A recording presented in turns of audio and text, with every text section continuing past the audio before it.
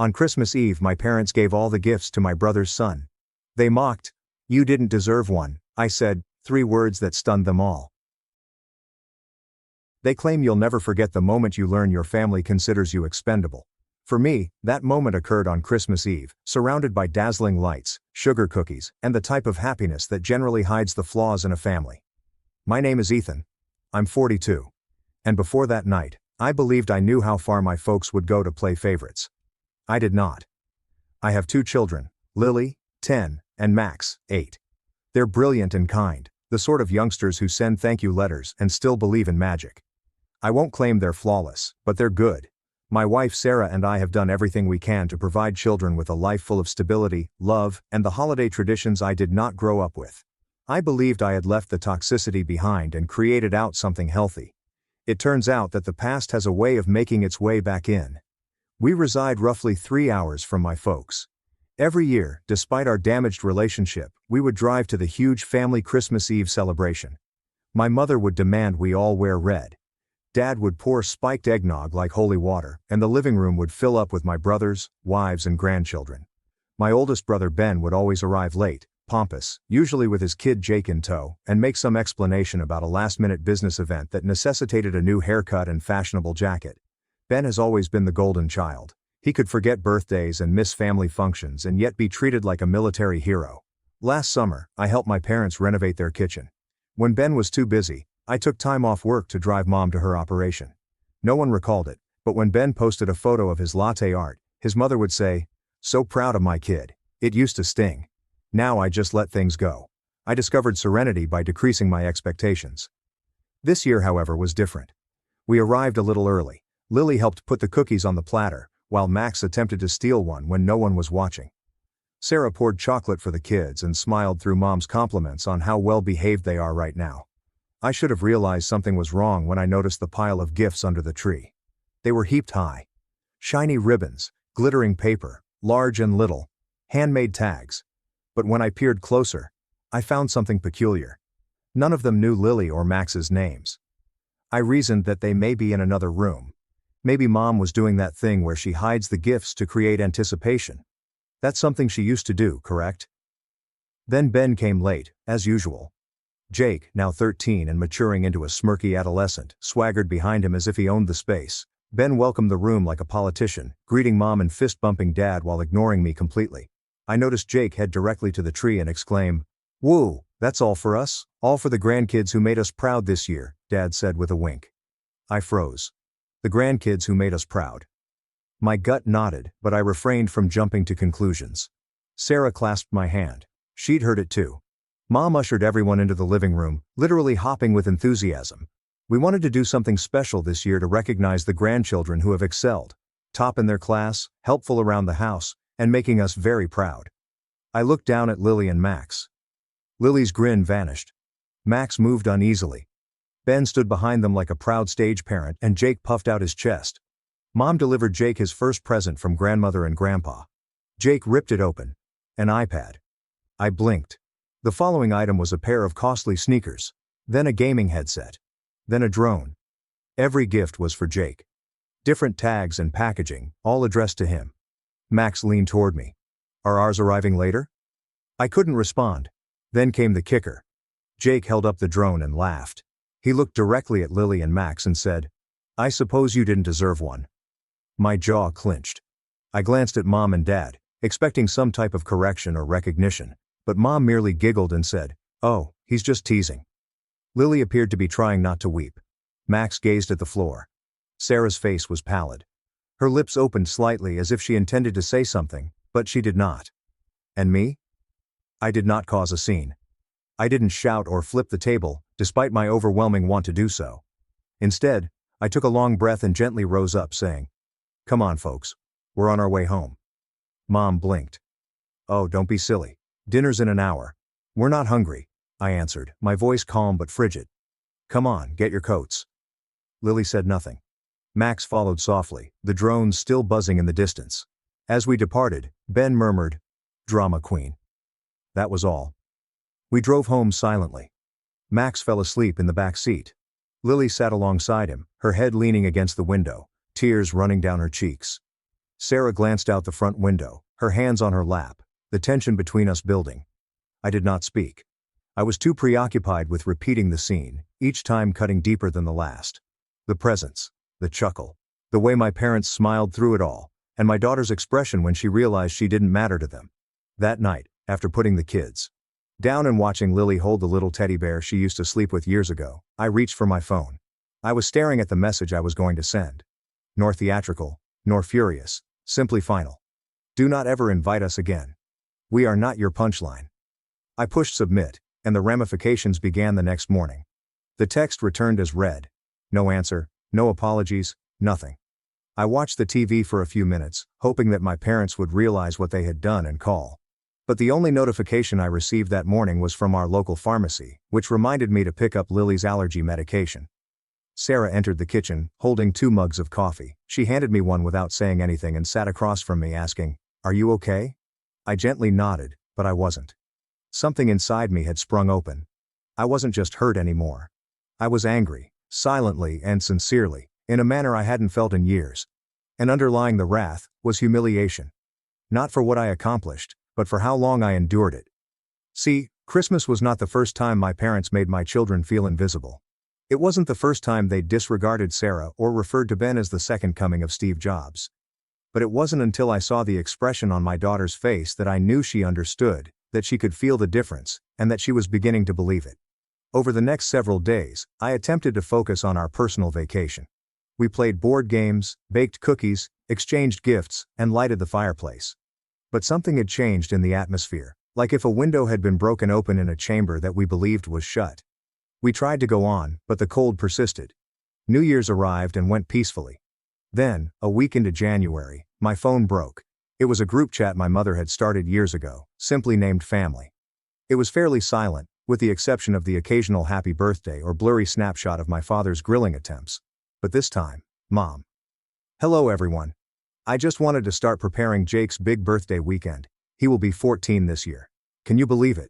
We are thinking about a ski lodge holiday. Cabins cost around $300 per night, but we can divide. Who is in? I gazed at the message, my thumb lingering over the screen. Sarah was putting away groceries when she noticed my face. What's wrong? I said, turning the screen to face her. She read it, blinked and chuckled. It was a bitter and biting sound. They're unbelievable. I didn't respond in the group conversation. I didn't say anything.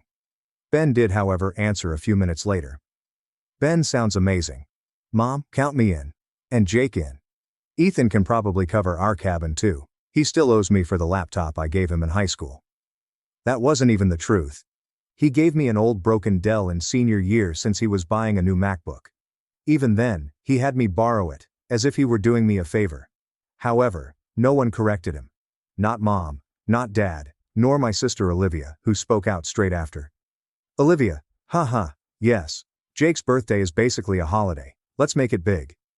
I did not react. I exited the group chat that afternoon. A few hours later my mother called.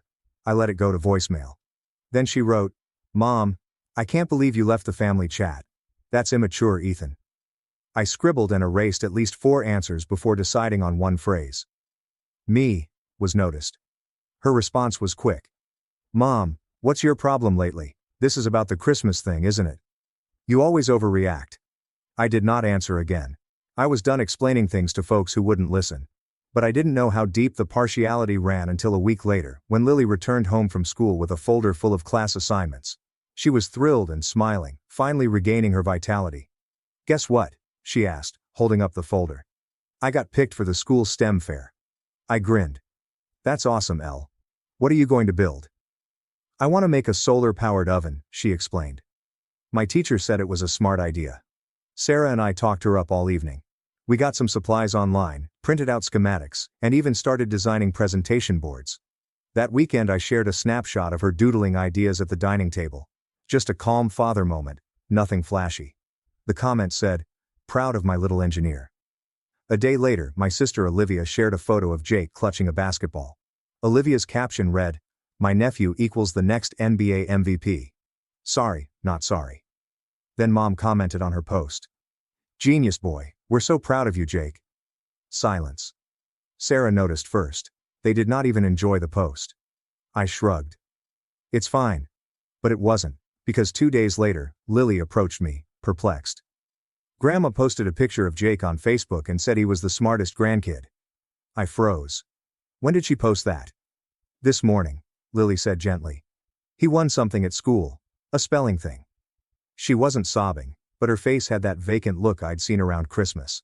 That silent, dejected perplexity that children experience when confronted with something too large to comprehend. I drew her closer. Hey, you're amazing, okay? And we'll always be proud of you. She nodded against my chest, but I could feel her body stiffen. The next day, I called my mother. She responded with the same tone she usually used when she believed I had something to apologize for. Well, look who finally decided to call. Did you really post that Jake is your smartest grandkid? I requested an answer.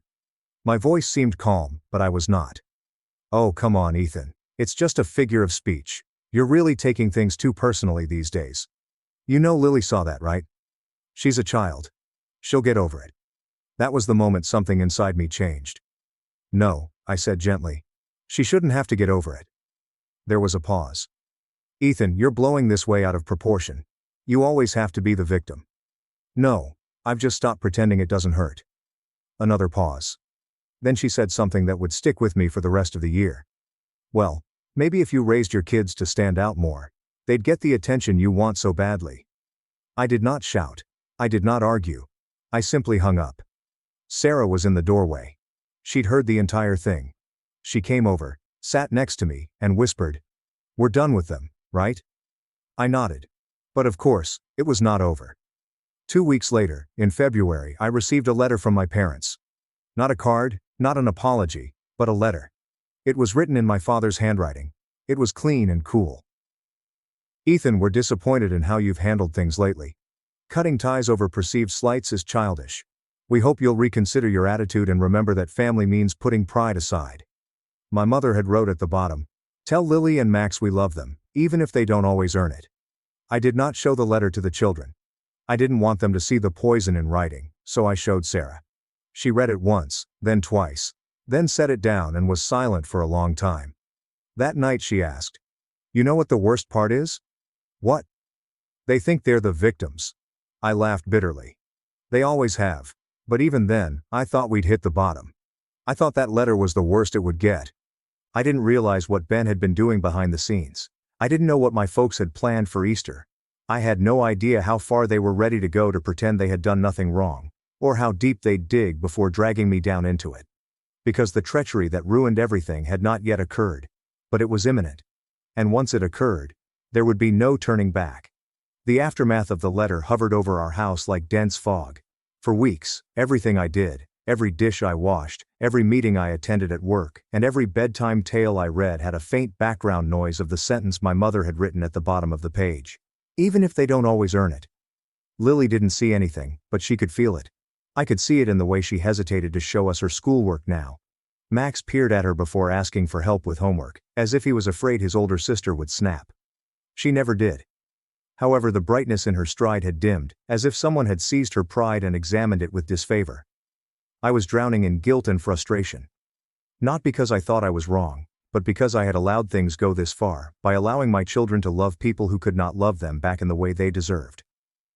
By the middle of February, Sarah and I sat down one night after the kids went to bed, the TV gently buzzing with a culinary competition. Neither of us was looking. She reached over and hushed it. "I know you're spiraling," she remarked gently. "But you've got to pull yourself out of this. You did the right thing walking away." I nodded slowly. I feel like I let them steal something from me. From the kids. They didn't steal it, they tried, but you stopped it in time, you protected them. It did not feel like it. But the interaction ignited something. Not a rush of motivation. Not some huge phoenix rise from the ashes event. Just a small click in my head. A simple choice to quit waiting for validation from my family. If they weren't going to be the community behind my children, I'd construct one from scratch. So I started small. I offered to chaperone Lily's STEM club one Friday after school. It felt strange at first. I was the only father there, surrounded by ecstatic mothers and a little harried science instructor who appeared pleased simply to have another adult around. Lily smiled as she spotted me in the corridor. "You came," she muttered, half ashamed and partly excited. I stayed in the corner, primarily assisting youngsters with taping down poster boards or testing circuits that were shorting out. But I noticed that Lily stood a little higher that day. She raised her hand more and discussed her solar oven idea to two of the younger kids who were struggling with their own. When we got in the car, she added, "It was cool that you were there. It hit me harder than I expected." Later that week, Max came home and mentioned a soccer skills session he wanted to attend. It was early Saturday morning, which often meant cartoons and pancakes, but I signed us both up. I hadn't kicked a soccer ball in years, but Max wasn't concerned. He simply wanted to do something with me. And gradually, life began to alter. I joined a local dads club that focuses on community involvement and mutual support, rather than one that gathers to drink beer and gripe.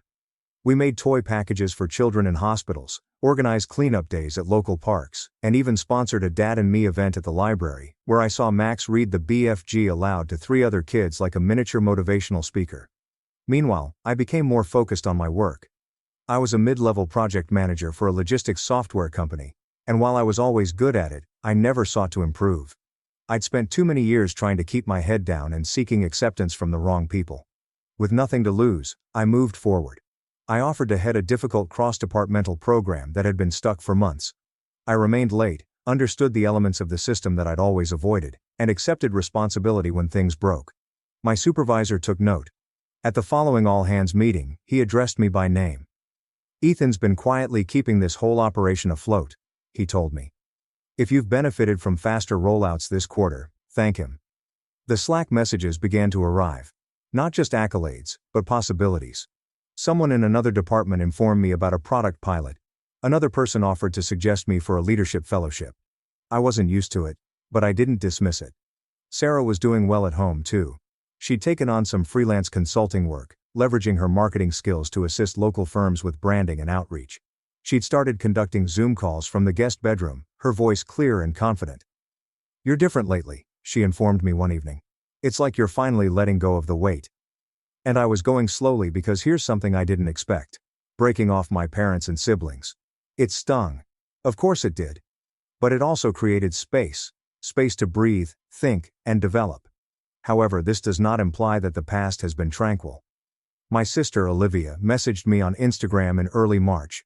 No phone contact, no text message, just a DM with a screenshot of a photo Sarah had shared of Lily's completed solar oven project. Lily was standing next to it, beaming, as sunshine reflected off the aluminum panels. "My little innovator, first place in the district showcase." Olivia's response alongside the screenshot said, "So, we're just pretending none of this drama happened now." I did not respond. 10 minutes later, another message arrived. "Jake wanted to congratulate Lily. He's matured, you know." I didn't answer because I knew what this was. A test, not a ceasefire, an invitation to crawl back so they could pretend everything was a mistake. I erased the message. A week later, Ben called me. I nearly didn't pick up, but curiosity got the best of me. "Hey bro," he said as if nothing had occurred. Long time I waited.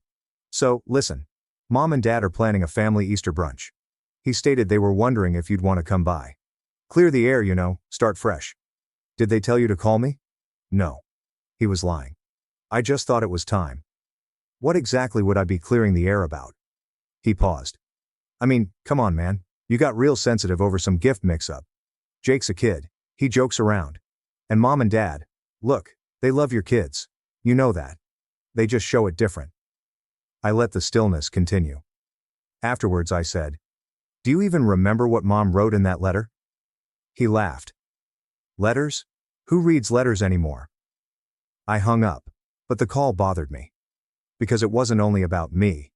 Easter was approaching, and Lily and Max had inquired whether we would be doing anything with the whole family this year.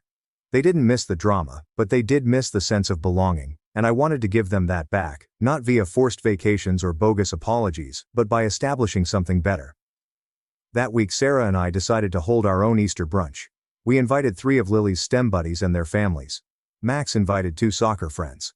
Sarah contacted a coworker who was new to town, and had twin girls. We purchased folding tables, strung lights, decorated eggs, and made much too much food. I even borrowed a rabbit suit from the community center and wandered around the backyard like an idiot for 2 hours, throwing out candy. And you know what? It was the nicest vacation we had had in years. There was laughing and friendliness, but no forced grins or passive-aggressive comments. Just pure bliss. Lily came up to me, flushed, and exclaimed, "Dad, this is the best Easter ever." And that's when I realized we hadn't just left anything behind. We were creating something fresh. Of course, the past was not finished with us yet. Because 2 days after that brunch, I received a certified letter from a law firm, and when I opened it, the headline chilled my blood. It was a notification of cancellation of the financial arrangement. And at the bottom, in my father's signature, were 5 words that would ignite the ultimate conflict. Reconsider your attitude or else. At first I wasn't sure what I was looking at. I sat at the kitchen table, holding a certified letter in one hand and a cold coffee in the other. Sarah stood behind me, silently reading over my shoulder. The letterhead was from a mid-sized law practice 2 towns away. One I somewhat recognized from a billboard on the road. Termination of informal family agreement effective immediately. The wording was stiff, frigid, and somewhat ludicrous in its attempt to appear professional. It stated in far too many words that any future support arrangements, informal or formal, between myself and my parents were now null and invalid. According to the letter, Gregory M. has repeatedly taken judgments that go against the expectations of mutual respect and participation. It concluded, should you choose to re-engage in a productive and respectful manner, financial considerations may be renegotiated in good faith? Sarah blinked. What financial agreement? Was the query, right? There had never been a formal paper, no handshake bargain, or verbal agreement. But years ago, when we were still struggling to make ends meet, I helped my parents get out of a serious mess. Back in 2014, my father's construction supply firm was delinquent on taxes. Something about a misfiled return and penalties that grew quickly. He owed nearly $42,000 in overdue taxes and late fines. He called me in a panic. Sarah and I had recently sold our first tiny property in the suburbs and relocated closer to the city. We'd made a tiny profit and saved the most of it. But when my father called, panicked and ashamed, I did not hesitate. I issued a $20,000 check to cover the first IRS deadline, then co-signed a short-term loan in his name to assist them restructure the remainder. I never asked for it back. He promised, of course. I'll make this right, son. But I wasn't expecting anything. I assumed it was just what you did for your family at the time. That is what I did. And over time, they came to regard that gesture as something they had done for me. I'd hear it in small comments. Well, if we hadn't helped you get into that neighborhood or you forget, we've always supported you when we could. They altered the tale, which I allowed them do till now since they were weaponizing it. They were now arguing that I had breached a financial arrangement due to my attitude. Sarah read the letter again and carefully laid it down, as if it could explode. They're preparing for something, she explained. Something bigger. I nodded. My heart pounded but my mind was clear. For the first time in my whole nightmare, I saw everything for what it was. It wasn't about damaged feelings anymore. This was computed. Ben most likely helped write it or advocated for it. Despite spending the most of his adult life relying on his father's money, he always considered himself as the family's businessman. If they were formalizing things now, putting words on paper, and establishing legal positions, that meant they weren't just cutting me off. They planned to completely eliminate me. That night I walked into our storage room and pulled out a box that I hadn't touched in years. Old bank statements, email printouts, and a manila folder titled, Dad IRS Loan 2014. I had retained it because of habit, not paranoia. But as I flipped through the documents, I felt something flash. There it was. The signed promissory note from the credit union, my name co-signed, the payment history, a wire transfer receipt, and, most significantly, an email from my father with the subject line, needed help just until we rebuild. His message was as follows. Ethan, I don't know what I'd do without you. I'll make this right. Once we finish the new contract in July, we'll square up. I promise. I gazed at that sentence for a long time since in their reality, that promise had faded. However, now I had a paper trail. Over the next week, I made little movements. First, I contacted Jillian, a lawyer with whom I had previously worked on a contract issue. She wasn't glamorous, but she was focused and thorough. I forwarded her scanned copies of the letter, email and loan documentation. She phoned me the next morning. This isn't a financial termination, she said. It's a setup. What do you mean? They're trying to preempt any legal claims you might make by framing this as you violating their expectations. They're hoping to make any countersuit look like petty retaliation. Do I have a case? You have a very strong case, she explained.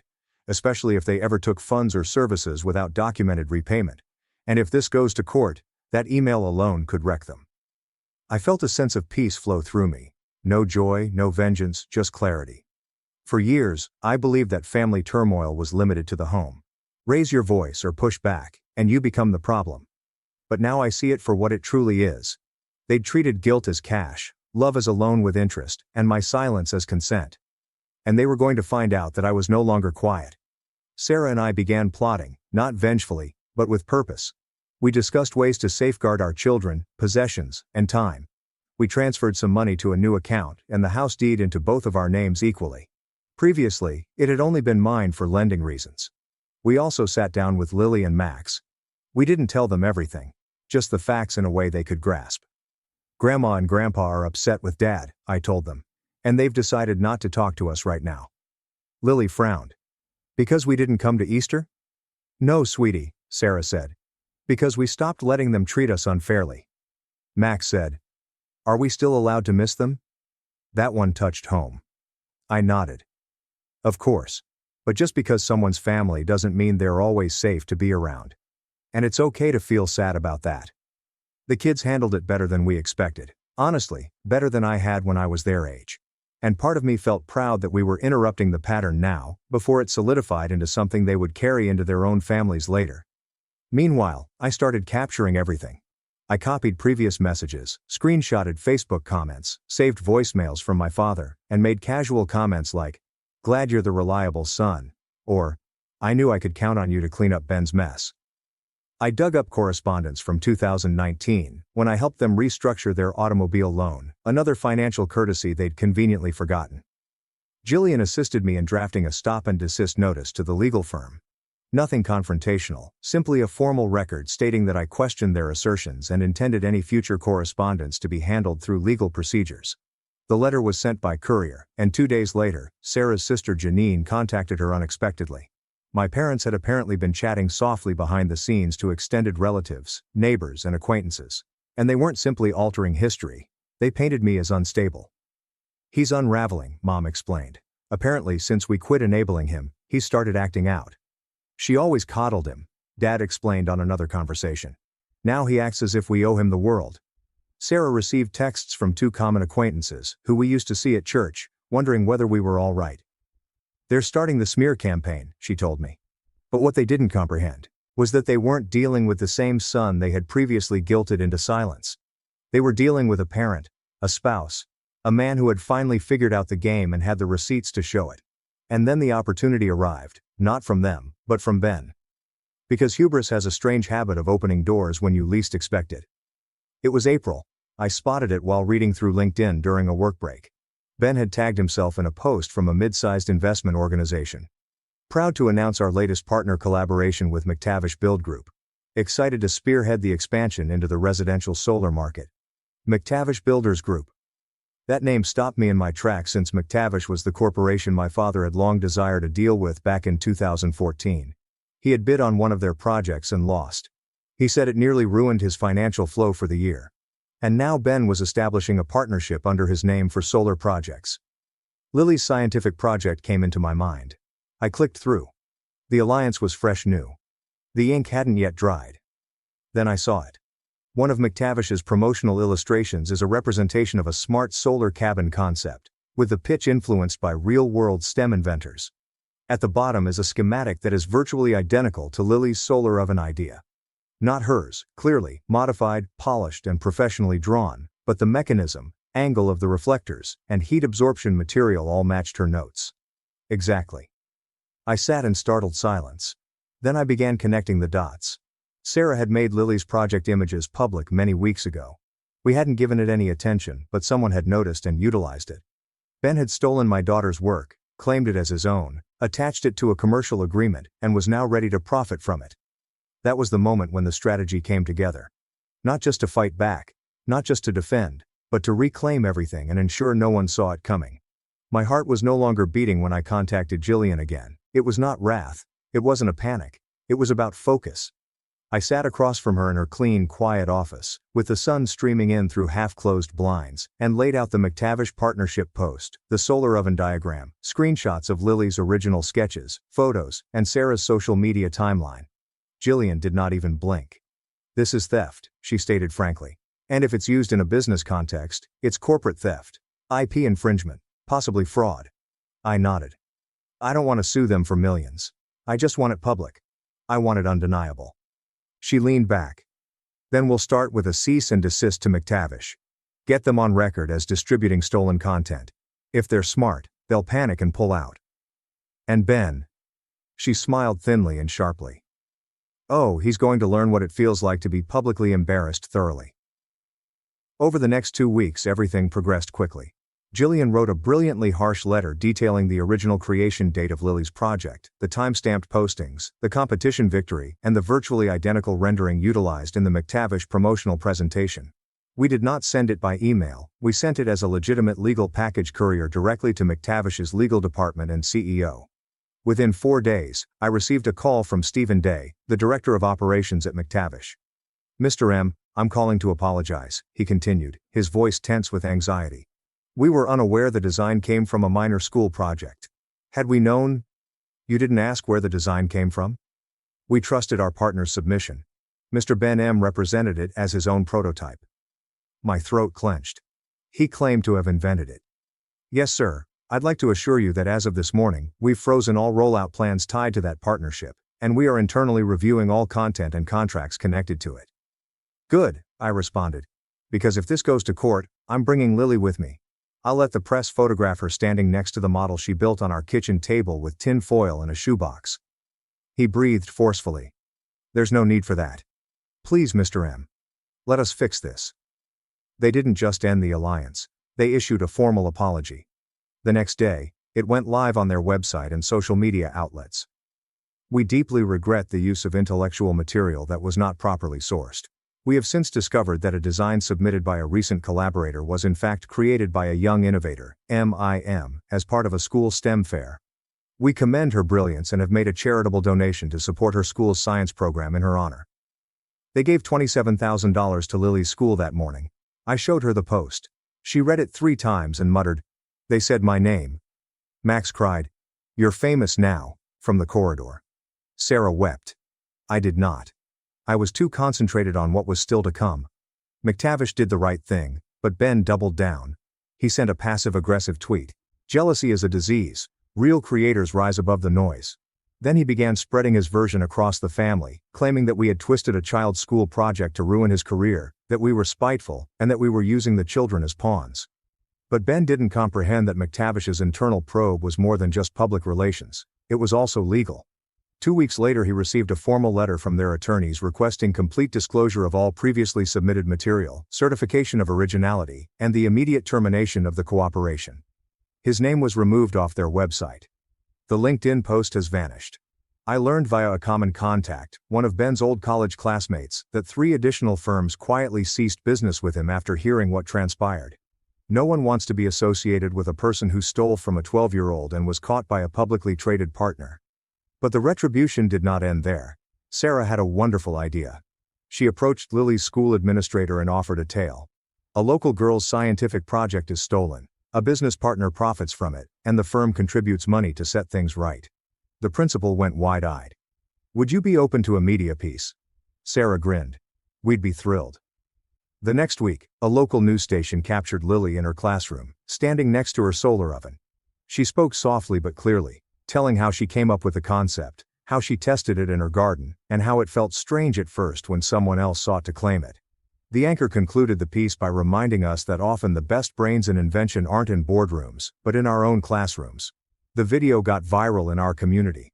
The school received a torrent of compliments. The PDA described it as the greatest press they'd gotten in years. The nicest thing, however, was when my mother phoned. She did not even attempt to dispute what had occurred. She simply responded, "You didn't have to humiliate the family." I chuckled. "Oh, we're just getting started." I wasn't lying. Remember the promissory note from 2014? Jillian brought a claim in small claims court. It was not about the money. It was about the record. Dad disregarded the notification. So we escalated. The hearing occurred in May. He did not show. Jillian and I submitted the documents, emails and money receipts.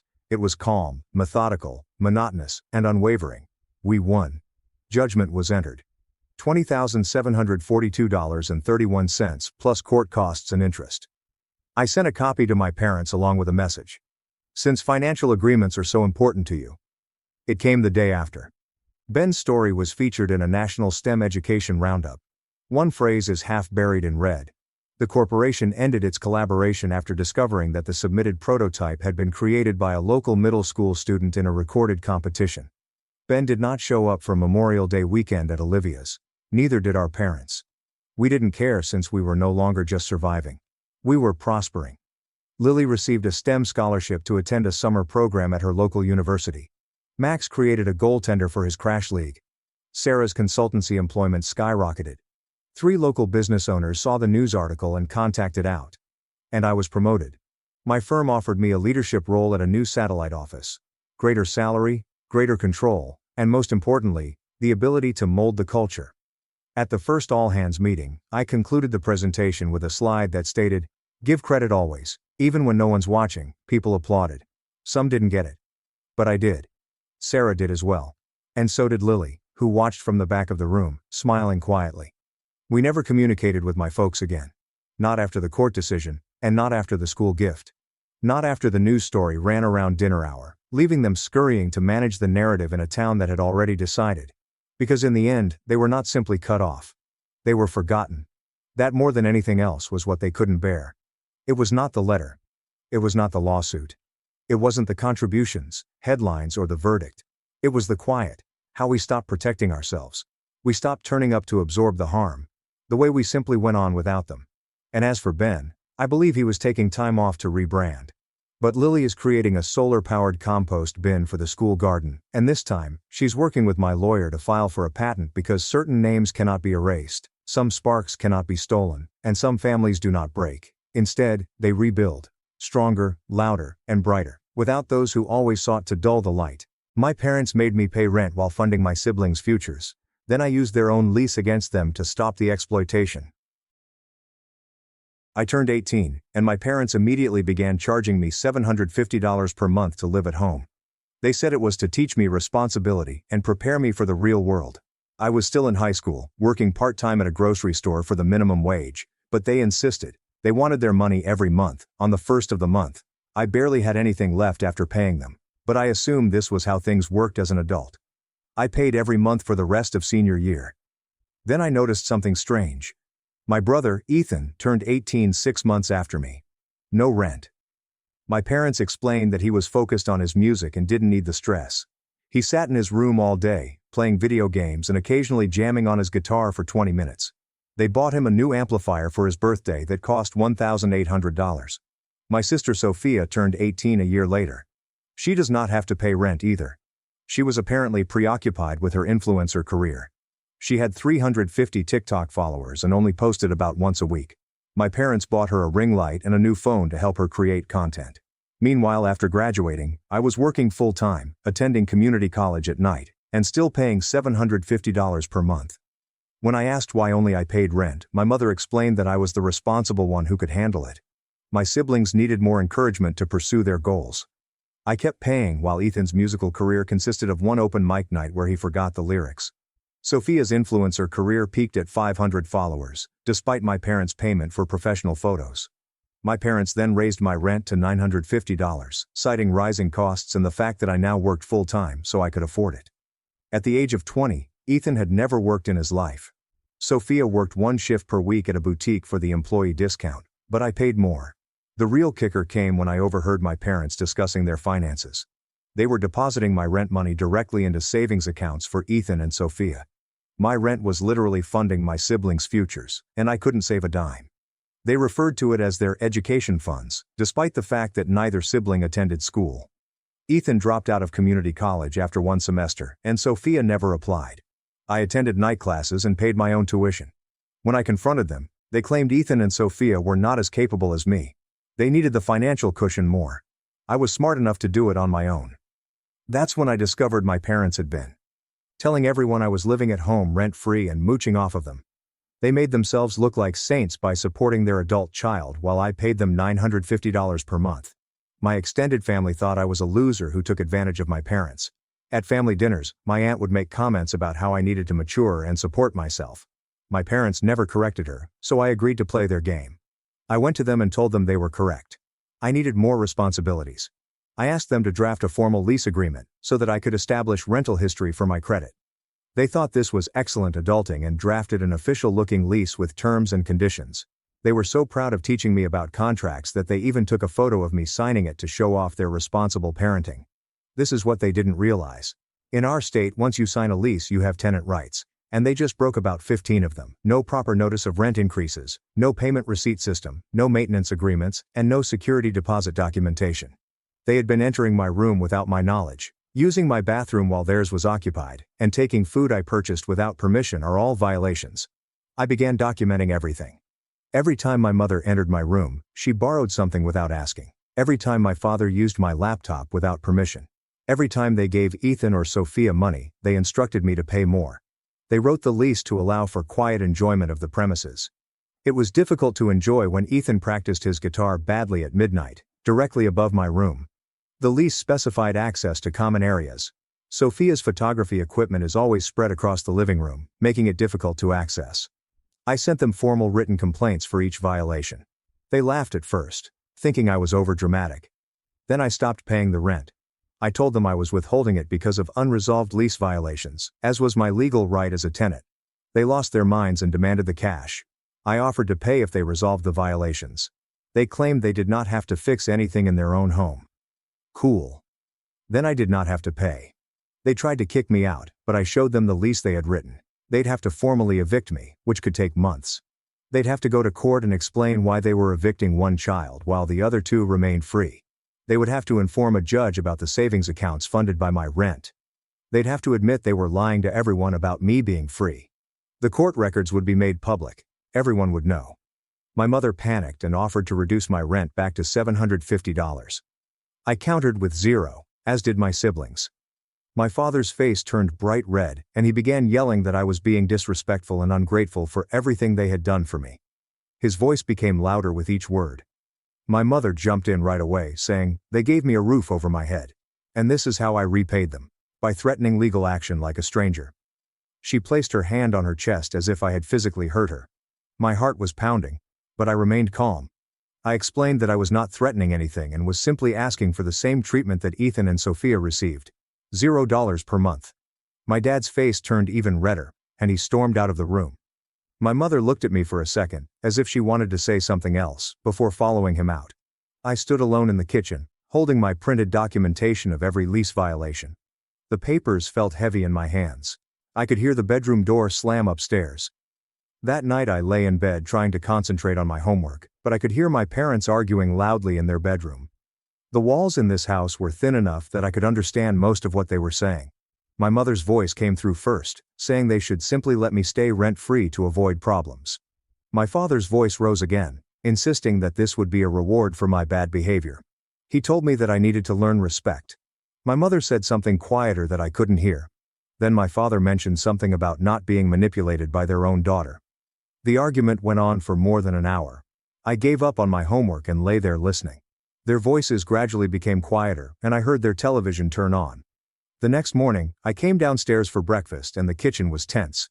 My parents were already at the table, eating cereal and not talking to one another. Ethan walked in, scratching his head, and inquired as to what was going on, having heard yelling the night before. I poured myself a cup of coffee and explained the situation while my parents sat silently. I told him about the rent I'd been paying for years, the lease violations, and the savings accounts I funded with my own money. Ethan actually laughed and said I was overreacting about a few $100s per month. He took a bowl from the cabinet and said, "Everyone pays rent when they're adults." I pointed out that he did not pay rent. He shrugged, explaining that it was different because he was focused on his music. I asked when he had last practiced. He didn't respond. Sophia came downstairs in her pajamas, holding her phone. She must have overheard some of the conversation because she jumped right in, accusing me of being selfish and making everything about me when they were simply trying to pursue their dreams. Her voice had that whiny tone she used to elicit sympathy. I looked right at her and told her that my rent money was literally funding her dreams. I told her about the savings account. She opened her mouth but nothing came out. She looked at my parents, expecting them to deny it. My mother gazed down at her cereal bowl. My father got up and made a lot of noise while putting his dishes in the sink. Sophia's face turned pale, and she sat down without taking any food. That evening, my parents summoned me to the living room. They sat together on the couch, serious expressions. My father cleared his throat, saying they had discussed it and wanted to present a counteroffer. As a compromise, they reduced my monthly rent to $350. My mother nodded and agreed that was more than fair. I sat in the chair across from them and told them that the compromise was $0, just like my siblings. My father began to interrupt, but I continued speaking. I suggested that if they preferred, we let a judge decide what was fair. I took out my phone and showed them photos of the lease they'd written. Photographs of my payment records. Photographs of all documented violations. My mom's face turned white. My father stood up quickly and announced that he would be kicking me out immediately. His voice shook as he said it. I remained seated and calmly reminded him that this was illegal without proper eviction proceedings. I explained that he would need to file paperwork with the court. He'd need to wait for a hearing date. He'd have to explain to a judge why he was evicting one child while two others remained there free. I saw my mother's eyes widen as she realized I knew my rights. She grabbed my father's arm and pulled him back down to the couch. He was breathing rapidly as if he had been running. There was silence for quite some time. My parents then left the room without saying another word. My co-worker Katie approached me during our morning break the next day, so I must have appeared stressed. She inquired whether I was all right. I hesitated, but then it all came out. During our lunch break in the break room, I told her everything, including the rent, which my siblings had not paid, the savings accounts, and the lease violations. Katie's eyes grew large and she kept saying, "I can't believe my parents would do that." She stated that her own parents had problems, but at least they treated all of the children equally. She asked if I had any other places to stay. I told her I was staying because they couldn't legally force me to leave. Katie pulled out her phone and began texting someone. She told me that her husband, Barry, worked in property management and was very knowledgeable about tenant rights. She insisted I speak with him because he'd helped others in similar situations before. She claimed Barry had witnessed landlords engaging in various illegal activities and was always prepared to deal with them. I wasn't sure about including more people, but Katie wouldn't take no for an answer. She texted Barry back and forth for a minute before telling me he wanted to meet with me. She said he could review my lease and documents. I agreed because at this point, I needed all the assistance I could get. That weekend, I met Barry at a coffee shop near my workplace. He was a tall man in his 40s with glasses and a friendly smile. Katie had already shown him some details, so he knew the basics. I brought my folder containing the lease and all of my documents. Barry laid everything out on the table between our coffee cups and began reading it carefully. He took his time writing notes on a pad of paper.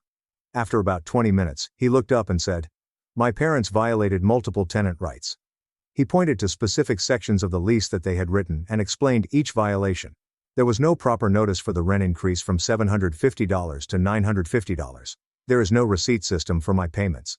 Despite the fact that the lease mentioned it, there was no documentation for the security deposit. He went through my photos of the times they had entered my room without my knowledge. Barry confirmed that I had a strong legal case if this went to court. He stated that most judges disapproved of parents financially exploiting their adult children. He explained that the lease my parents wrote provided me with more protections than they realized.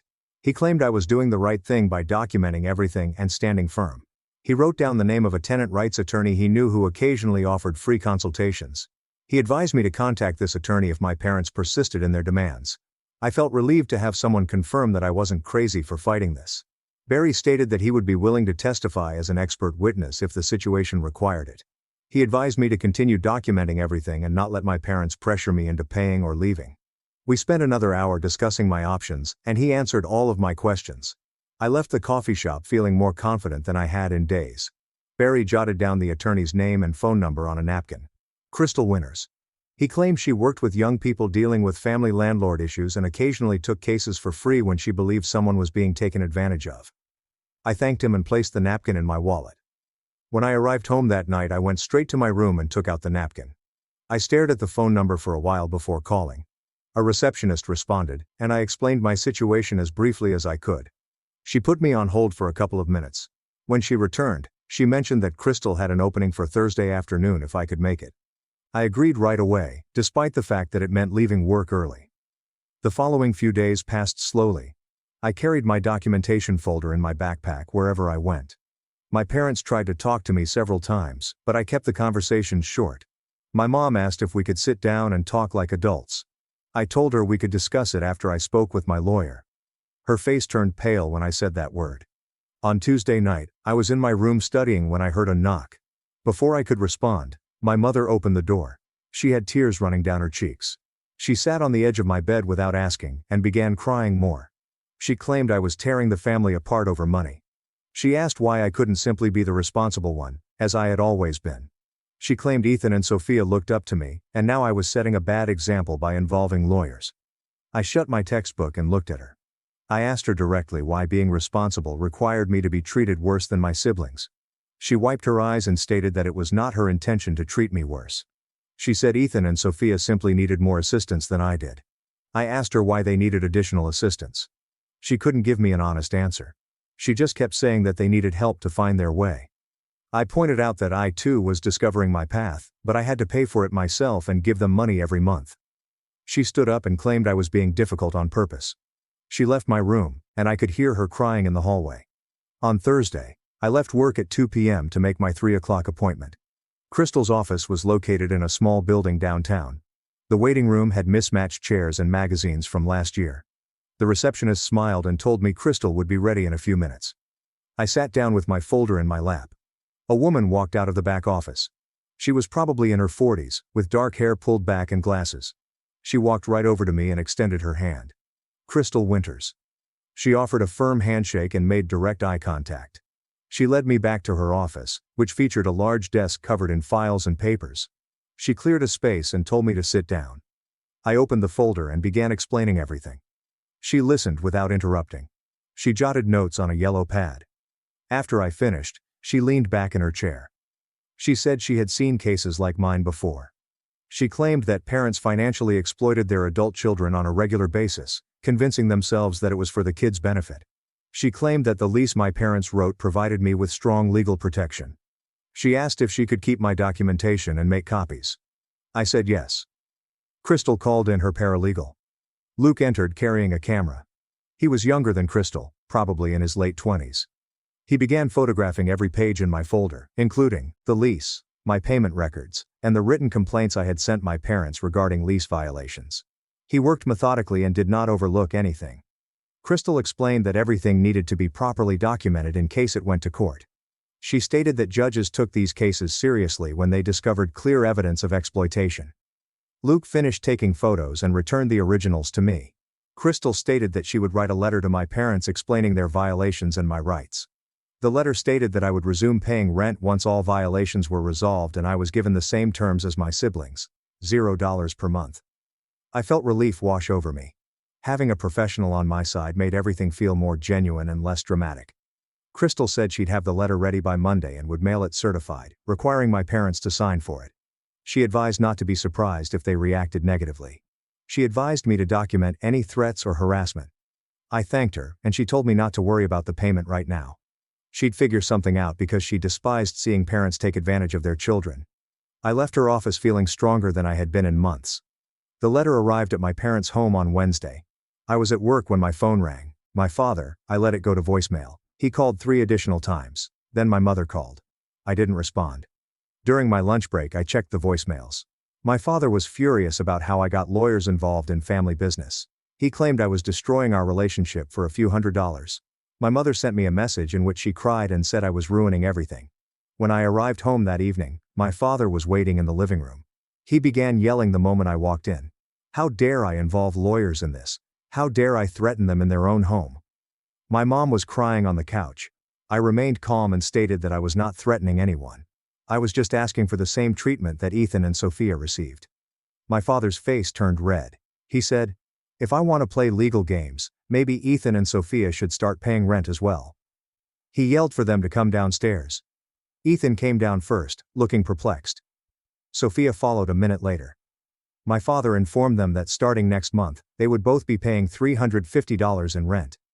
Ethan's mouth dropped open. He said he could not afford it. My father asked why not. Ethan stammered, "I don't have a job." My father said that was exactly the point. If I didn't have to pay, nobody would get a free ride anymore. Sophia burst into tears, explaining that she was building her career and couldn't afford to pay rent. My father said she should figure it out then. Ethan looked at me like it was my fault. I simply stared back at him. This was the first time he'd had to think about money, and it was obvious on his face. He asked my father if he was serious. My father replied, "Completely serious." Everyone pays or nobody pays. My mother was still crying on the couch. Ethan returned upstairs without saying another word. Sophia followed him. Sophia made a TikTok post the following day. I didn't notice it at first, but Katie showed it to me at work. Sophia was in her room, looking sad, with a text overlay about toxic family members causing drama. An audio track about being misunderstood played in the background. The video received maybe 30 views.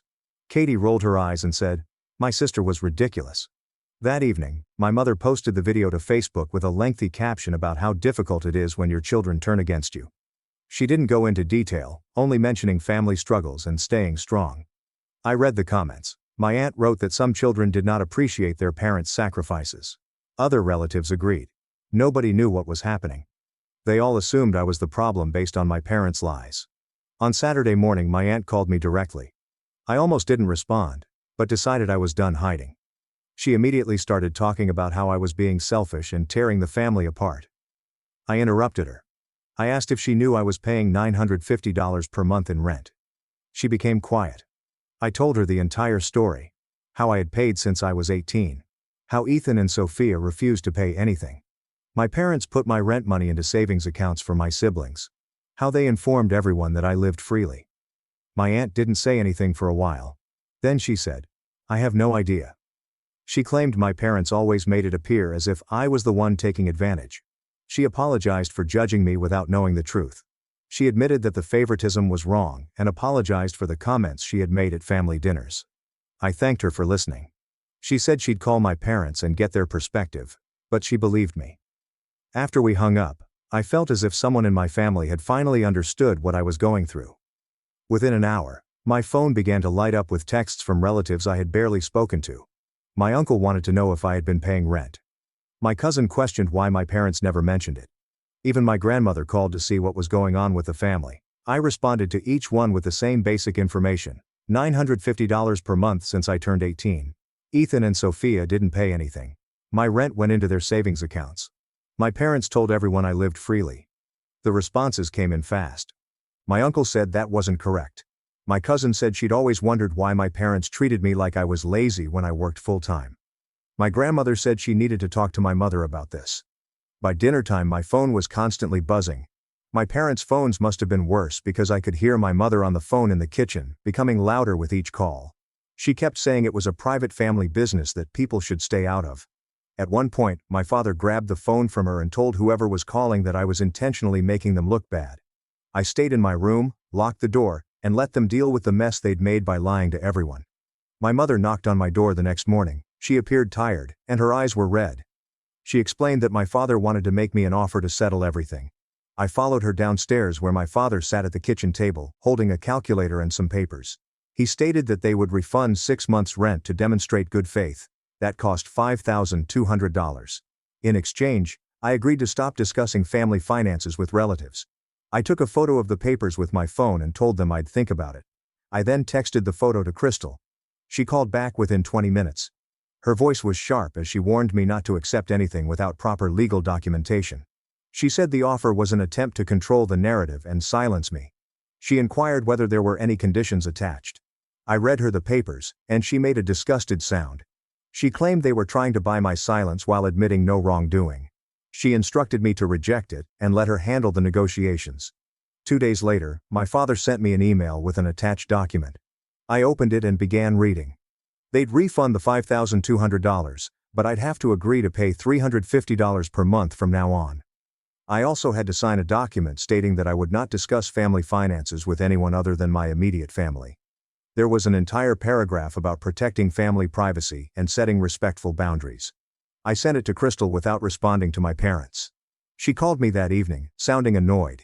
She claimed that my parents were still trying to control me while pretending to compromise. She inquired whether I wanted her to respond. I said yes. She told me she'd send them a letter outlining her terms, and they could accept it or see me in housing court. Crystal's letter reached my parents' house 3 days later. I was at work when my father called, screaming into the phone. He claimed my lawyer was threatening them and making unreasonable demands. I inquired as to the specific demands. He stated that Crystal requested a full year's refund and no future rent. I told him those seemed fair because that's what Ethan and Sophia received. He told me I was being ridiculous and hung up. My parents said nothing to me during dinner that night. When Ethan asked what was going on, my mother told him it was between them and me. Sophia scrolled through her phone, ignoring everyone. The silence felt heavy, but I did not try to fill it. My parents went 4 days without speaking to me except when absolutely necessary. Then my father showed up at work during my afternoon shift. I was restocking shelves when I noticed him walking toward me. He began talking before he even approached me. He said we needed to talk about the lawyer situation as adults. I informed him that Crystal was handling everything, and that all communication should go through her. He raised his voice, saying I was his daughter and he had the right to speak to me. Other customers began looking over. My manager emerged from the back office. My father kept saying that I was tearing the family apart over money. My manager stepped between us and asked my father to leave. My father looked at me as if I had betrayed him. Then he turned and walked away. My manager asked if I was all right. I nodded, but my hands shook. She advised me to take my break earlier. That evening Katie called me. She explained that Barry wanted to know if I needed a place to stay. She stated that if things at home worsened, they could use their guest room. I felt a release in my chest that I hadn't realized was tight. Having somewhere to go made everything seem less scary. I thanked her and promised to let her know. She stated that the offer was valid at any time. After we hung up, I sat on my bed and looked around my room. Knowing I could leave if I needed to made staying feel like an option, rather than a trap. Crystal set a deadline of 1 week from her letter. On the 5th day, my mother visited my room. She said they would consult their own lawyer. She stated that fighting this in court would be expensive and embarrassing for everyone. She inquired as to what it would take for me to drop everything. I informed her that Crystal's terms were fair. My siblings pay no rent and have received a full refund for the previous year. My mother's face became tight. She stated that it was $10,200. I stated that was what I had paid them. She departed without saying anything else. Day 6 passed without a word. On day 7, my father knocked on my door in the morning before I left for work. He said they had agreed on Crystal's terms. His voice sounded flat. He said they'd refund me for the entire year and let me live rent-free in the future, just like Ethan and Sophia. I inquired whether he was putting that in writing. He stated that their lawyer was drafting the agreement. I told him to send it to Crystal. He nodded before walking away. I got ready for work, feeling strange. I won, but it didn't feel like it. It felt like something in my family had broken and wouldn't be repaired. The refund check arrived 4 days later. $10,200 was made out to me. I stared at it for a long time before going to a different bank than my parents did. I opened a savings account and deposited the entire amount. The teller smiled and congratulated me on beginning to save. I thanked her and took the receipt. Walking out to my car, I checked the balance printed on the paper. All of the money I had paid them was in an account with my name on it. It felt genuine in a way it hadn't before. I'd been correct to fight for fair treatment. The money proved it. The atmosphere at home changed completely after that. My parents stopped trying to talk to me about anything other than basic household chores. Ethan avoided me entirely, spending the majority of his time in his room. Sophia walked past me as if I were not there. Family dinners took place in complete silence, with everyone eating quickly and leaving the table. My mother attempted to strike up a conversation several times, but it fizzled out quickly when no one else joined in. I ate my food and returned to my room. The house felt cold for reasons other than temperature. My mother knocked on my door early the following morning. She entered without waiting for me to respond and sat on the edge of my bed. She began discussing household expenses and how they really needed my rent money to keep things running. I sat up, looking at her. I mentioned that she and Dad had been putting my rent into savings accounts for Ethan and Sophia. If they needed it for household expenses, why was it sitting in my siblings' bank accounts? She opened and closed her mouth again. Her face turned red and she stood up quickly. She left my room without saying anything more. 2 weeks passed with little conversation. Then one night at dinner, my father cleared his throat and made an announcement. Beginning next month, Ethan and Sophia will each pay $350 in rent. Ethan dropped his fork, which clattered against his plate. He started complaining that it wasn't fair and that he couldn't afford it. My father held up his hand and told Ethan to stop talking. He said that if I didn't have to pay, nobody would get a free ride anymore. Sophia's mouth dropped open, but she said nothing. I kept eating my food without looking at anyone. Ethan pushed his chair back and stomped up to his room. Sophia followed him a minute later. My parents sat in silence as I finished my dinner alone with them. The following week, Ethan was suddenly extremely busy. He printed out his resume and began applying for jobs online. He visited the mall and dropped off applications at each store.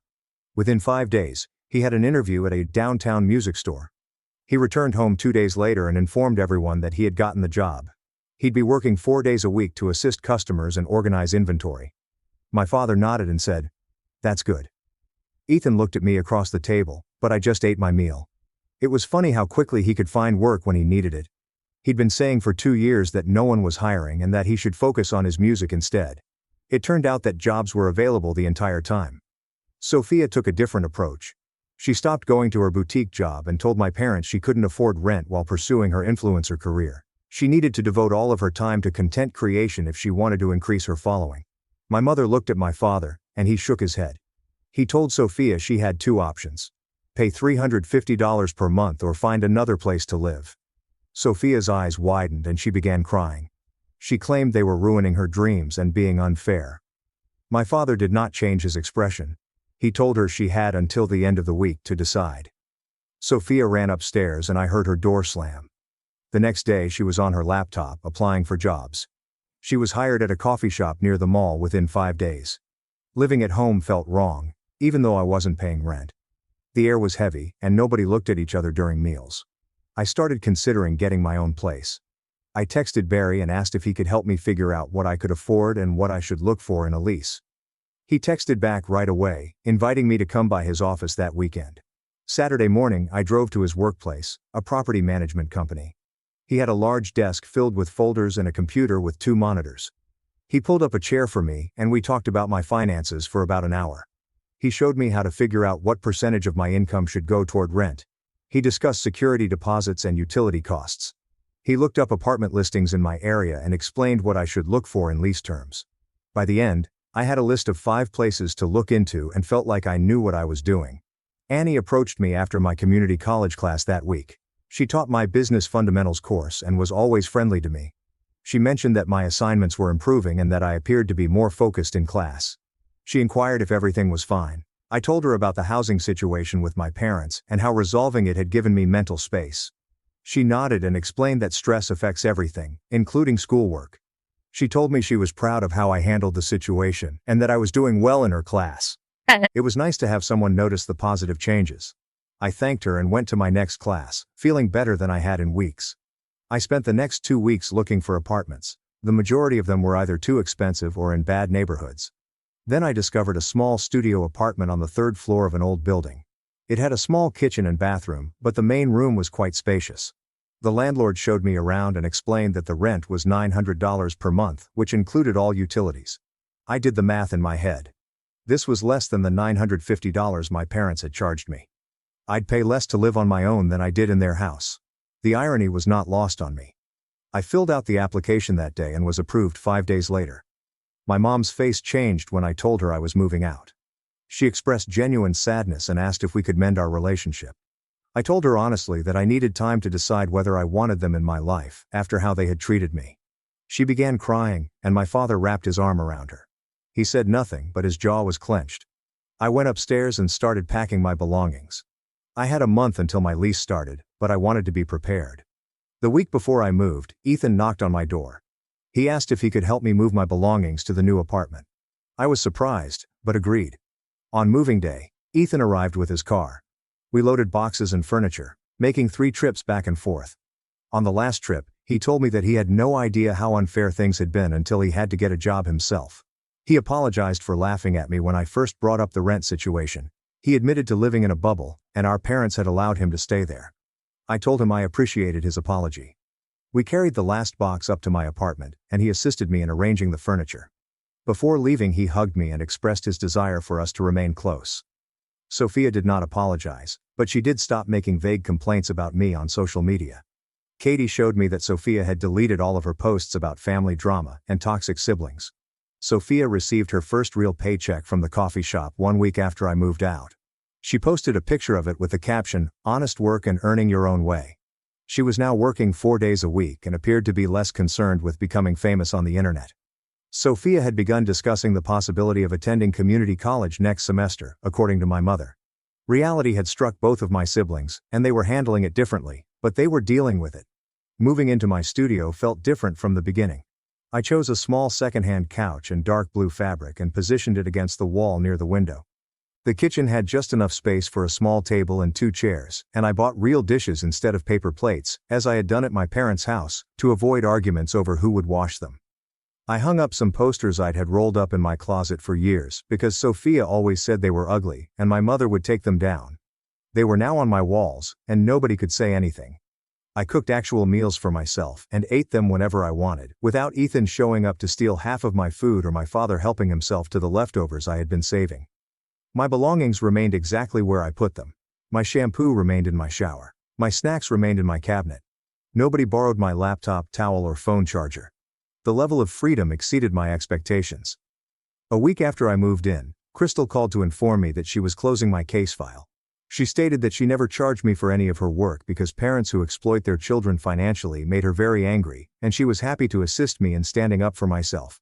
I tried to offer her something, but she refused and told me to use the money for my future instead. I thanked her about 5 times before hanging up, promising to send her a card. Katie and I began hanging out on weekends after she helped me get through the worst of the conflict with my parents. We'd go get coffee, walk around the mall, or just watch movies at her place with Barry. Having a genuine friend who knew the whole story and still supported me meant more than I could express. She never judged me for my legal issues or made me feel bad for going against my family. She simply listened and said I deserved better treatment. After 3 months in my new apartment, I had established a routine that felt stable for the first time in many years. I worked my shifts, went to class, came home to my own space, and saved money every month because I no longer had to pay rent. My phone buzzed with a text from my mother, asking if we could meet for coffee and talk. I stared at the message for a few minutes before saying I'd meet her at a coffee shop near campus. Part of me wondered if she was really ready to admit what she'd done wrong, or if this was just another attempt to guilt me into returning. I arrived at the coffee shop first and ordered a regular coffee with cream. My mom arrived 10 minutes later, looking tired and older than I remembered. She ordered tea and we sat at a corner table away from the others. She started talking right away and expressed her genuine regret for the favoritism and financial exploitation.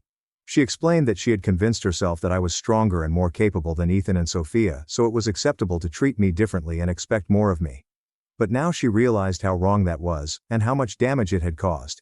She admitted to using my supposed strength as an excuse to take advantage of me while babysitting my siblings. Hearing her say the words aloud made something tight in my chest loosen up slightly. I told her that I appreciated her apology, but that rebuilding trust would take time. She nodded, stating that she understood and would wait as long as I needed. 2 days after meeting with my mother, my father sent me an email. It was shorter and less personal than my mother's apology, but he admitted that he was wrong to charge me rent while allowing Ethan and Sophia to live freely.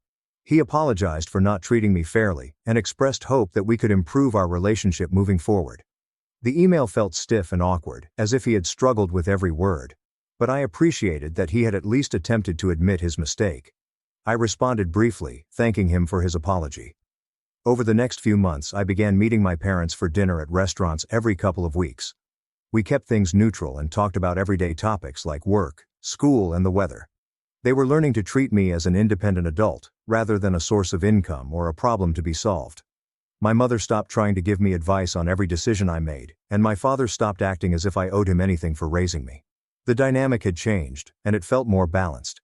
Ethan and I actually became closer after I moved out. He began texting me more frequently, and we would occasionally grab lunch together after his shifts at the music store. He told me that after having to start working and paying his own way, he realized how unfair things had been. He apologized for laughing at me when I first complained about the rent situation, and he admitted to living in a bubble created by our parents. He was still working at the music store and seemed to enjoy having structure and purpose in his life, rather than just sitting around playing video games all day. He even began to take guitar lessons seriously and practice regularly. A year after moving into my studio apartment, I was performing better than I had ever done. My grades at community college were good, so I started looking into 4-year universities to transfer to. The money I'd saved from the rent refund, combined with not paying rent during my final months at home, had laid a solid financial foundation. I had nearly $8,000 in my savings account and a solid plan for the future. My relationship with my family was better now because it was built on mutual respect rather than obligation and exploitation. Standing up for myself had been difficult and frightening, but it taught everyone in my family that fair treatment was not something they could bargain for. I was worthy of the same consideration as everyone else, and I would never accept anything less. My parents hijacked Grandpa's trust for brother and told me to sell my penthouse. I sued for the land and exposed his fake self-made empire to everyone. I knew my folks didn't call to celebrate my promotion. Chase, my younger brother, felt pressured by my success. Our family illusion shattered when they explicitly advised me to give up to preserve his feelings. I believed I had to work hard, stay focused, and climb the ladder while others used shortcuts or handouts to be free. No more judgment, guilt, or tedious comparisons. No one tells you that success doesn't free you if your family wants you to stay small to feel big. An enormous, glowing bullseye appears on your back. My name is Liam. I'm 28 and a digital giant's senior data architect. Fang-like place that fills LinkedIn inboxes with recruiter spam for adding the company logo. A tidy, modern downtown apartment with floor-to-ceiling windows, a panoramic skyline view, and a smart espresso machine costs more than my beat-up college Honda Civic. I succeeded on paper. My life is the American dream. A drama is happening behind the scenes. You wouldn't believe the toxic, ingrained family dysfunction until you lived it. Unfortunately, I did. Childhood wasn't lavish. Nobody gave me anything. My parents weren't abusive, just conditional. Everything in our house was transactional, gaining affection and pride. Even then, it featured heavy strings. My younger brother Chase, 25, never worried about it. The consummate golden child. He may fail classes, be incarcerated twice for petty misbehavior before 19, and getting embraces, and he's just figuring himself out. He has an artistic soul. Me?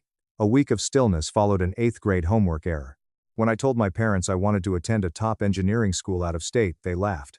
He chuckled dismissively when I claimed I wanted to be a wizard. You think we're going to take out massive loans for that? Be serious, Liam. Go to the community college, down the road. Got serious. My junior and senior years of high school were spent working 2 grueling part-time jobs. They couldn't borrow my money from a shoebox. College involves 70-80 hours a week of advanced math, teaching freshmen, food delivery in the freezing rain, and corporate security desk night jobs. I coded on a broken laptop with a dying battery in that dimly lit booth while watching fuzzy CCTV footage of an empty parking garage. Dollar meals and generic caffeine tablets maintained me. I didn't party. Not dated. I barely slept. I graduated magna cum laude, built 2 complex machine learning side projects that went semi-viral on GitHub, and obtained a great internship that led to my 6-figure career. No money was stolen or held against my parents. No, I told myself. Chase wasted 6 years in meaningless majors and dropped out twice. His only job was odd gigs my dad secured through his golf buddies. My parents urged him to find his passion, as if he could legally enter his mid-20s rent-free. He became a visionary freelance photographer and creative director, and they supported his enterprise. They bought him $10,000 in photography gear, rented him a chic studio, and paid his flat rent for a year to help him get on his feet. I visited Chase's new residence for Thanksgiving. It had a classic espresso bar, exposed brick walls, and a giant Seattle skyline canvas print. My filthy, lumpy couch above a noisy 2-4-hour taco restaurant smelled like grease every morning. When I praised his apartment, my mom glared and said, "Well, he's pursuing his dream, Liam. That's hard too. Don't be jealous." I agreed. I smiled at my dry turkey, swallowed my pride, and grinded again. Years of scraping, aggressive saving, index fund investment, and nice breaks with my company's stock options led to my largest buy of my life a few months ago. Modern tech hub, penthouse residence. My cash deposit topped $300,000. I got whatever I wanted on broke college nights. Clear lines, water views, high ceilings, and most importantly, silence, loudness, guilt, and upstairs neighbors are prohibited. Just me, my dual monitor workstation, and the scarcely audible metropolis below. Not on social media. I wasn't boasting or annoying. Probably for my best friend, career mentor, and family. I wouldn't hide huge life events. I mistakenly imagined they'd be proud of me once in my terrible existence. Dad was undecided. He immediately questioned my finances. He asked how much I put down, the loan rate, and whether I considered buying somewhere less flashy and more practical. My mom pursed her lips at my phone images before adding, "Wow. Must be nice to have that kind of disposable income." And Chase? He remained silent. He frantically scrolled through the photographs, slammed my phone face down on the table, and said, "Editing raw files." I ignored him. They were astonished, I thought. They may have been unable to display excitement. Possibly feeling behind. I excused them again. The call came 2 agonizing weeks later. Mom said, "Liam," sounding rehearsed and serious. "We'd like to have a family dinner. Just us. Sunday night." Asking about a sick person. She said, "Just a conversation. No big deal." When I entered their house that Sunday, the same claustrophobic house I grew up in with the creaky wood staircase and nauseating lemon-scented candles, stress hit me like a wall. Like a tribunal attendance, not a family lunch visitor. My parents sat tightly at the dinner table, looking serious and unhappy. Chase stood with arms crossed and jaw clenched on the kitchen counter. "We wanted to talk," my dad began, hands flat on table, "because there's been some hurt feelings lately." Total stomach collapse. Mom folded her hands like a therapist. "Liam, we're happy for you. We really, truly are. But we've noticed your brother has been feeling deeply inadequate lately. Like he just can't measure up to the impossible standard you're setting." Chase ignored me. He regarded the hardwood floor closely. Her remarks reflected her fake pity. "We think it might help the family dynamic if you scaled things back a little, at least for now, just until Chase gets his business fully off the ground." I blinked, confused by her statements. What does that even mean? Scale what back? Dad cleared his throat, appearing uncomfortable but proceeded. "Well, this whole penthouse situation, it's a bit much, don't you think? You're only 28. You don't need all that space. You could get a nice, normal apartment. Live reasonably. Save more for retirement. There's really no need to be so flashy and ostentatious." Are you actually suggesting I sell my home?" I trembled to confirm our hearing. "We're not demanding that directly," my mom responded defensively, gesturing. "Just consider how it looks, Liam. Think about how it makes Chase feel every time he thinks about you up in that glass tower. He's trying, you know he is. He's had some really rough luck with clients lately, and then you come waltzing in with this palace. It's insensitive." Chase whispered harshly. "It just feels like you're rubbing it in, man. You always have to be the best. You always have to make me look like a failure." My heart raced and blood poured into my ears as I watched the three of them. I glanced around, wondering whether I'd entered a crazy prank show. Hidden cameras were needed. "I worked for that place," I said, furious. "I didn't win it in a raffle. I didn't get a handout. I gave up everything for years. I sacrificed my entire youth for this." "And we're not denying that," my mom said, forgiving. "But family is about balance, Liam. It's about keeping each other in check and supporting the weakest link." My dad nodded intently. "It's about harmony. And right now, the dynamic is completely off. You're throwing off the balance." Something snapped inside me. Not loud. Not a movie explosion. Quiet internal snap. Over-tightened steel wire loosened. "Stand up gently, move my chair in, and look at my father. Thanks for the dinner. I've got work in the morning." I wasn't loud. Curse them not. I quit battling for life. I turned around, left the front door, got in my car, drove home to my palace, and stared at the bright skyline I had chased for a decade in quiet for 2 hours. If only the hysterical family supper had calmed down after my parents respectfully urged me to sell my real estate to protect a 25-year-old man's fragile ego, I thought I'd defined my limits. A subtle departure seemed definitive. It made things much worse. My refusal to follow their story felt like offending an unwritten hierarchy. Unexpectedly, tension rose over the next few weeks. Subtlety gave way to aggression. Initial texts were steady. Initial suggestions were innocent. My mom sent me Zillow links to affordable, tiny downtown lofts with passive-aggressive notes like, "See? This one's much more modest, but still cute." Or, "Wouldn't it be nice to have neighbors more your age instead of all those stuffy corporate executives?" I disregarded them all. Next, came heavy-handed guilt-tripping. "Chase hasn't been sleeping well at all. He keeps comparing his studio's revenue to your salary. It's breaking a mother's heart to see her boys so divided." Or my pick, "Material success means absolutely nothing if it tears a loving family apart." I ignored those two. I focused on work with my phone on Do Not Disturb. The flying monkeys were employed. I was surprised when my Aunt Susan called me on Tuesday night after a year and a half. She immediately started a frantic, faux concerned rant about how proud everyone was of me, but, she said, "Maybe you should consider how incredibly hard it must be for Chase to constantly live in your massive shadow," gently condescendingly. "You've always been the intensely driven one, Liam. Almost to a fault. Maybe just tone it down a bit? For everyone's sake? Tone it down for everyone's sake?" I repeated, holding the phone. "Aunt Susan, would you be willing to call Chase right now and tell him to tone down the freeloading for everyone's sake?" Her wrath ended our call. I didn't care. My mom tried another method when that failed. She invited me to a Saturday, just us, lunch. No dad, Chase. Mother and son alone. I was dubious but morbidly curious about her plans. I arrived to see the dining table set, expensive pasta boiling, and my mom in her apron and smile. She happily talked the weather, a new neighbor's noisy dog, and meaningless local gossip. She slid a large manila folder across the table toward me while we ate. "What's this?" I asked, not touching. "Just something to consider," she muttered. I opened. Inside were glossy brochures for expensive, intensive family therapy centers. Alienated family behavior counseling. Her well-practiced pitying expression always suggested she was being magnanimous as she sat opposite from me. "I think we all need to heal, Liam," she mumbled. "You've been so terribly angry lately." I laughed aloud. I gave in. Gaslighting was nearly impressive. "I've been angry? Mom, you ambushed me at dinner and asked me to sell my literal home to protect Chase's ego," she said, "because we were trying to help you see the bigger picture," her mask falling. "You are obsessed with money and status." Midway through lunch, I stood up, threw a $20 note on the table for pasta, and left. Afterward, gloves were removed. Chase stopped by my high-security building uninvited. Not always. He texted me 5 minutes before arriving. He buzzed my unit from the intercom the first time, saying he was downtown for a massive fashion shoot and needed to charge his expensive camera. Because I was meeting, I declined. He buzzed again. "One more time. One more time." Muted intercom. My phone app showed the building's security camera footage 20 minutes later. He was still pacing frantically in the marble lobby and staring at the cameras. My dad texted me a multi-paragraph diatribe the next day.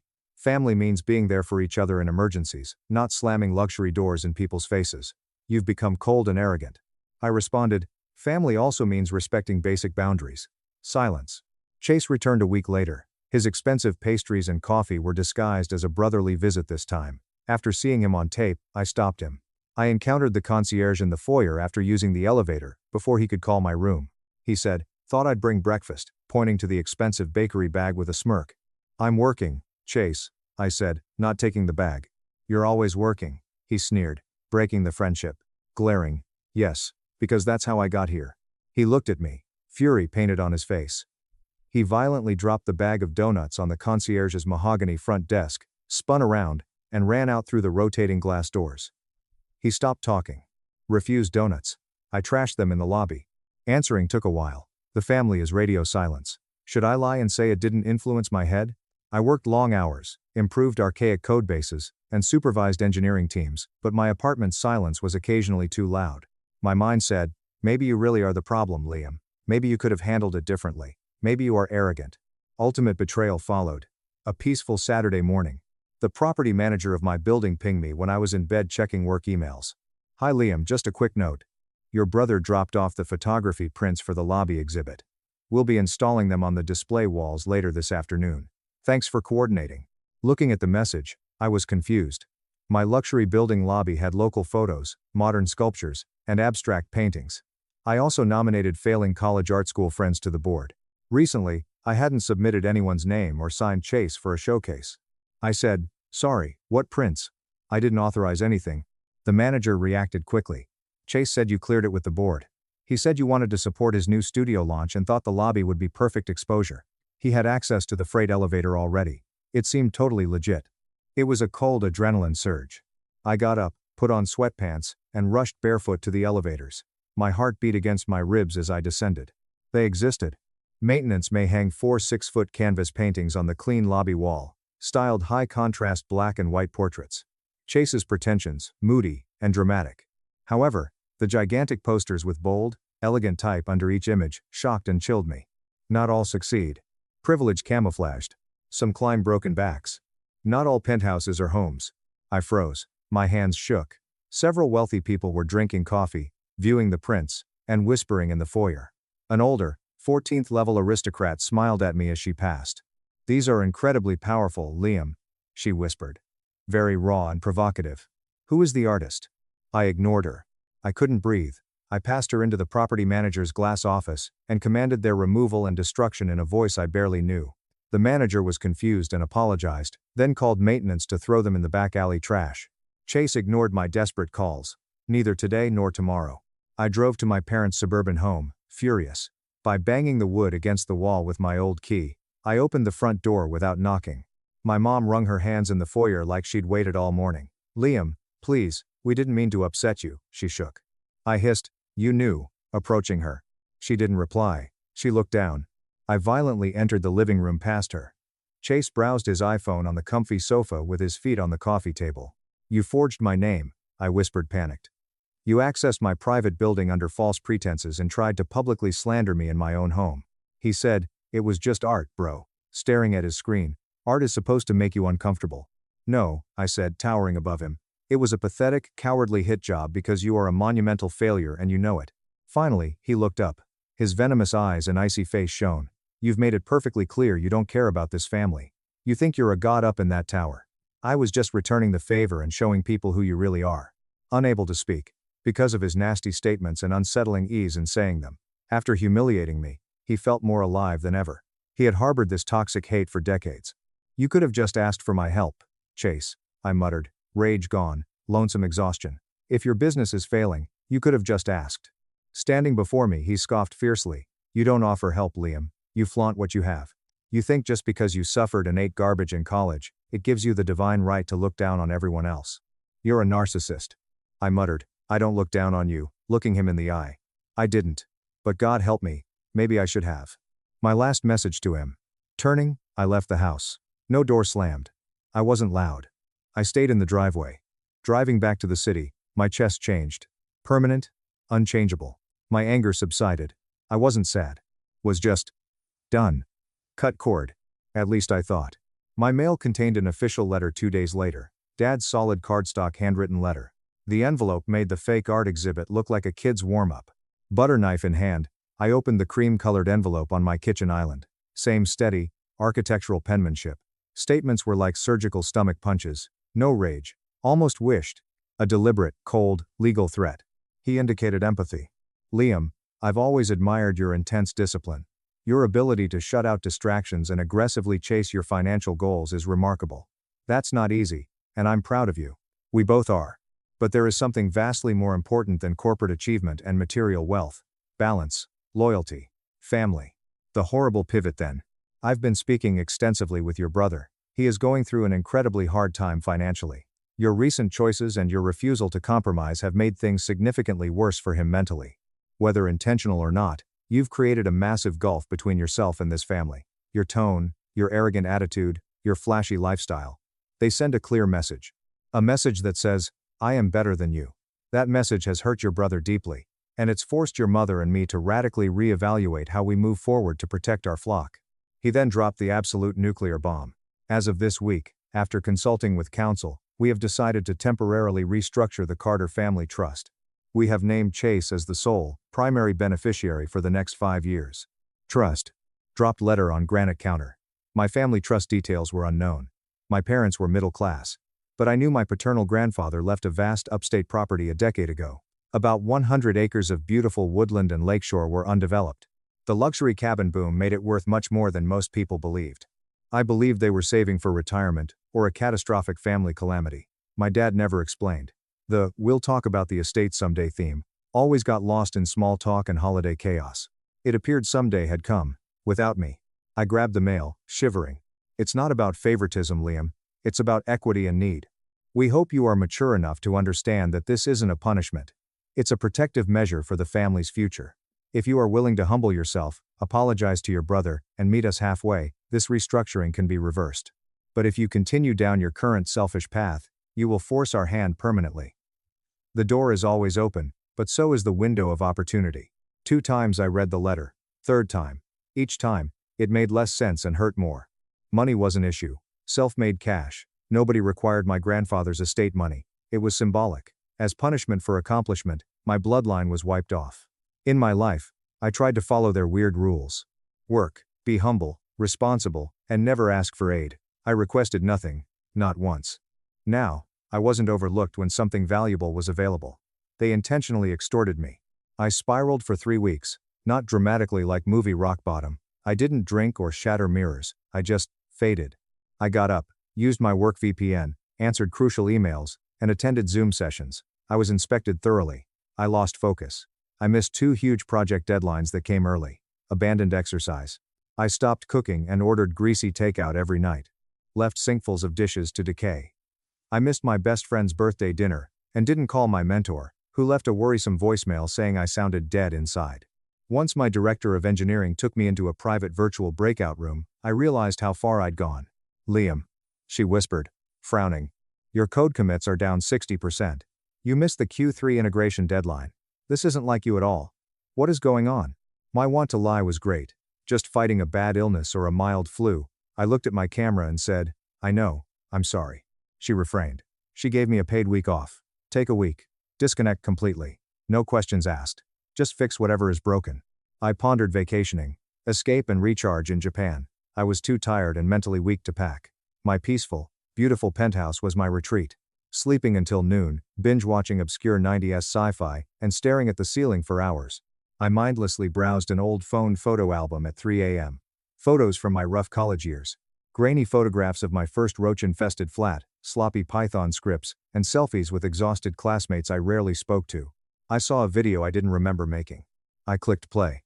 I was 21 and sat on my college dorm's dangerous slanted roof at daybreak. A paper cup of awful cafeteria coffee, dark eye bags, and a cheap hoodie. Semi-jokingly, I addressed the camera. If future me ever actually sees this, congrats, man. You survived. You made it. I really hope you've got a real, fancy coffee machine by now, and not this instant radioactive junk. But seriously, don't ever forget what it felt like to want it this bad. To work this insanely hard while everyone else was sleeping. You owe that broke kid something. Don't let anyone take your fire. Twice, I watched the 3-0-second clip. Third time, I was more hurt by seeing that younger, desperate me hungry, fatigued, and hopeful than by my parents' wrath. I remembered the emotion without knowing that kid. The fire sprang to mind. Absolute loss aversion. I stayed up late. I didn't cry. No wild, passionate retaliation was planned. I pondered at my kitchen island with a notepad. Hard logic. Next morning, I woke up at 6 a.m. Completely cleaned my penthouse.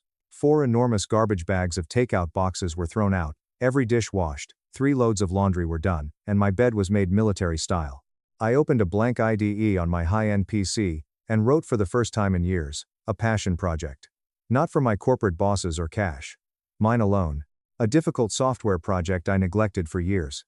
A robust, AI-powered freelancer finance solution that records variable earnings, automates tax deductions, and handles contract disputes in one simple interface. I called it VaultSync. I abandoned it early in my career due to time constraints. Needed something truly my again. It indicated I still planned my life. I coded madly for 14 days to make the beta prototype. Though unfinished, the back-end logic was perfect. Most significantly, it healed my soul. Told no one. I discreetly reconstructed my life at night. I weightlifted again. Preparing food. I silently and steadily destroyed sophisticated data migrations in business enterprise. This was my first time not rushing to impress my family. Just living. Silence for 2 months. I stopped following Chase's arrogant Instagram. Bad family group chat was permanently muted. I gained by leaving. After I thought I was at peace, the cosmos lured me back into the flames. My mother's hysterical voicemail started it. My gym locker held my phone. 1 voice message and 3 missed calls awaited me after departing. I hit play on my way to the car. My mother. Hyperventilation made her voice emotive and unintelligible. Liam, please pick up. I didn't know they were going to do this. I swear to God I didn't know. Please call me back. It's gone way too far. Your brother, your father. They made a terrible mistake. I can't fix this alone. We need you. Ah. I died in the garage. Cold, ran down my spine. I realized something bad happened then. Now I wouldn't quit and take the high road. I'd respond my way. Calling back wasn't immediate. This sounds cruel after hearing my mother cry. Understanding my mother's psyche is crucial. She manipulates emotions well. She understands maternal love and helplessness. Her tears cut like a scalpel as I aged. The soft voice, shaky breath, and dramatic pauses make you connect the dots, feel guilty, and race to help her. She never left voicemails claiming she couldn't help. That hint was crucial. There was no pointless fight or guilt trip regarding my apartment. This structural calamity was huge. But I wouldn't fall into another emotional trap. For my sanity, I tried too hard. So, I did something I never would have 6 months ago. No response. Plans were developed. First, I downloaded and backed up the voicemail to a secure cloud. I sensed this will become highly legal soon. After 2 years I texted someone. Hey Chloe, can I buy you a drink this week? I desperately need to talk. Family estate stuff. Chloe, my childhood buddy, lived 3 streets away. We parted ways after college, but Chloe knew my family. She witnessed terrible dynamics. She was there the night my dad made Chase lie to the police about shattering a neighbor's fence and grounded me for a month. Chloe, a razor-sharp paralegal, always spoke truthfully. 2 days later, we met at a gloomy downtown jazz cafe. She stared at my face and asked, "Okay, what did those psychopaths do now?" Before I could sit. Over an hour, I told her everything. Penthouse dinner scam, the therapeutic lunch scam, crazy art in my lobby. A dreadful letter disinheriting me from the trust, frightened voicemail last. She listened intently while drinking her dark coffee. After I finished, she leaned forward, serious. They're bleeding you, Liam, she added. Just emotionally, instead of financially. I know, I sighed. Scratching my head. No, I don't think you do, she said firmly. This isn't about the money, and it was never about your apartment making Chase sad. It is entirely about control. You are the only person who ever successfully escaped their sick little orbit. You proved they aren't necessary for your survival. And now they are violently trying to drag you back down to their level so they can feel powerful again. I viewed my empty cup. So what do I do? Keep ignoring them? Chloe smiled hungrily. No. You stop playing defense, Liam. You start playing offense. I blinked. What does that even look like? She tapped her manicured nail on the wooden table. You said there's a trust. Your grandfather's estate. You said your dad sent a letter claiming you were written out and Chase was made the sole beneficiary for 5 years. Yeah. He sent it in writing. Does it have to be 5 years? She wondered. I frowned. My dad made it sound like the decision was ironclad and final. Just because a boomer writes something on nice paper doesn't mean it's legally binding, she added. If it's an inherited generational trust, there are massive legal hurdles to altering beneficiaries, especially if it was established as irrevocable by the deceased. The first puzzle piece fit then. I wasn't aware of the trust's formal structure when my grandfather established it, but a governing agreement made changes difficult. Next morning, I called a prominent estate litigator, an IT company contract enforcement bulldog, not a family lawyer, owing me a favor. Just explaining the trust change got him to take the case on retainer. Do not file anything. Do not threaten them, he said via phone. We are just gathering intelligence. Act stupid. Bait them gently into giving you the documents. My dad received a calculated, passive text. Hey, got mom's voicemail. Sounded bad. Hope everyone is okay. I'm willing to come over Sunday afternoon to hear you out. Just want to clear the air. Response time was under 3 minutes. Thank God. Sunday at 2 p.m. We need you. It felt too easy. So my neck hair stood up. I arrived at my folks' house on Sunday to suffocation. My mom looked sick, pale, shivering, huge heavy eye bags. When she opened the door, I retreated and she desperately hugged me, letting her arms fall. Thank you for coming, she exclaimed. My dad reclined in his den leather recliner, gray and ancient. Chase stayed away. That alone showed the disaster's scale. Chase always starred in family summits. Not sitting. Against the doorframe. Cut the small talk. What happened? My parents looked scared.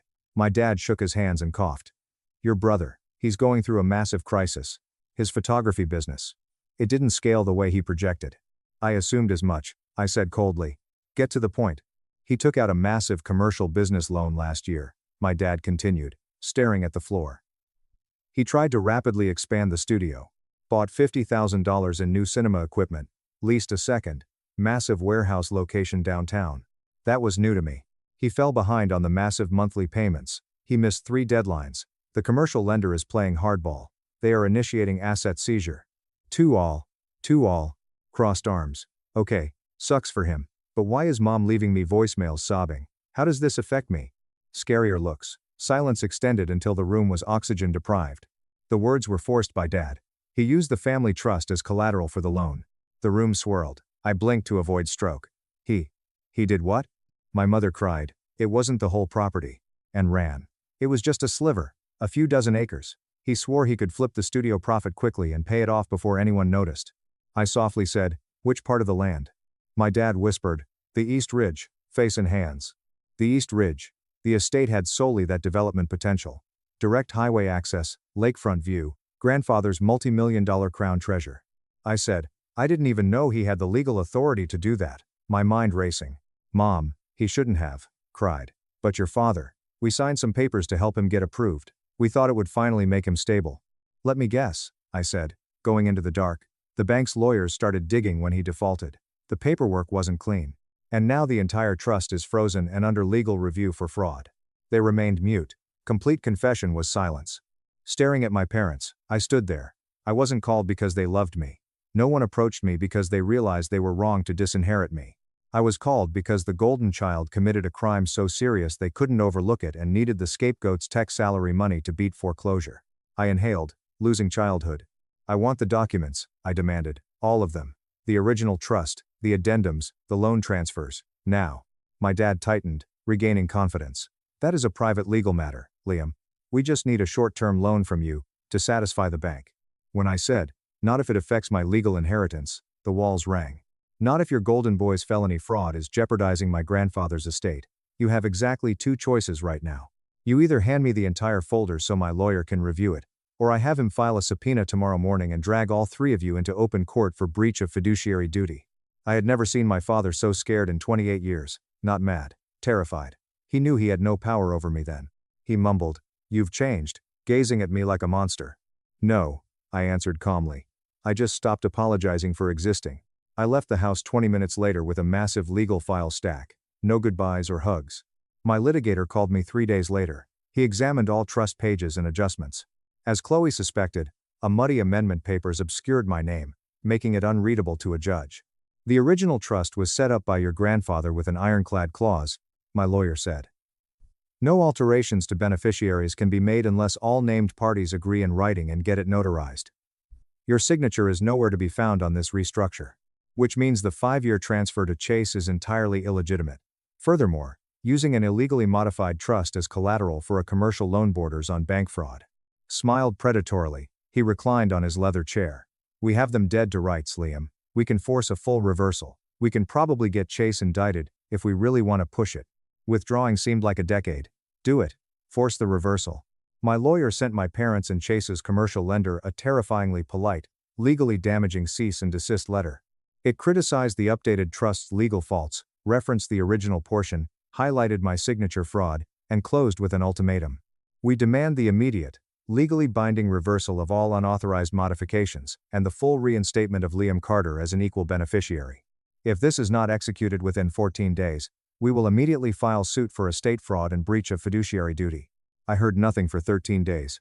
I get no texts, crying voicemails, or doorbells. Shipwreck rats scrambling in dreadful silence. On the 14th morning, my dad's chief attorney sent me a cold, automated email, PDF attached. Revisions brought the trust to 1,998. Chase Carter is powerless. You get 50% again. A title dispute stopped the bank from accepting collateral. The email went to my lawyer. He laughed when called. "It's done. You won." They caved to avoid prison. Something about me, my folks never understood. Tone it down. I win. I optimize. Since the documentation was fixed, they thought the war was finished. They had no concept how much they hurt my mind, reputation, and peace of mind. Chase tried to put an outrageous photographic display in my building. The one where he crept in and placed libelous captions calling me a parasite to my neighbors? Yeah. It was remembered. After my legal inheritance was secure, and the threat was over, I had time and energy to teach Chase about life. Started small. Surgical strikes. Chase had been attempting to find a high-end gallery manager to host his debut solo exhibition. I knew her from a tech art charity board. I sent her a polite, professional email with surveillance footage of Chase coming into my residential building and clear photographs of the libelous art and captions he attempted. Wrote, "Thought you should be aware of the kind of guerrilla, non-consensual stunts this artist attempts in private residential spaces. It caused quite a legal headache for our condo board." She replied 2 hours later. "Wow. Thank you, Liam. That completely crosses a professional and legal line. We will absolutely not be moving forward with his portfolio review. Liam." Strike 1. I checked his commercial lease. I discovered which commercial real estate firm owned his new warehouse studio, after some basic open source research and an arrogant LinkedIn post gloating about his expansion months earlier. I didn't call landlord. Fingerprinting wasn't required. A fraternity mate who was a senior risk analyst for a rival commercial firm in the district was casually called. I suggested Chase's LLC and asked if that property had high-risk tenants. Friend laughed. "Oh dude, yeah. That specific tenant is a known disaster. Word on the street is he hasn't paid rent in 3 months, and now his bank collateral just fell through. The owners are locking him out this weekend." I said nothing wrong. Naturally, Chase's financial loss crushed him. Chase left the warehouse 2 weeks later. Strike 2. Finally, I stole his most precious asset, his fake social media image. Chase called himself a visionary, self-made creative entrepreneur. His 15,000 Instagram followers saw stunning photographs, motivational posts about the grind, and beautifully filtered behind-the-scenes videos of him teaching models. An anonymous burner account was created. Following his site, I waited. A few days later, he posted a pretentious black and white portrait of himself looking exhausted but determined. The caption read, "Overcoming adversity, building an empire without handouts, and chasing success without ever compromising your morals or relying on generational wealth." Hypocrisy felt scripted. Screen capped the post. I compared them on a public Imgur gallery. Left, his ludicrous, "No handouts." Right, A severely altered scan of my dad's formal legal letter, which explicitly revealed that Chase had discreetly utilized the family trust as collateral for his failing business loan because he was broke. Forgot our surnames. I omitted addresses. I exhibited his company logo, posting the link, with one caption in his comments. Curious definition of without handouts when you secretly mortgage your grandfather's estate to pay for your cameras. So I slept. My next morning internet check did its thing. Commenters disseminated the link and harassed him. Other local photographers who despised his arrogance joined. Chase panicked and made his account private within 24 hours. Strike 3. The city's creative scene devastated him. Fallout was fast. Not heard from again. No angry texts, reconciliations, or apologies. Beautiful silence. He was removed from my building's banned guest list. I heard he sold his expensive camera gear to avoid bankruptcy and was sleeping on a friend's couch in another state. However, my parents made one last desperate move. A handwritten invitation arrived by mail. Request a home, reconciliation dinner. I considered throwing it away. Some of me needed complete closure. Finally, I had to look them in the eye. So I went. Only 2 attended. Without Chase's chaos, the house felt empty and big. The dining room was clean, napkins folded, and nice china I hadn't seen since high school. Mother served a big roast meat, Dad served expensive red. It resembled a great family supper briefly. My mom cried and said, "We just want to move forward, Liam. We want our family back." Sipped wine and nodded politely. "So do I." My father coughed, looking older and sadder. "We made catastrophic mistakes, Liam. We let things spiral out of control. We thought we were protecting Chase from himself, but we see now how profoundly we betrayed you." I regarded him. Unblinking cold. Do you? Do you really see it? Swallowing deeply, he paused. "We are trying to." Sitting back, I folded and laid my napkin on the table. "Good, because here is exactly how we move forward." To escape, they straightened and leaned forward. "I am not asking for an apology," I said gently. "I am not asking for retroactive affection. I am not even asking for a relationship. What I am demanding, permanently, is distance." Mom's face fell. "Liam, please." Her voice was smothered by my palm. "I have spent my entire life rebuilding everything you constantly tried to strip away from me." I cleaned up the massive legal mess Chase left behind. And I did it without screaming, without throwing tantrums, and without dragging your actual names through the mud in open court. Because despite everything, I still have more respect for the concept of this family than you ever had for me. They stopped, ghost-like, staring at me. My suit jacket buttoned, I stood. I am done playing the designated scapegoat. I am done being the emotional punching bag, to make Chase feel better about his failures. From this second forward, you get access to my life based strictly on how you treat me, not because we share DNA. And right now, you have a zero balance. Mom cried with hands over face. His actions broke my dad, who stared at his empty plate. Left. No embrace. No wave. The heavy oak front door closed behind me, without, "Thank you for the roast." Quiet. Clean. Final. Exactly 6 months ago. My life has been easy and happy since then. Great job. The side project I started amid despair, VaultSync, exploded. In the first 3 months, 10,000 signed up. After angel funding and employing excellent developers, we're scaling discreetly and profitably.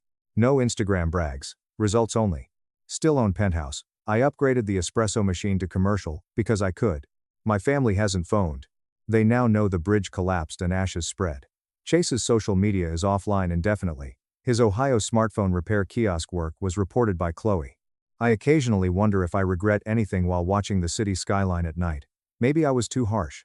Maybe I should have let them steal the trust and stayed quiet. Honestly, I didn't burn the bridge. I got the match after fuel drenched it. I stopped anyone from rebuilding with my money. My family accused me of faking my qualifications. They brought proof. But when the judge looked at my cases, her face changed. "You are brilliant." The meeting room smelled of aged wood and expensive fragrance. I sat down at the large mahogany table, hands clasped in my lap, watching my sister Claire fumble with her pearl necklace across from me. My parents flanked her on either side, their features set in the same expression of righteous vindication. "We have evidence," my mother told the 3-member panel. Her speech held the tone she'd cultivated over the years, implying that anyone who disagreed with her was either foolish or purposely ignorant. "Our daughter has been lying about her qualifications for years. She has never taken the bar exam." Judge Evelyn West sat in the center of the panel, her silver hair pulled back in a neat bun. To her left was David Grant, a senior partner at one of Boston's oldest firms, and to her right was Detective James Walker from the Fraud Division. All three had manila files open in front of them. Miss Harper, Judge West remarked, her eyes meeting mine. You've been incredibly silent during these proceedings. Would you wish to reply to the allegations? I held her stare but said nothing. My lawyer, Andrew Collins, had urged me to let them speak and develop their case. Allow them to be confident. Claire leaned forward, her designer blouse rustling. Your Honor, my sister has always been a family disappointment. She barely finished high school. She attended a little-known Ohio community college. The idea that she could pass the Massachusetts bar exam is ridiculous. My father nodded emphatically. We tried to help her, he added, his voice thick with contrived anguish. But she's been living in a dream world. When we discovered she was genuinely representing clients, we felt we had to act. Judge West's demeanor remained bland, but something sparked in her eyes as she opened the file in front of her, and I noticed her face alter. The slight widening of her eyes, the pause in her breathing, the way her fingers tightened on the edge of the paper. Miss Harper, she said slowly. You argued before me last year, the Fitzgerald case. The room fell silent. I remember you quite clearly, Judge West continued, her voice changing. I described it as the most amazing defense I'd seen in my 30 years on the bench. Why is your family alleging that you are not a licensed attorney? My mother's face turned pale, and Claire's mouth opened and closed like a fish gasping for oxygen. Perhaps, I murmured slowly, speaking for the first time. We should start from the beginning. Growing up as the youngest of 2 daughters in the Harper household meant living in Claire's shadow.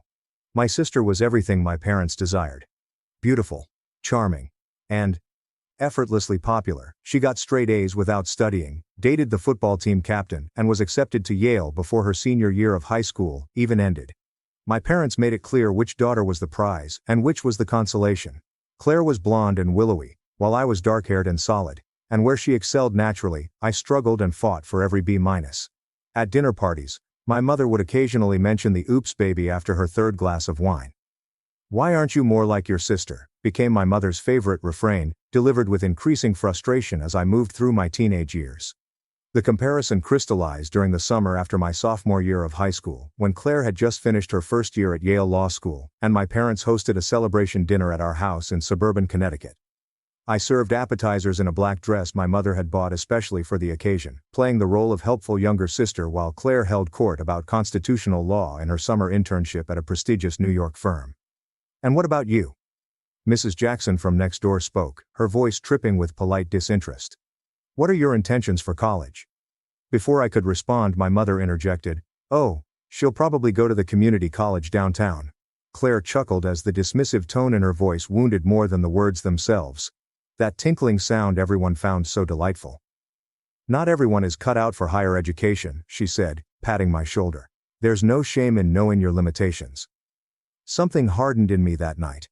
I was 16 years old, with 2 years of high school still ahead of me, and I resolved that one day, I would make them regret every condescending word. My parents made it clear that Claire's Ivy League expenses had depleted the family education fund, so I kept my head down, improved my grades as much as I could, and began looking into colleges that I could actually afford. Whatever I wanted to do next, I'd have to pay for myself. When I left, my parents sent me a check for $3,500, which my father explicitly stated was all the support we could afford to provide. Lakewood Community College in rural Ohio was not prestigious or impressive, but it was affordable and far enough away from Connecticut that I didn't have to witness Claire's continued rise. Claire's Yale education cost $55,000 per year, but I didn't say anything, I just took the money and left. At Lakewood, I discovered something surprising. When I wasn't constantly compared to my sister, I could actually focus. I took a full course load and worked 25 hours a week at a local diner. My grades improved, and by the 2nd semester, I had a perfect GPA. My advisor, Professor Linda Carter, a former prosecutor who had left the legal field following her husband's death and settled into teaching paralegal studies, discovered something in me that my family never did. You've got a natural instinct for legal reasoning, she informed me one afternoon in her office. Have you ever considered law school? I chuckled bitterly. My sister got to Yale Law, and I'm the family disappointment, remember? Who told you this? Professor Carter's brows narrowed beneath her wire-rimmed glasses. Everyone who matters. She reclined back in her chair. Let me tell you about law school. It's not important where you start. It depends on how hard you're willing to work. And based on my observations, you work harder than anybody else in this program. The talk stuck with me because, for the first time in my life, someone felt I was more than just Harper's kid. Over the following 2 years, Professor Carter became my mentor, teaching me how to think like a lawyer, how to develop arguments, and how to identify flaws in opposing viewpoints. She pushed me harder than any instructor I'd ever had. When I graduated from Lakewood with an associate's degree, she gave me a letter of recommendation and a list of law schools that provided need-based scholarships. "Don't let anyone tell you what you're capable of," she told me, "especially not family." I applied to Suffolk University Law School in Boston. It wasn't Yale, but it was a renowned university with a strong regional reputation. I wrote an honest application essay about being underestimated, proving myself, and wanting to represent those who didn't have a voice. In March, I received an admission letter with a full scholarship and contacted my parents to tell them. "Law school?" My mother's voice sounded skeptical. "You're not serious." "Suffolk offered me a full ride," I answered, trying to keep my voice calm. "I start in the fall." There was a lengthy delay before my father came on the phone. "Look, honey, we understand that you want to improve yourself, but law school, you battled just to get through high school. This will be a major waste of your time and their resources." "I have a 3.8 GPA from Lakewood," I told them. "Community college," my mother said. "It's not the same thing. Claire would never say this because she is too sweet, but we are concerned you are setting yourself up for a disastrous failure. Law school is quite challenging. Perhaps you should think of something more practical." I hung up before they could say anything further, then put my belongings into my 12-year-old Honda and traveled to Boston. Suffolk law was harsh, and my parents were right. It was really demanding.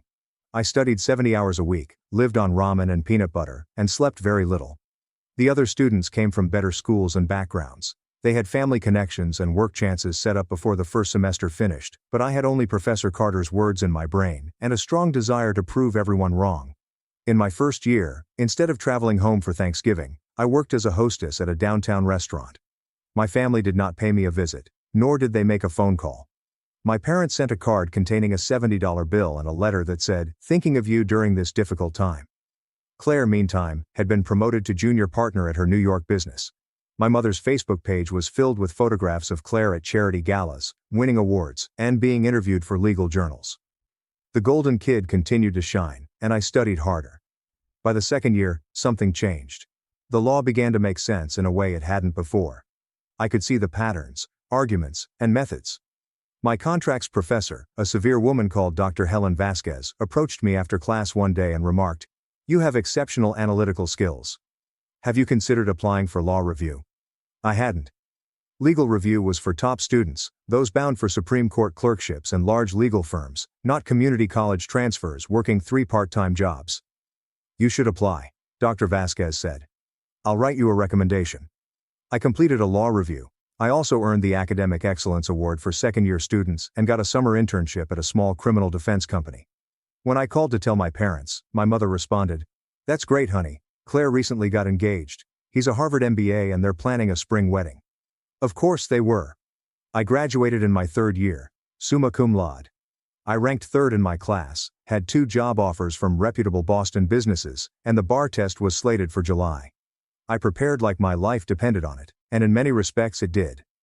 My parents did not attend my law school graduation since Claire's wedding was the same weekend, and that naturally took priority. I stood in the audience, surrounded by classmates and their proud families, experiencing the familiar ache of being forgotten. Professor Carter traveled here from Ohio, sat in the second row, and applauded when they announced my name. She then took me to dinner at an Italian restaurant in the North End. "Your family does not deserve you," she observed over spaghetti. "But that doesn't matter. You did it for yourself." "I did it to prove them wrong," I said. She grinned. "That works too." I moved into a modest studio apartment in Cambridge and worked as a clerk at Morrison & Associates while I waited for the bar test results, which came in November.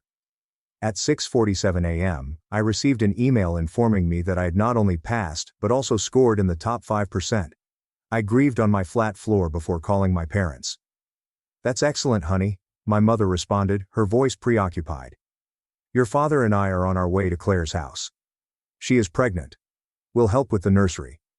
I passed the bar exam. "Yes, you mentioned that. We're really proud. Listen, can we call you back? We're nearly to her house." They never phoned back. Morrison & Associates specialized in criminal defense. The job was hard, the hours were long, and the pay was poor, but I loved it. I enjoyed the challenge of developing a case, the excitement of cross-examination, and the gratification of getting acquittals for clients whom others had written off. My supervisor, Robert Taylor, was a grizzled veteran who had been practicing for 40 years. He taught me how to read juries, uncover the narrative in the evidence, and fight for individuals who had been abandoned by the system. "You're very good at this," he said after I won my first trial. "You have instincts that most lawyers never develop." I worked every case like it was the most important one of my career, building a reputation for being thorough, relentless, and prepared. Other attorneys began referring clients to me, and judges began recognizing me in court. My family had no idea. We spoke maybe 5 times a year, brief phone calls where my mother updated me on Claire's accomplishments and asked perfunctory questions about my small law job. Then came the Fitzgerald case, in which Daniel Fitzgerald was accused of embezzling $3 million from his employer, a mid-sized investment firm. The evidence was damning: wire transfers in his name, forged documents, and a paper trail that appeared to lead directly to him. The prosecution was confident, and the media had already convicted him. Frank gave the case to me. "This is your opportunity," he said. "High profile, plenty of attention. Win this, and you'll make a name for yourself." I spent 4 months preparing, reviewing every document, bank statement, and email, hiring forensic accountants, tracking down witnesses, and gradually identifying inconsistencies, patterns that didn't fit, and timelines that didn't make sense. The trial, which lasted 2 weeks, was presided over by Judge Evelyn West, a former prosecutor who was known for being fair but exacting and did not tolerate incompetence. Every day the courtroom was packed with reporters and legal observers, and I was able to dismantle the prosecution's case piece by piece.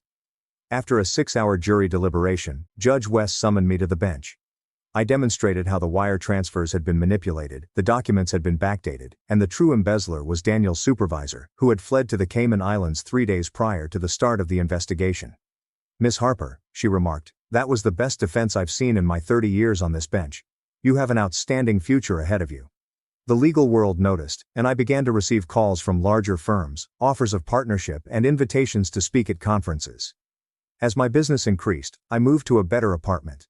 I could finally afford to eat something other than ramen. I still didn't tell my family the details. What was the point? 2 years after the Fitzgerald case, my reputation had solidified. I was handling increasingly complex cases, mentoring junior attorneys at Morrison & Associates, and Frank had officially named me a partner. Harper & Morrison had a nice ring to it. My relationship with my family remained surface level, with obligatory holiday calls, generic birthday cards, and the occasional Facebook interaction where my mother would comment on Claire's post but ignore mine. Claire herself seemed to view me with mild curiosity, as if I were a distant cousin she vaguely remembered meeting once.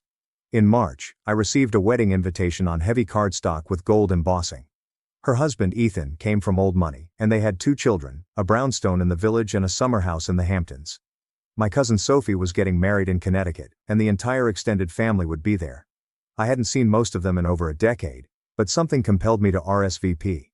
The wedding was at a country club I'd driven past 1,000 times growing up, but never entered. I wore a navy dress and minimal jewelry, attempting to blend in. My plan was to show up, congratulate Sophie, and leave before the reception ended. I was standing at the bar when Claire approached me. She was stunning in a rose-colored gown, her blonde hair perfectly styled, diamonds glittering at her throat. "There you are," she said, her voice warm but her eyes calculating. "We've barely seen you in years. What have you been up to?" "Working," I responded simply. "Still at that little firm in Boston." She sipped her champagne. "That's sweet. Ethan and I were just talking we should come visit someday and see how the other half lives." The condescension was slight but undeniable. I felt like I was 16 again, serving appetizers as everyone admired the golden kid. My mother entered, escorted by 2 of her friends. Rachel was just inquiring about my children. Claire is a partner at Strickland and Morris in Manhattan, and here is my younger daughter, who works as a lawyer in Boston. "Some sort of legal work," I said, and my mother waved her hand dismissively. "You know I don't understand all the details, honey. You deal with criminals or something." One of her pals looked uneasy, while the other, a woman called Patricia, smiled. "Oh, are you a public defender? That is such noble work." "I'm a criminal defense attorney in private practice," I said. "Same thing." "Really?" My mother spoke. Claire laughed.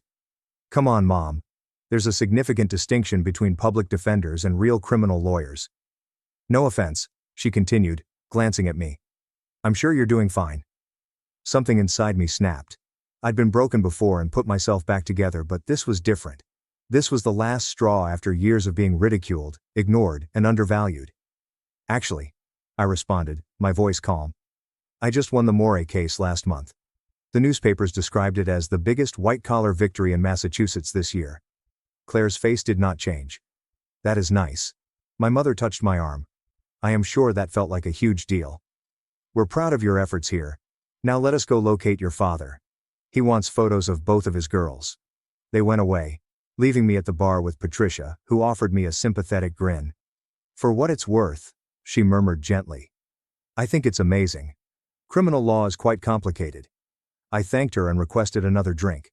I stayed for the rest of the reception, watching my family interact, listening to them praise Claire's accomplishments while carefully avoiding asking me about mine.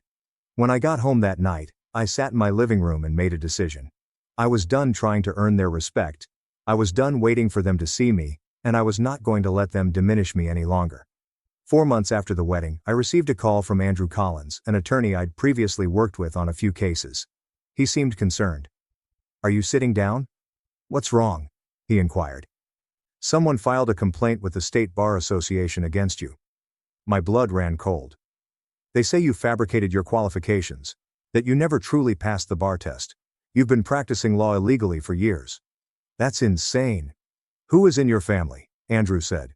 Your parents and sister filed a united complaint. They have documents and affidavits.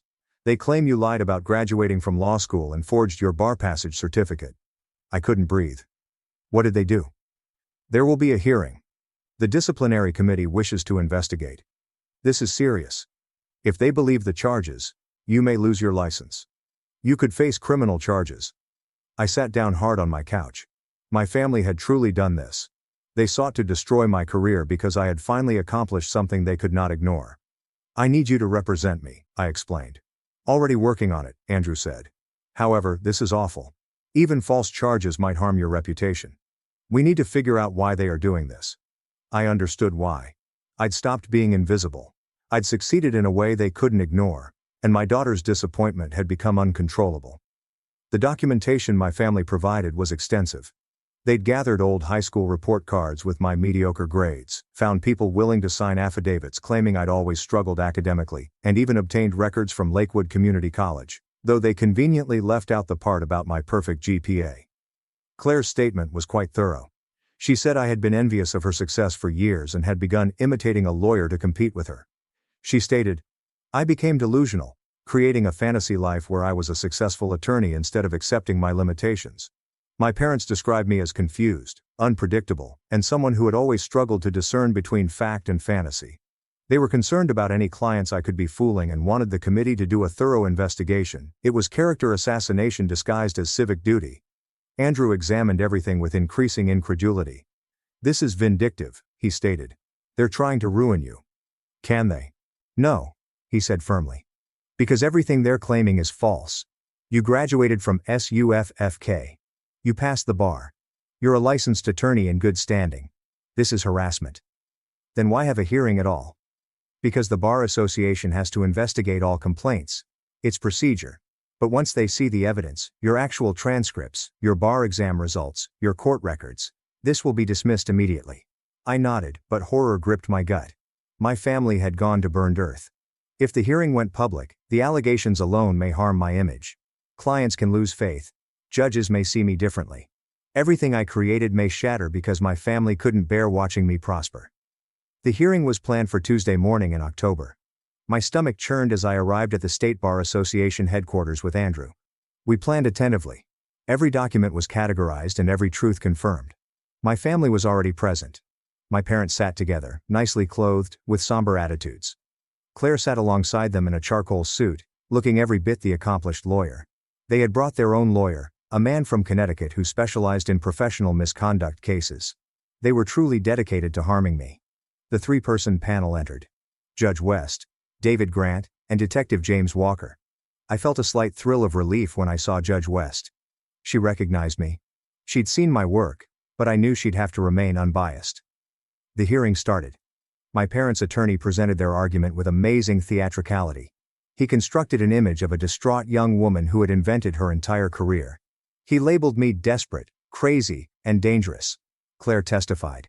She talked about how I'd always been the troublesome child, how I struggled in school, and how worried the family was when I began professing to be a lawyer. Claire continued, her voice thick with fake anguish. She even told people she had won major cases. She detailed the intricate trials in detail. It was painful to witness. My mother testified. She discussed my rough background, academic challenges, and perceived separation from reality. My father testified. He stated they attempted to help me, but I refused. He said submitting the lawsuit was the most difficult thing they'd ever done, but they felt ethically required. Throughout it all, I sat quietly. Andrew told me not to respond or engage. Allow them to talk. Allow them to feel assured. Then it was our time. Judge West stared at me. Miss Harper, you've been surprisingly silent during the proceedings. Would you like to respond to these allegations? I met her eyes. Your Honor, I'd like to let my record speak for itself. Andrew started presenting our evidence. My SUFK transcript indicating that I have graduated summa cum laude, my bar test passing certificate. I am licensed to practice law in Massachusetts. Character recommendations from instructors, co-workers and judges. David Grant leafed over the materials, his face ranging from skepticism to perplexity. Then Judge West opened my case file. I kept a meticulous record of every case I fought, every motion I filed and every client I represented. She stopped breathing for a moment. Her eyes expanded. She gazed up at me with something resembling recognition. Miss Harper, she said hesitantly. You argued before me last year about the Fitzgerald case. The room became quiet. I remember you quite clearly, Judge West went on. I called it the most brilliant defense I'd seen in 30 years of sitting on the bench. Why is your family claiming you're not a licensed attorney? My mother's face had lost its color. Claire's mouth opened and closed, then opened again. My father clutched the table's edge. Andrew stood. Your Honor, if I may, the evidence plainly reveals that Miss Harper is not only a licensed attorney, but an unusually accomplished one. She graduated with honors from Suffolk University Law School, passed the bar on her first attempt, and scored in the top 5%. She has argued hundreds of successful cases, many in your courtroom and others around the state. He put another stack of paperwork on the table. These are records of Ms. Harper's cases over the past 4 years. Wins, settlements, judicial commendations. She's built an impeccable reputation in the legal community. Detective James Walker spoke up. I'm confused. The complaint suggests Ms. Harper has no legal education and has been committing fraud. But this evidence clearly contradicts that because the complaint is false, Andrew told me. Deliberately, maliciously false. David Grant stared at my family. Did you verify any of this before filing your complaint? My parents' lawyer jumbled his paperwork. We relied on our client's good faith assertions. Good faith? Andrew asked, his voice rising. They filed a formal complaint with the State Bar Association attempting to destroy an attorney's career and livelihood based on high school report cards and personal animosity. There's no good faith here. Judge West's countenance had shifted from confusion to rage. Miss Harper, I need to understand something. Your family has made serious allegations against you. Allegations that, if true, would constitute criminal fraud. But the evidence shows you're a highly qualified, successful attorney. Can you explain this discrepancy? This was the moment. I had remained silent through their accusations, falsehoods, and attempts to ruin me. Now it was time to talk. My family, I blurted out, my tone firm, has always been very clear about what they think of me. I was the disappointment daughter, the one who couldn't measure up to my brilliant older sister. When I went to community college, they considered it proof of my limitations. When I got into law school, they told me I was wasting everyone's time. When I passed the bar, my mother was too busy celebrating my sister's pregnancy to care. I glanced straight at my parents. I didn't tell you about my success because I knew you weren't interested. You didn't attend my law school graduation. You didn't congratulate me when I won the Fitzgerald case, despite the fact that it was featured in the Boston Globe. You never inquired about my job, life or successes, therefore I didn't keep you up to speed on my profession. Claire attempted to interject, but Judge West raised her hand. I went to a family wedding 6 months ago, I told them. My mother described me as someone who does some type of legal work with criminals, and when I attempted to explain what I do, my sister laughed and claimed it wasn't the same as genuine criminal lawyers, so I stopped trying to get you to see me. My father began to speak, but I hadn't finished. This complaint isn't about concern for the legal profession or protecting the public. This is about a family that can't handle the fact that the daughter they dismissed, the one they considered a failure, actually succeeded without your help, without your approval, without your acknowledgement. The room was totally quiet. David Grant glanced at my family with unmistakable disdain. You filed a fraudulent complaint with this committee because you were embarrassed by your daughter's success. No, my mother said swiftly. We genuinely believed. You believed what? Andrew interrupted. That your daughter somehow fooled the Massachusetts Bar Association, multiple judges, and hundreds of clients over 5 years? She defended sophisticated legal matters without anybody recognizing she was unqualified. Judge West, a distinguished judge with 3 decades of expertise, was unable to distinguish between a legitimate lawyer and a fake. Detective James Walker cleared his throat. For the record, submitting a fake complaint to a state regulatory authority is a criminal. It is also possibly defamatory. Claire's face had become white. We didn't mean this wasn't supposed to. What? I inquired gently. You didn't think there would be consequences. You thought you could destroy my career and face no repercussions? Judge West closed my file. Her look was stern. This hearing has finished. Miss Harper, the committee finds no evidence to substantiate these charges. Your qualifications are immaculate. Your record is great. And this complaint looks to be malicious and without substance. She gazed at my family. I want to be clear. You intended to use this committee as a weapon against a licensed attorney in good standing. You have squandered state resources and this panel's time, and your unfounded charges have the potential to harm Miss Harper's image. This is unacceptable. David Grant nodded.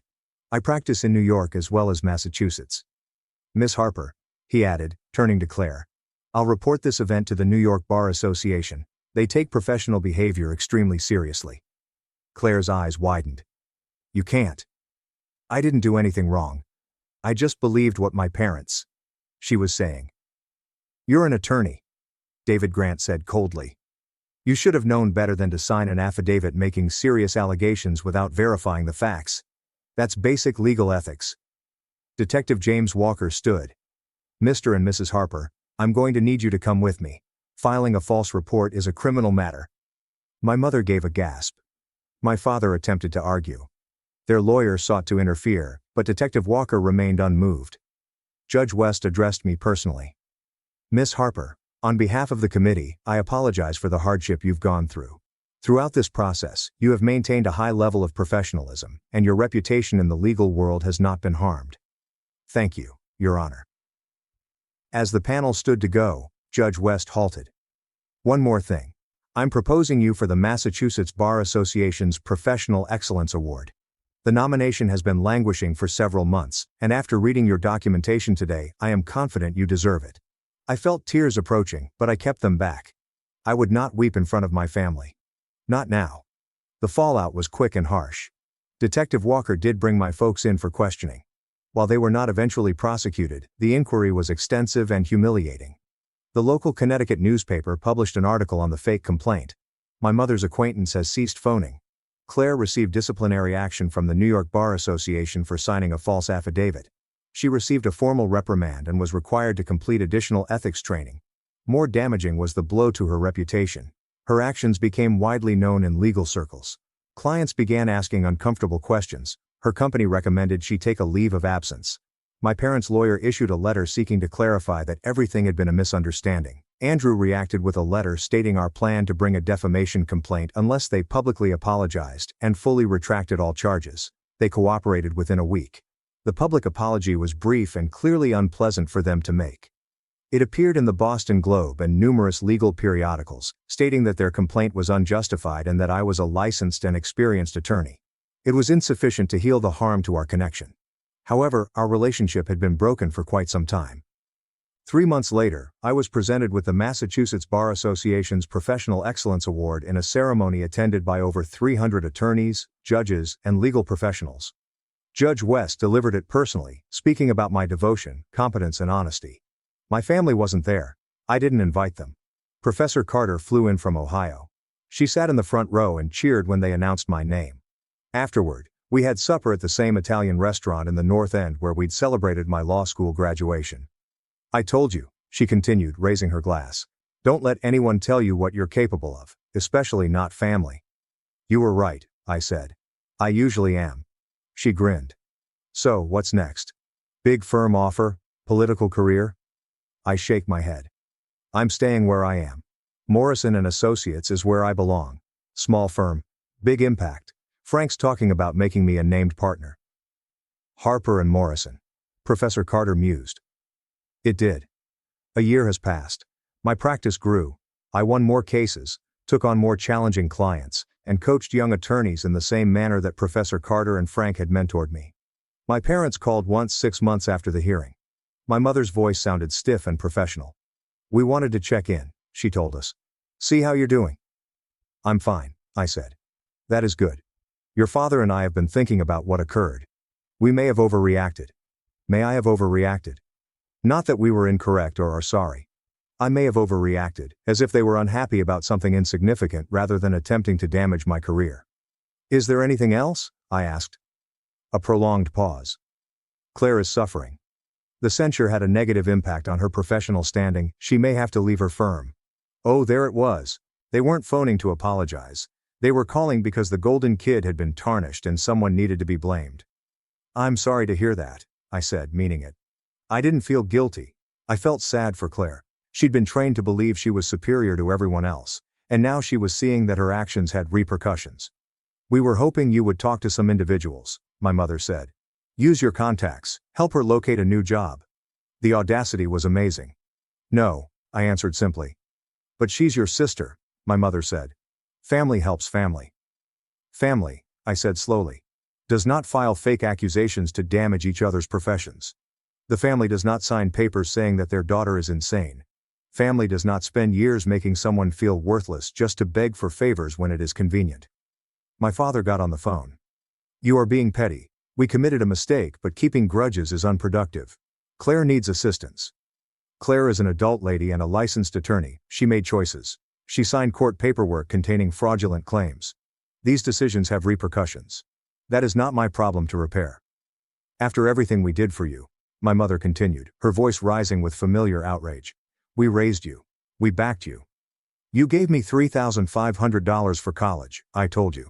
You paid Claire $55,000 each year for Yale. You attended all her functions but none of mine. You applauded her accomplishments while dismissing mine. You told folks I conducted some kind of legal work while talking about her collaboration. So no, you can't claim you backed me. We're still your parents, my father responded. That has to mean something. It does, I said. It implies I'll be nice when we encounter each other at family gatherings. It implies I will not sue you for defamation, even if I have grounds. But it does not imply I owe you anything more than basic civility. The line went quiet for a long time. We tried, my mother eventually remarked, her voice chilly, to reach out and mend things. You can choose to be obstinate and unforgiving, but don't expect us to continue trying. I won't, I said and hung up. The phone conversation left me startled, but also oddly emancipated. For years, a part of me had thought they'd see me, truly see me. That hope was now gone, and its absence felt like release. Andrew phoned the next day. Your mother's attorney contacted us, he explained. They want to settle possible claims quietly. They're offering a big payment if you sign an NDA covering the entire affair. How substantial? He mentioned a figure that made me blink. 6 figures. Enough to pay off my condo, expand my practice, and never worry about money again. What do you think? I asked. I think they're scared, Andrew replied. They scared you right about this, talk about it publicly and damage their reputation even more. The money is to buy your silence. I thought about it for exactly 10 seconds. Tell them no. I am not signing anything. If I want to discuss what happened, I will. They can't pay me to pretend it didn't happen. Andrew chuckled. I had hoped you'd say that. For the record, I believe you're making the proper decision. Some things are more important than money. The talk reminded me of why I went into criminal defense in the first place. Money and power should not be allowed to hide the truth, and standing up for what's right often requires sacrificing what's comfortable. My relatives tried to purchase my quiet in the same manner that they sought to destroy my career by presuming I was weak enough to accept anything they offered. They were both incorrect. 2 years after the hearing, I got an unexpected email. It came from Claire's personal address, not her work account, and the subject line was, I'm sorry. I gazed at it for a long time before opening it. Part of me wanted to delete it without reading it, but my curiosity won out. Claire's email was long, meandering, and shockingly honest. She described how she had lost her position at the company, how her marriage to Ethan was falling apart, and how she had spent the previous 2 years in therapy trying to figure out why she had helped destroy her own sister's career. She didn't make excuses. She acknowledged she was envious when she saw me at the wedding, confident and accomplished in ways she hadn't anticipated. She said that she had always seen me as inferior, as our parents had taught her, and that seeing me excel challenged her entire identity as the golden child. I told myself I was protecting the legal profession, she said. But I was really just trying to bring you down because I couldn't take you being excellent at something. Because if you could succeed despite everything, what does it say about me? I had every advantage, while you had none, yet you nevertheless became a greater lawyer than I will ever be. The email concluded with a simple request. I am not seeking for forgiveness. I don't deserve it, but I needed you to know how sorry I am. I sincerely apologize. What I did was inexcusable, and I will live the rest of my life regretting it. I read the email 3 times before closing my laptop and going for a walk along the Charles River. Claire's apology was most likely sincere, as losing everything forced individuals to realize their true selves. Apologies, no matter how heartfelt, did not change actions, the hearing, the charges, or the attempt to ruin everything I'd created. I considered responding, writing something nice and forgiving since that is what a greater person would do. But I didn't want to be the larger guy anymore. I erased the email without replying. 5 years after the hearing, I was invited to speak at Suffolk Law School's graduation, and Professor Carter was in the audience, beaming with delight. I stood at the stage, staring at 200 graduating law students and recognizing my younger self in their eager expressions. Some of you come from families of attorneys, I remarked. Some of you have connections, opportunities, and advantages. That is fantastic. Use them well. I paused, noticing the pupils in the rear rows who were exhausted and apprehensive. But not all of you have those things. Several of you are first-generation attorneys. Some of you work 3 jobs to pay for education. Some of you have family that don't comprehend your accomplishments or why they are important. The exhausted pupils sat up somewhat taller. I want to tell you something. Your road may be more difficult, but this does not diminish the legitimacy of your accomplishment. Actually, it makes it more amazing. You earned whatever you've accomplished. No one handed it to you. No one helped you along the way. You did it on your own. I stared straight at a young woman in the 3rd row, who was silently weeping. And keep this in mind when people attempt to make you feel small or undeserving for what you've accomplished. Their perception of you is not accurate. Your art represents the truth. Your cases are true. Your license represents the truth. Hold on to that. The applause was tremendous. Afterwards, scores of kids came up to thank me, and the tearful woman in the 3rd row hugged me passionately. My parents didn't come today, she was whispering. They said law school was a waste of time for someone like me. Then prove them wrong, I said. Not for them. For you. She nodded, wiping her eyes, and I recognized in her the same drive I felt when I was 16, serving appetizers as everyone admired my sister. 10 years after the hearing, my business had grown to include 15 attorneys. We specialized in criminal defense, defending individuals who couldn't afford the huge corporate companies but deserved quality counsel nevertheless. We won more cases than we lost, and we changed people's lives. Frank Morrison retired and spent his days fishing in Maine, periodically contacting me to gloat about the size of his most recent catch. Professor Carter died quietly in her sleep, leaving me a note that simply said, "I always knew you'd make it. I am proud of you." I never reconciled with my parents, who stopped sending Christmas cards after a few years. I learned from extended relatives that they had relocated to Florida, that my mother's health was deteriorating, and that they had become somewhat reclusive. I felt nothing about it. No rage, grief, or remorse. They were just individuals I used to know. Claire wrote me periodic emails throughout the years, with updates on her life, references of treatment, and modest efforts at connection. I never answered, and these eventually ceased as well. I dated, had romances, and created a life full of people who respected me and meaningful work. I also acquired a rescue dog called Justice, who slept under my desk as I worked on briefs. I went to locations I never thought I'd see, I mentored young attorneys who reminded me of myself, and I was content. One afternoon while arguing in court, I saw someone sitting in the back row of the gallery, an older woman with thin gray hair and a familiar face. My mother. For a brief moment, our gazes connected, and she appeared smaller and frailer than I recalled. She did not grin or wave. She simply sat there watching me work. I went back to the judge and resumed my case. I had won the motion, and when I looked back, she had left. I never found out why she arrived. Perhaps she understood what she had missed. It didn't matter if she wanted to see for herself what I had become. or if she was simply curious. I stepped out of the courthouse into the bright Boston afternoon.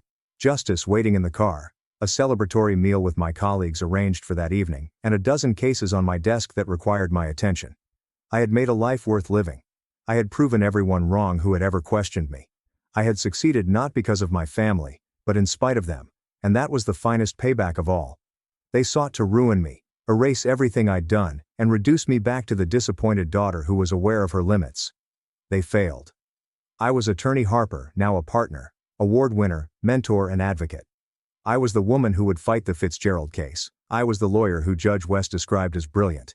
I was precisely who I'd always wanted to be, and I got there all by myself. At my 32nd birthday dinner, my sister said, "I'm pregnant, your husband's the father." I toasted calmly, then exposed his infertility and destroyed them both. They say revenge is a dish best served cold. But let me tell you, when you've been betrayed by everyone you love, watching their world burn while you stand perfectly calm, that, my friends, is a symphony of pure, unadulterated satisfaction. This is the story of how I orchestrated that symphony. It was supposed to be my 32nd birthday, a glittering celebration at the exclusive LeBlanc restaurant. I sat at the head of the table, surrounded by the people I foolishly believed were my closest allies. Crystal champagne flutes clink-ticked, sparkling like 1,000 tiny stars, mirroring the fake joy in the air. My husband, Graham, his hand resting possessively on my shoulder, raised his glass. "To my beautiful wife," he purred, his voice dripping with that charming cadence that once made my knees weak. "Happy birthday, darling." Beside me, my sister Madison fidgeted with her water glass. She hadn't touched her champagne. It was a detail I might have missed if I hadn't already known the bombshell she was about to drop. Just as everyone was about to drink, Madison cleared her throat. "Actually," she interrupted, "I have an announcement to make." My mother Patricia beamed, annoying, almost triumphant smile already gracing her lips. Of course she knew. My mother always knew everything about Madison first. "I'm pregnant." Madison's voice rang out, a bell of false triumph in the private dining room. The stunned silence lasted exactly 2 agonizing seconds. Then she delivered the final crushing blow. "And Graham is the father." I felt Graham's hand tighten on my shoulder, not in guilt, but in anticipation. They all expected hysterics, tears, maybe even a dramatic scene. The restaurant staff hovered nervously, ready to intervene. But I just took a slow, deliberate sip of my champagne. "That's interesting," I said, my voice steady, almost a whisper. "Very interesting indeed, Claire," my mother began, her tone already sharp, that familiar scolding edge she'd perfected over the years. "Don't make a scene." I smiled, a slow chilling smile, and reached for my purse. "Oh, I wouldn't dream of it, Mother. In fact, I have my own announcement to make." I pulled out a cream-colored envelope, crisp and official. "You see, I've been wondering why Graham, and I couldn't conceive for the past 4 years." Madison's triumphant smirk faltered just a fraction. Graham's hand dropped from my shoulder. "Claire, this isn't the time," he hissed, a clear warning in his eyes. "Actually," I said, unfolding a medical report with meticulous precision, "it's the perfect time." My gaze locked with Madison's.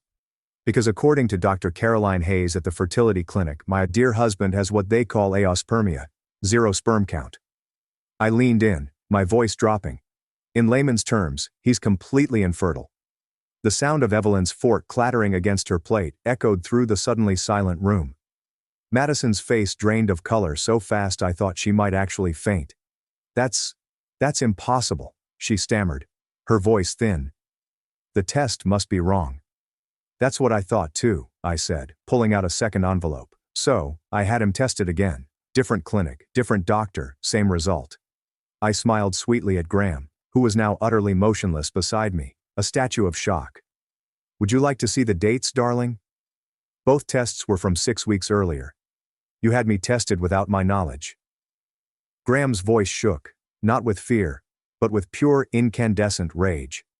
"Oh, like you've been so honest with me." I turned to face him fully. 4 years of trying. 4 years of you telling me maybe I was the problem. 4 years of watching you comfort my sister through her tough times while I cried myself to sleep. Patricia stood up abruptly. "This is absolutely inappropriate." "No, Mother," I countered, my voice rising for the first time, tinged with a delicious bitterness.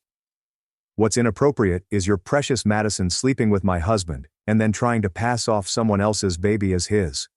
I rose, gathering my purse, my dignity perfectly intact. So, here's what's going to happen.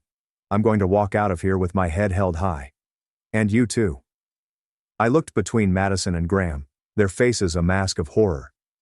Can figure out how to explain to everyone why you lied. That test. Graham grabbed my arm as I turned to leave. It was wrong, wasn't it? I leaned in close. So close I could smell his cologne. The same cologne I'd smelled on Madison's jacket 6 weeks earlier. Oh no, darling, I whispered, pulling my arm free. I double-checked twice. And I have so much more proof where that came from. As I walked toward the door, Madison's voice cracked behind me, raw with desperation. Claire. Wait. I can explain. I paused at the doorway, turning back one last time. Save your explanation for your baby's real father, Madison. I'm sure he'd love to hear it. The last thing I saw as I left was Evelyn pulling out her phone. No doubt she was already dialing everyone in her considerable social network. By morning, everyone would know. And that was exactly what I wanted, because revenge isn't just about exposing lies. It's about watching them scramble to piece together a truth they can't possibly explain. And I was just getting started. The real story, the one they never saw coming, began 8 weeks earlier. I was in my home office when the first real, undeniable evidence landed in my lap. Not the subtle signs I'd been ignoring for months. The lingering hugs. The inside jokes. The way Madison's visits always coincided with Graham's work-from-home days. No, this was an actual email accidentally left open on our shared iPad. We need to be more careful, Madison had written. Claire is getting suspicious. A not Claire, not sister, just like I was some obstacle to be managed. I stared at those words until they burned into my retinas, igniting a cold, quiet fury. The next morning, I called Sam. I need you to meet me for coffee, I said. And I need you to not ask questions until we're face to face. 25 minutes later, we were in a corner booth at Café Luna, far from prying ears. Show me again, Sam said, squinting at the email on my phone. This could mean anything, right? Look at the timestamp, I replied, my voice flat. 2:18 a.m. Why is my sister emailing my husband at midnight? Sam's face hardened. What are you going to do first? I said, stirring my untouched coffee. I'm going to visit Dr. Caroline Hayes. Remember how Graham insisted on handling all the fertility appointments? How he always came back with vague explanations about keeping trying? You think he was lying about the results? I think I'm done letting other people tell me what's true. Dr. Caroline Hayes' office was exactly as I remembered it. Sterile, professional, with a faint antiseptic odor. The receptionist recognized me immediately. Mrs. Harrington, we have not seen you in months. I need copies of all of our test results, I told, my voice firm. Everything you have on file for me and my husband. She paused. Typically, Mr. Harrington handles all paperwork. I am aware, I smiled, channeling Madison's sweet manipulation. But as his wife and patient, I have a legal right to see our medical records, unless there is a reason I shouldn't. 20 minutes later, I sat in my car, hands trembling as I read through the documents. My results were, and had always been, normal. But at Graham's, there were no results, tests, or anything. He never took them. I told Sam later in the day. He tried for 4 years and was never tested. Sam whispered. That bastard? But why? Control, I stated simply. As long as we tried, he had an explanation for everything. My depression is only treated with hormones, my suspicions, baby stress, my isolation, and doctor's orders to reduce stress. I took out my planner, which Graham always teased me about. So I scheduled an appointment, told him it was a romantic dinner, and served him champagne laced with sleeping pills. Sam's eyes widened. Claire, do not worry, I reassured her. A perfectly safe dose, just enough to put him to sleep while the clinic ran tests. That's when I received the first results. The second test used the same method but was performed at a different clinic. I needed to be certain. I closed my planner. But that's not the most interesting part. I saw Madison 3 months ago at the same fertility clinic. She was leaving just as I arrived to get the second test results. Sam leaned in, captivated. Do you think she's really pregnant? Oh, I know she is. She's been avoiding wine at family dinners, citing antibiotics. I pulled out my phone and showed Sam a series of photos. She's also been meeting someone, but not Graham. Madison was photographed outside a cafe before getting into a car. The driver's face was clear in a single shot. A strikingly handsome man with dark hair. Tyler is her ex from college. I found him through social media. They've been liking each other's posts for several months, so the baby may not be Graham's at all. She's probably using their affair to trap him. Make him leave me. I laughed. A bitter, unfunny sound. The irony is that she is unaware that he is incapable of fathering children. He's also been lying to her. Sam reached across the table and squeezed my hand. What is your plan? I took out an invitation, cream-colored and elegant. My birthday dinner. I'll let them make their grand announcement. Let them believe they have won. My voice was steady and cold, and I was going to destroy everything they thought they knew. Claire, Sam spoke softly. This isn't just vengeance. This is nuclear. I met her eyes. They didn't simply betray me, Sam. They made me question my sanity, worth, and ability to be a mother. I put the invitation back in my bag. I don't just want vengeance, I want consequences, destruction, and accountability. And then I smiled, remembering the apartment I'd already leased, the lawyer I'd contacted, and the mountain of evidence I'd gathered. After that, I plan to create a life so good that they will choke on the ashes of what they have lost. By the way, if you're as hooked as I hope you are, don't forget to click the subscribe button.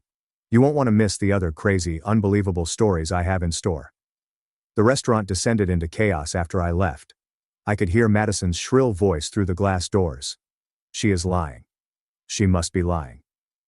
I got halfway to my car before Evelyn caught up with me, her heels clicking quickly on the pavement. Claire, please wait. She gripped my elbow, her voice low. Madison always seemed off to me, the way she'd hang out at Graham's office parties, touching his arm and laughing too loudly at his jokes. Did you know? I suspected, but I did not want to see it. Evelyn looked back at the restaurant. What are you planning to do now? Now I'm going home to pack my bag. When I pulled into our driveway, Graham's car was already waiting. I found him pacing around the kitchen, phone in hand. Where have you been? I have called you 8 times. I walked past him into the bedroom, pulling out the suitcase I'd hidden in the back of my closet weeks before. Claire, stop. We need to discuss this. That test must contain an error. We can seek another opinion. 4 years, I said, not looking at him while packing. 4 years of watching me blame myself, take medications, and attend therapy while you slept with my sister. It wasn't like that then. What was it like? I finally turned to face him, my gaze hard. Explain to me, Graham. Explain how you could watch me cry every month when my period arrived, knowing you couldn't get me pregnant, even if you tried. His phone vibrated. Madison's face flashed across the screen. You should answer that, I said, zipping up my suitcase. Your girlfriend seems to need you. Where are you going? Away from you. My phone vibrated while I drove. Madison had sent several frantic messages. We have to stick to our story. She's not telling the truth. Please answer me. You are ruining everything. I turned off the phone and drove to Sam's house. She was waiting on her porch, holding a bottle of wine and 2 glasses. Evelyn called, she told me as I sat down. Madison apparently had a complete meltdown after your departure. You started screaming about how jealous you have always been of her. I took a large sip of wine. Remember 3 months ago when I mentioned seeing Madison at the fertility clinic? Yes, I did more than simply see her. I took out my phone and opened a photograph. I followed her indoors. Madison was talking to a nurse, her hand resting on her still flat stomach. She was there for a prenatal appointment, I explained. But get this. She used her old insurance card from when she was still with Tyler. Sam's eyes widened. Her ex? She has been secretly meeting with her ex for coffee. I showed her another photograph. Madison and Tyler stand outside a cafe, his hand on her lower back. I found his profile. He's been sharing cryptic posts about second chances and unexpected blessings. Sam took a deep breath and grabbed her laptop. Allow me to look him up. While she typed, my phone lit up with Evelyn's text message. Graham is telling everyone that you're having a mental breakdown. Madison is backing him up. We found him. Sam turned the screen toward me. Check out his social media. There it was. A hidden folder in Tyler's profile. Photos of him and Madison from various dates in the last few months. Carefully untagged but not deleted. Sam pointed out the timestamps. These are from right around the time she would have become pregnant. My phone vibrated again. This time it was my mother. "Claire," she said as I responded, her voice tight with rage. "What you did tonight was unforgivable." "What did I do? What about what Madison did? She's your sister, and she's currently carrying your husband's child." I interrupted her with a bitter laugh. "No, Mother. She's carrying someone else's child and passing it off as Graham's. But don't worry, I'm confident it won't affect her status as your perfect daughter. You've always been jealous of her." "No," I replied quietly. "I've always been your scapegoat. But no longer." I hung up as Sam discovered something else. Tyler left a comment on one of Madison's photos from a holiday party 5 months ago. "Claire, I had the best night of my life." Sam spoke slowly. "You should talk to him." I nodded, mentally composing an email. "Oh, I intend to, but first I must make a few calls, beginning with Graham's company. What are you planning to tell them?" I smiled, recalling the financial documents I found while looking for evidence of the affair. The truth is that their VP of Finance has falsified reports, and that's only the beginning. Because revenge is more than just exposing lies. It is about pulling every thread until the entire tapestry unravels. I met Tyler in a quiet coffee shop downtown, far from my usual haunts. He was already there, fidgeting with a paper cup, looking exactly like his photos, handsome in that boy-next-door style Madison had always preferred. "Thank you for meeting me," I said, sliding into the seat across from him. "I am Claire, Madison's sister." He refused to meet my gaze. "Look, I don't know what this is about. I believe you understand exactly what this is about." I placed my phone on the table, screen up, and displayed a photo of him and Madison outside the fertility clinic. 5 months ago there was a holiday party at the Grand Ring. Ring any bells? His face turned pale. She claimed she was single. Of course she did. I took a sip of my coffee. "Tyler, she's pregnant. She's attempting to pass it off as my husband's baby." He knocked over his cup, spilling coffee across the table. "She is what?" "Pregnant. I would say they are about 5 months along. Interesting timing. Would you agree?" Tyler grabbed napkins and wiped up the spill with shaky hands. "We use protection. She said she was using birth control." "Madison has always been creative with the truth," I explained, pulling out a document. "I need you to sign this." "What is it?" "Consent to a paternity test, just in case." He stared at the paper for a long time. "If I sign this, Madison will know I spoke with you." "Madison is already about to lose everything," I said quietly. "The question is, do you want to know the truth?" He signed. Meanwhile, across town, Graham's carefully built world was collapsing. His assistant sent me an email chain. His colleagues avoided him. His boss was reconsidering his position, and the board convened an emergency meeting. I'd sent them an anonymous tip about the fake reports, along with copies of his fertility tests, and a carefully worded recommendation about trustworthiness. My phone vibrated with a text from Sam. "Madison just showed up at your mother's house. Complete waterworks." I drove there and parked across the street. Madison was sobbing on the couch with my mother Patricia patting her hand as I watched from the living room window. The ideal victim, as always. I walked inside without knocking. "How dare you?" Madison jumped up, mascara streaking her cheeks. "You're trying to ruin my life." "You ruined your own life," I explained calmly. "I'm simply exposing the truth." "Truth?" My mom stood up. "The truth is, you're attempting to harm your sister because you can't keep your husband happy." "Really, Mother? What's your take on this?" "I somehow coerced Madison into sleeping with my husband." Patricia spat. "You've always been so cold. You're so focused on your career. What were you expecting?" I laughed, the sound was sharp and bitter. "I expected my sister to not be a... I expected my husband not to lie. I expected my mother to have a spine." Madison screamed, "Get out. Get out of my home." "Your house?" I raised an eyebrow. "You mean the house Graham bought for his mother with money he embezzled from his company? What about that house?" Both of their faces lost their color. "What exactly are you talking about?" Patricia whispered. "Oh, you didn't know. Graham has been cooking the books for years, using company money to fund his side projects, including this house." I grinned. "The board is currently meeting to discuss it." My phone was pinging. I received an email from the testing facility. The paternity result was confirmed. Tyler Bennett. Perfect timing, I said as I opened the attachment. Would you like to know who actually got you pregnant, Madison? She lunged for my phone, but I kept it out of reach. Do not worry. Everyone will learn soon enough. Tyler will undoubtedly be overjoyed to learn that he will soon become a father. You. Madison swung at me, but I moved back. You are lying. Like you lied about the baby being Graham's. Like you lied about being on birth control with Tyler. As if you've been lying your whole life. Patricia grabbed my arm. Stop this. Stop right now. I pulled away. No, Mother. I am done stopping. I'm done being quiet. I've had enough of Madison destroying everything she touches while you clean up her messes. Madison's voice shook as she said, I will deny it. Nobody will believe you. They already do. I approached the door and paused in the doorway. Graham's company just called. They are freezing all of his assets, including this house. You may want to start packing. As I walked to my car, I could hear Madison scream through the open window. However, for the first time in my life, they did not make me feel guilty. They made me feel free. The family brunch was my idea. I sent a group text suggesting that we all meet to discuss things civilly. Sam thought I was crazy, but she didn't notice my smile when everyone agreed. I chose the country club because it was neutral territory and had plenty of witnesses.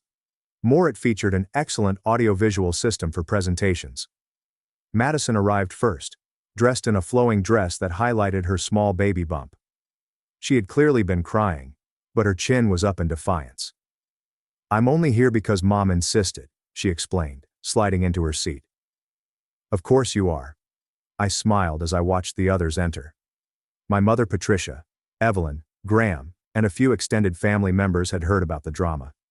Claire and Graham started. Can we speak privately first? Oh no, darling. I will say everything in front of everyone. When everyone was seated, I stood up and smoothed my dress. I'd like to apologize for my behavior during my birthday dinner. Madison's face lit up with satisfaction. My mother nodded in approval. I should not have revealed your lies so quickly, I continued. I should have been more thorough. Before anyone could respond, I took out a remote and clicked it. The club's large television screen came to life. What's this? Madison demanded. I said with a chilling calm in my voice. These are the paternity test results I received yesterday. The document appeared on screen, emphasizing the match between Tyler and Madison's unborn child. Congratulations, sister. Tyler is going to be a dad. The room erupted. Madison jumped up and knocked over her water glass. You cannot do this. I already did. I clicked again. Madison and Tyler's photos appeared. Their secret meetings, fertility clinic visits, and holiday celebration. Do you remember Tyler, Graham? Madison's ex, whom she was sleeping with while attempting to trap you. Graham stood up so quickly that his chair fell backward. You said he was out of the picture. She tells everyone what they want to hear, I explained calmly. Just as you had told me I was the reason we couldn't have children. Claire, please stop this immediately. My mother's voice shook with rage. Why? Because it is embarrassing.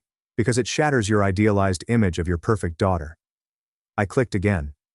Bank statements appeared on screen. Speaking of ruined images, let's discuss how Graham paid for your house, Mother. Patricia turned pale. What? Company funds? I explained, embezzled. Of course, along with the money he's been sending Madison for her pregnancy expenses. I suppose sleeping with two men at once can be expensive. Importantly, Madison lunged at me, but Evelyn grabbed her arm. Do not, Evelyn warned. You have done enough damage. Me? Madison screamed. She is the one destroying everything. No, Madison. You ruined everything the moment you believed you could take what was mine. I turned to Graham. By the way, your company's legal team would like to meet with me tomorrow. Something about being a material witness. Graham slumped into his chair, head in his hands. His carefully constructed world came crashing down around him. You've lost your mind, my mother said, her voice wavering and uncertain. Actually, I replied, a small, triumphant smile spreading across my lips. I finally found it. I clicked one final time. A video started playing. Madison and Graham are in his office, planning how to tell me about the pregnancy and how to break me. How did you get that? Graham demanded, his eyes widening in fear. You really should change your email password, darling, I advised. I'm gathering my purse and checking your office for recording devices. Oh, and Madison, Tyler's lawyer will contact you. Something about fraud and emotional damage. I will deny everything, she hissed. With what proof? The paternity test is legally binding.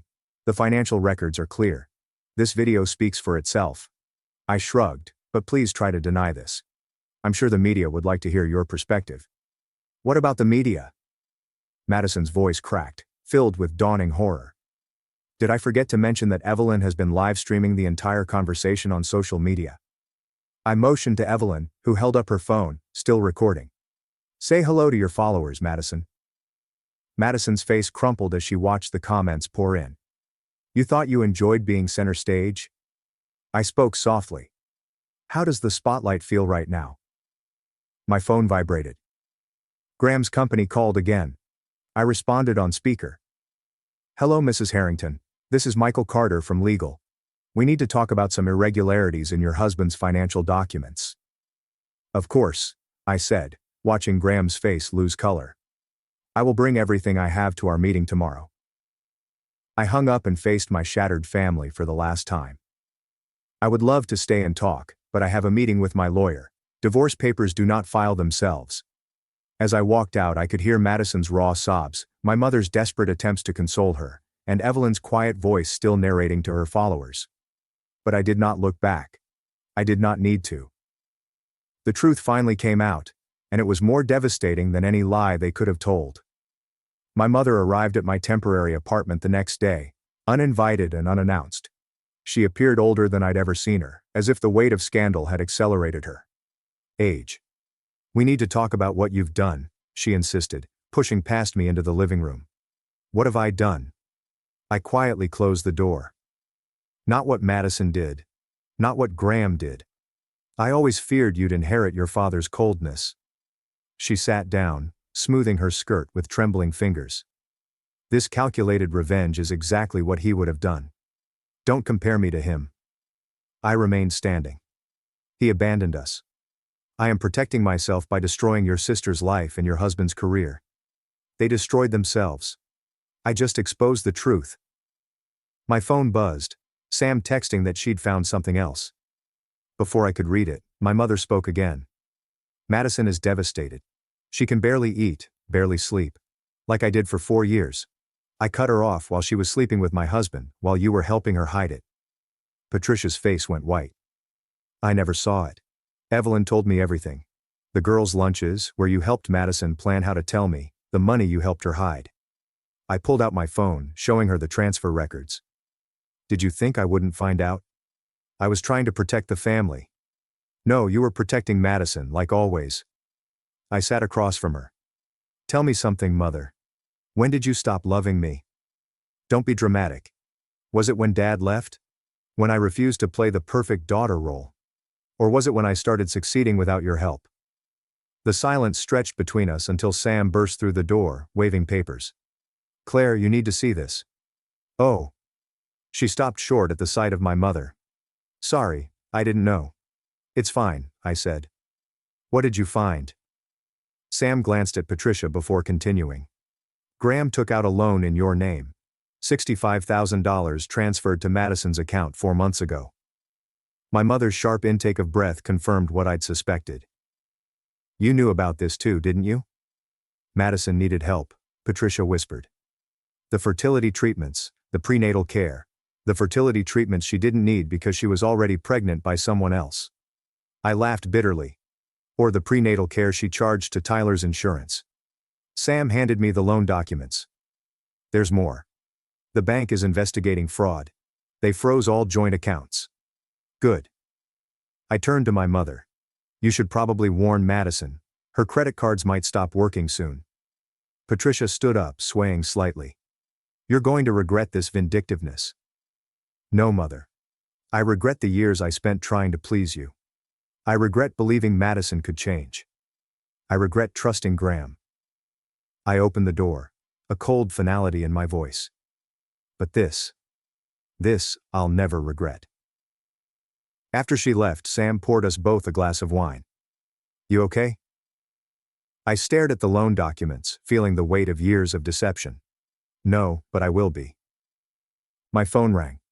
Jonathan Jack Mercer, my lawyer. Claire, we need to meet now. 45 minutes later I sat in his office, listening as he laid out the full extent of Graham's financial fraud. It's worse than we thought, Jack said, spreading documents across his desk.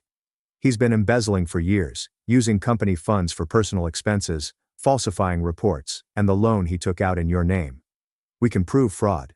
Your signature was forged. He leaned back. The company wants to press charges. They're asking for your cooperation. I thought about Graham's smug face every time he dismissed my concerns. About Madison's triumphant smile at my birthday dinner, about my mother's constant defense of their betrayal. What do you need from me? Everything. Emails, texts, financial records. Jack smiled grimly. They want to make an example of him. Good. I pulled out a USB drive because I have everything. That night, alone in my apartment, I finally broke down. Not over losing Graham. That pain had dulled to nothing more than wounded pride. Not over Madison's betrayal. I'd always known she was capable of it. No. I cried for the years I'd wasted trying to be the perfect daughter, wife, sister. For the family I thought I had. For the life I'd built on lies. My phone lit up with a text from Sam. Turn on the news. There it was. Graham's company announcing an internal investigation into financial fraud. Madison's social media accounts going dark after a flood of negative comments. My mother's country club membership being reviewed due to recent events. The carefully constructed facade was crumbling, and beneath it lay the ugly truth. They had all chosen their roles in this drama. Now they had to face the consequences of their performance. The security alarm woke me at 2:40 a.m. I was already reaching for my phone when I heard glass breaking downstairs. Claire, Graham's voice slurred, angry. I know you're here. I pressed the emergency button on my phone, which Jack insisted I install after filing the restraining order. Then I called Sam. He's here, I whispered. Police are on their way, she stated. Do not engage. Stay in your room. However, Graham was already stumbling up the stairs, his steps heavy and uneven. You ruined everything, he exclaimed. My job, my reputation, and your ability to steal money, I replied, reaching for the baseball bat I'd started keeping by my bed. Your chance to play happy families with my sister. He appeared at my doorway, disheveled and smelling of alcohol. You think you're so clever, he sneered. But you are just a cold, bitter woman who couldn't make her husband happy. And you're a pathetic thief who can't keep it in his pants. I held the bat ready. Leave before the police arrive. He lunged forward, but his reflexes had slowed due to years of drinking. I dodged easily, bringing the bat down on his knee. He howled in agony, crumpling to the ground just as police sirens blared outside. You violated the restraining order, I said calmly, watching him rise. That will look great in court. Moments later, the police arrived with their weapons drawn. Graham was still cursing as they handcuffed him and read him his rights, despite his drunken protests. I pointed to my security cameras and told the officers that they should add breaking and entering to the charges. I have everything on video. The next morning Sam arrived with coffee and news. Madison's influencer status is plummeting. She has lost nearly 2/3 of her followers overnight. Scrolling through the headlines I said, how tragic. Madison Pierce, the maternity queen who was exposed in a family scandal, was popular. She's been attempting damage control, Sam continued, claiming that everything was a misunderstanding, and that you are mentally unstable. Is this why she has been hiding from Tyler's lawyers? I showed her an email from Jack. They're bringing a civil lawsuit. Apparently lying about paternity for financial gain is frowned on. My phone vibrated. Evelyn sent a text. Madison had just tried to get into the country club. They revoked her membership. She had a meltdown in the lobby. Sam said dryly, your sister has always enjoyed having an audience. Speaking of audiences, I visited a local news website. Graham's arrest made front-page news, along with his mugshot and details about the financial investigation. Have you heard from your mom? She has been calling non-stop. I showed her my blocked call list. Probably wants me to drop the charges against Graham. Save your family name. Some family. I decided to end this chapter where it began. At the cafe where Madison first met Tyler. She was already there when I arrived, looking smaller, her designer clothes replaced by plain maternity wear. Come to gloat? She asked as I sat down. No, I've come to give you this. I gave her a gift bag. She carefully opened it, taking out a pacifier wrapped in newspaper clippings about her scandal. Her face wrinkled. Why are you doing this to me? Because you need to comprehend something, Madison. I leaned forwards. This isn't about vengeance anymore. It's about the consequences. Every decision you made, every lie you told, led to this point. I never intended. Yes, you did. You intended to steal my husband. You intended to pass off another man's child as his. You intended to destroy my life. I stood up. But here's the thing with destruction, Madison. Sometimes it recovers. I hate you, she whispered, tears streaming down her cheeks. No. You hate yourself. And that's no longer my problem. I dropped a manila envelope on the table. Tyler's lawyers asked me to give you this. They want full custody once the baby is born. Her sobs followed me out of the cafe, but I didn't turn back. I didn't have to see her pain to believe it was genuine. My phone buzzed one more time. A message from Jack. Graham pleads guilty to all charges. The company wishes to settle. High 6 figures. I smiled, thinking of the new life that awaited me, the freedom I'd fought for, and the peace I'd finally found. Because sometimes the best revenge isn't simply revealing the truth. It's letting karma do its job while you walk away unscathed. The moving truck drove away from my new apartment, leaving me alone in a space that was finally all mine. Sunlight streamed through floor-to-ceiling windows, warming the wood floors. There are no traces of Graham or echoes of Madison. Only peace. My phone rang, and Sam arrived with housewarming wine. This place is beautiful, she said, taking in the city view. How does it feel? Like freedom. I uncorked the bottle. Have you seen the news about Graham's sentencing? Given what he stole, 7 years seems like a short time. The money was not the point. I gave her a glass. It was the lies, the manipulation, and the way he made me question myself for years. Speaking of manipulation, Sam took out her phone. Madison had the baby yesterday. I understand. Tyler's attorney called me. I grinned. The DNA test was completed immediately.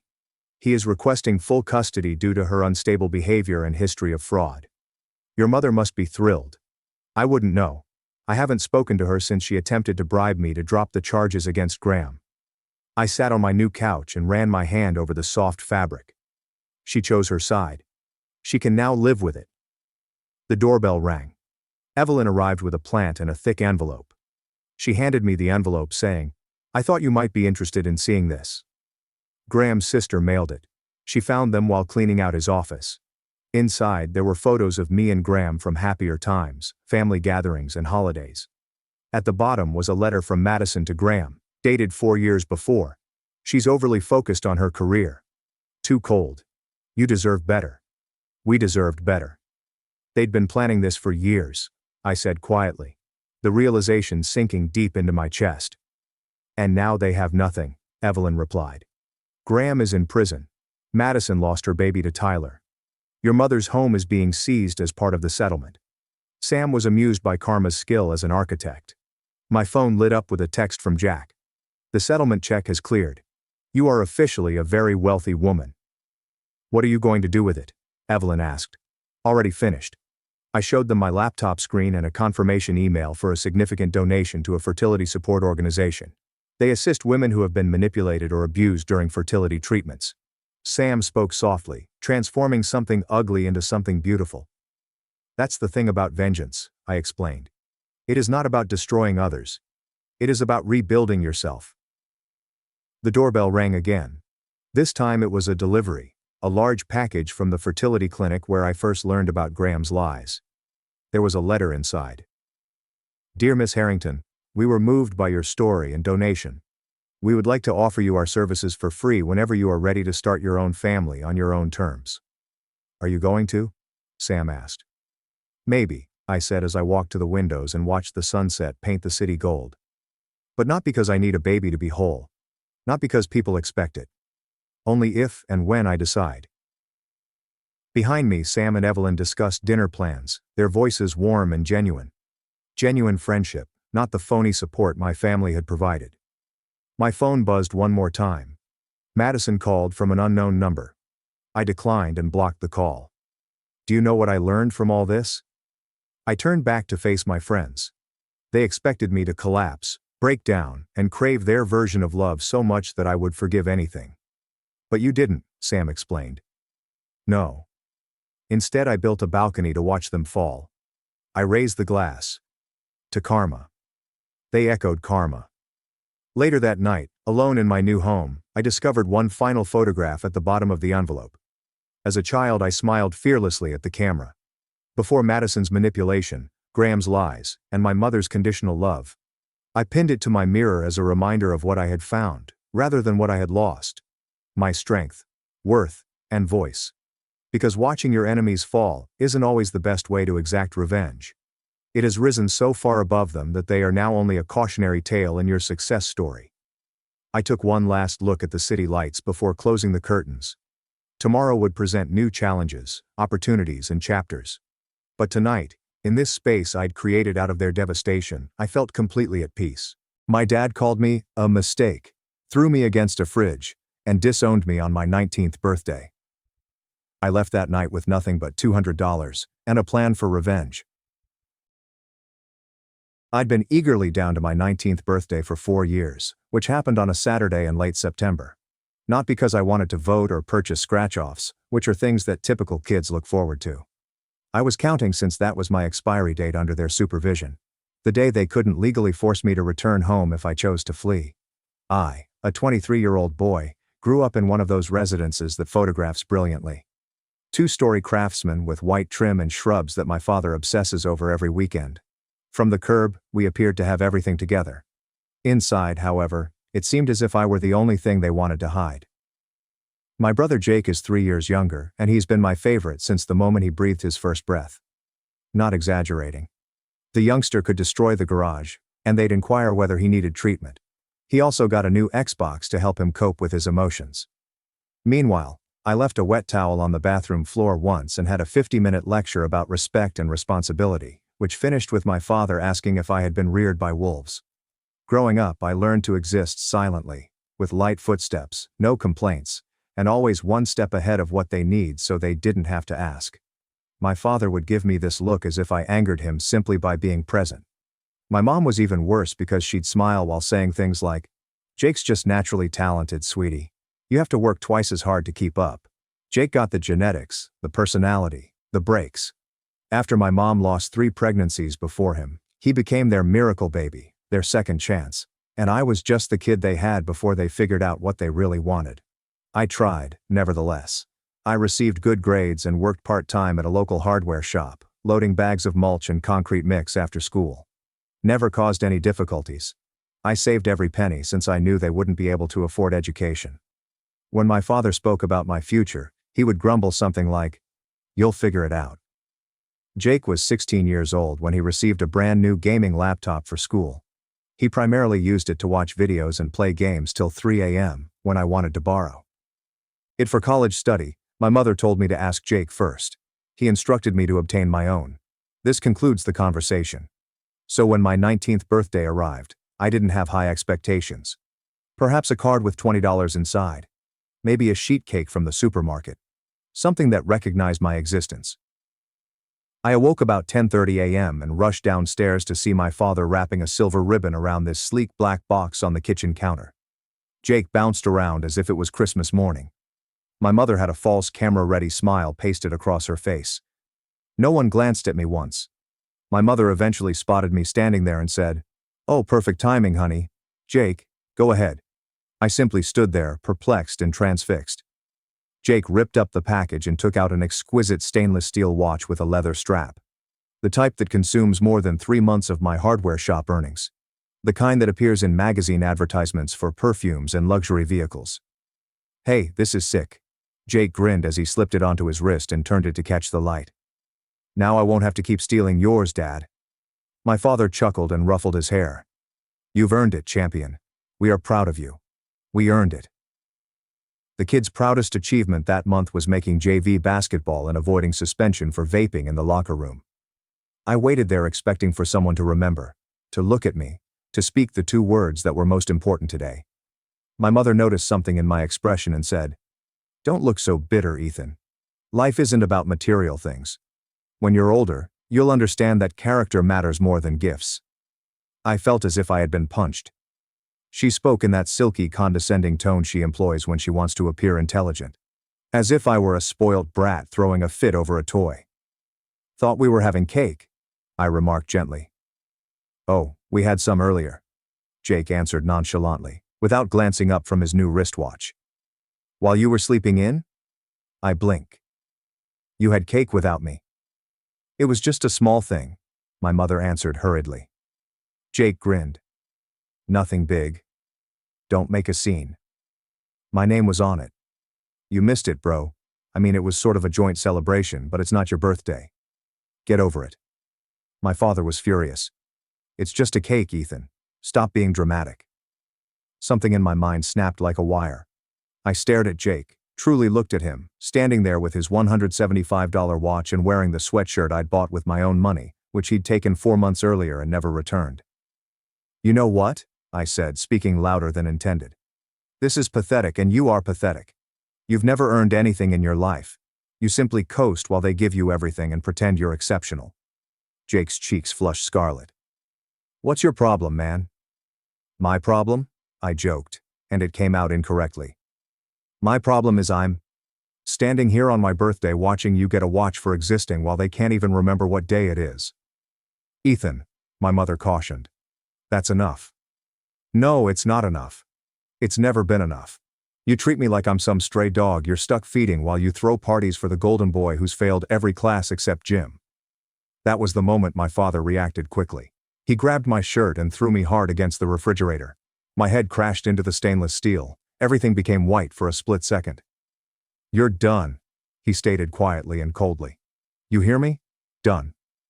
I shoved him back so hard that he staggered. His eyes widened with disbelief. I'd never pushed back before. I never raised my voice. Never fought. "Touch me again," I said gently. "I will make you regret it." He rushed at me again, this time with his fist, and hit me in the ribs. Once or twice. I doubled over and gasped for oxygen. My mother yelled. Jake just stood there, watching. My father grabbed my face, forcing me to stare at him. "Enough," he said. "We're done celebrating a failure like you. You are just a mistake. Get out of my sight." Mistake. That was who I was. Not his son.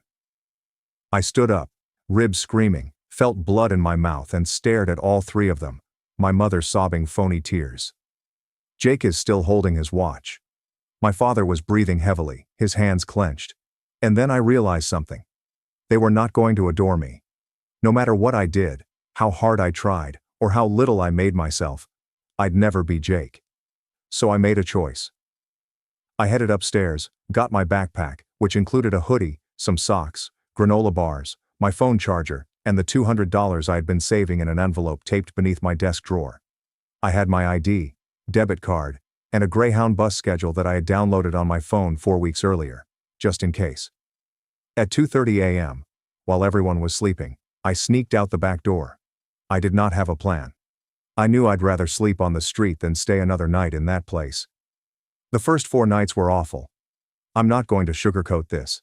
I alternated between the 24-hour restaurant on Route 12, a corner of the public library until they booted me out at closing, and a seat behind the YMCA that no one checked after midnight.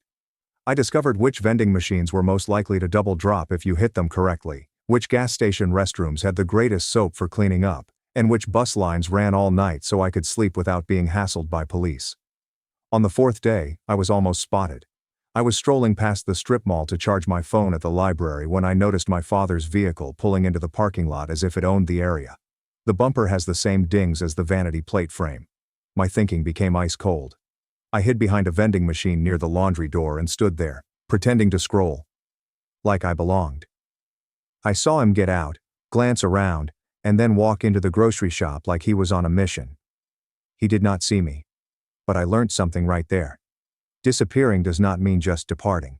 It's keeping away when you're 5 seconds from being apprehended. By night 5, my phone had mostly died. My hoodie smelled like sweat and rain, and I had eaten so many protein bars at the petrol station that I felt my stomach might rebel. That's when I discovered the church downtown.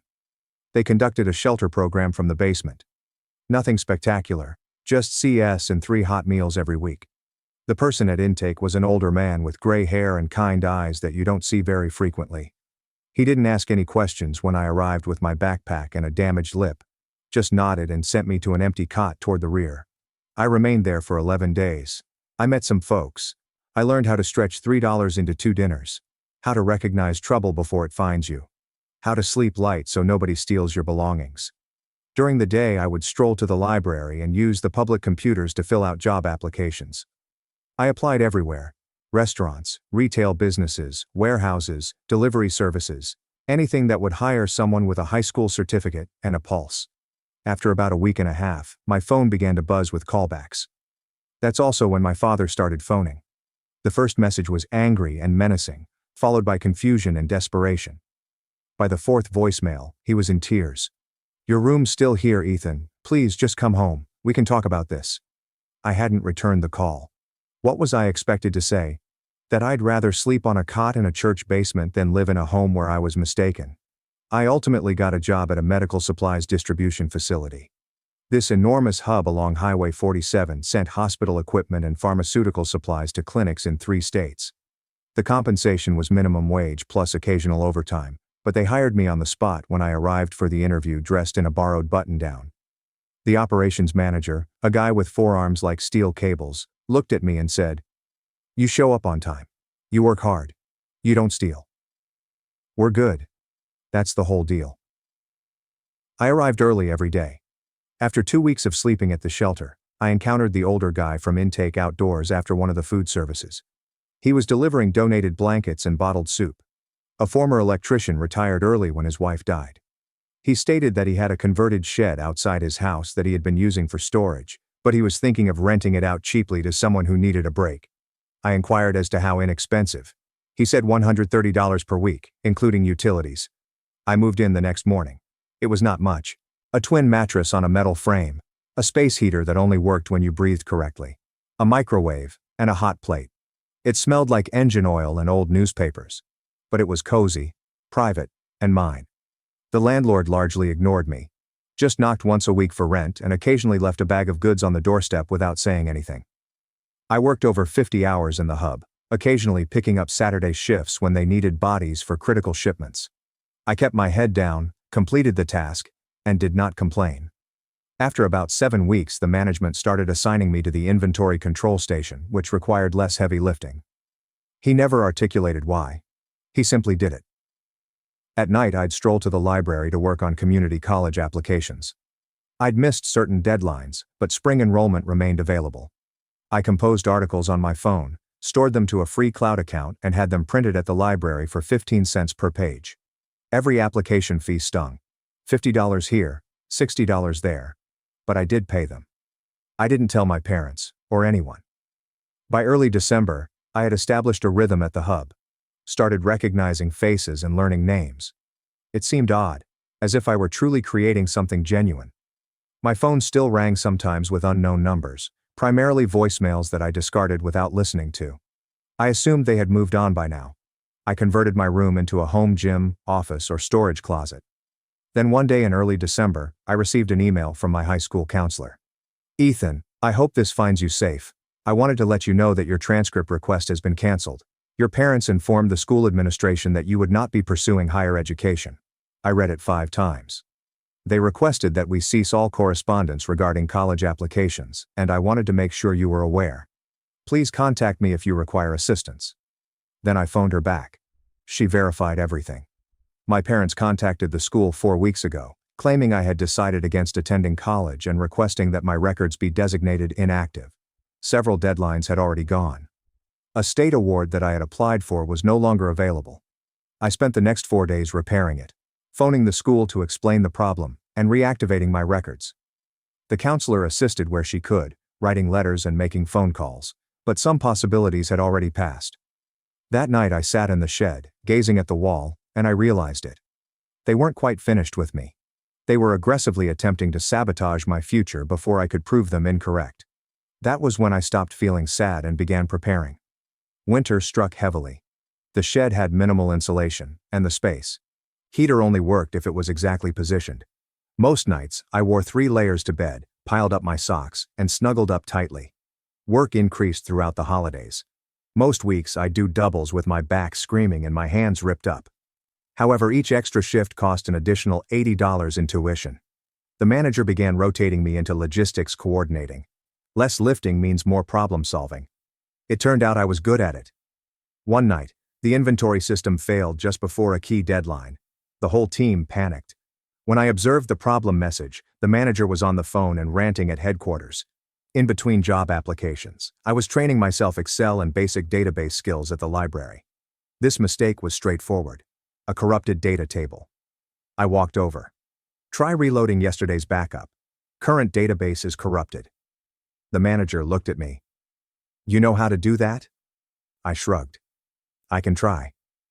After 15 minutes, the system was operational. He slapped my back hard enough to leave a mark. You just saved us a $30,000 penalty, kid. Word spread quickly. Within 2 weeks, individuals began flocking to me when their technology failed. I didn't get a raise, but people remembered my name. I started seeing myself as more than just a youngster stacking boxes. By late December, I had saved enough for spring tuition. I applied to 3 community college programs. I had to seek a dependency override from financial aid. I brought them shelter papers, a counselor's note, proof that I was self-supporting, 6 trips, and a pile of paperwork. Later, I finished it. In January, acceptance letters for all 3 programs arrived, along with a small need-based grant. I looked at the email for 2 hours, staring at the word congrats, as if it might vanish. That night, I made myself a boxed cake in the landlord's kitchen. Chocolate, crooked and somewhat burnt. I wrote my own name, Ethan, in blue icing. Ate 3 pieces. I saved the remainder. The next morning, I registered for classes. Introduction to Business Management, Collegiate Mathematics, English Composition, and Logistics Fundamentals. I did not inform my parents, but tiny communities speak. And 4 weeks later, I saw a neighbor at the grocery store. She grinned widely. Ethan, heard you're going to college. Your mom must be so proud. I waved a hand. Yeah, must be, but I knew better. Later that week, my mother called from an unknown number. I let it go to voicemail. She didn't weep or shout. She just said, in her calculated, phony, sweet voice, "We heard about school, Ethan. That's wonderful. I hope you remember where you came from." As if I owed them anything. Deleted. Classes began. Mornings were spent working, afternoons were spent lecturing, and nights were spent in the library. We found an apartment near university with 2 peaceful housemates who paid their rent on time. Left the shed with a handshake, a thank you, and an extra $60 for the landlord. My business professor noted that I learned things up quickly. Started assigning me extra work, assisting other students, creating class schedules, making the dean's list in the spring semester, and landing a campus administration position in the autumn that paid higher than the warehouse. The first year was hard yet steady. Second year I settled in.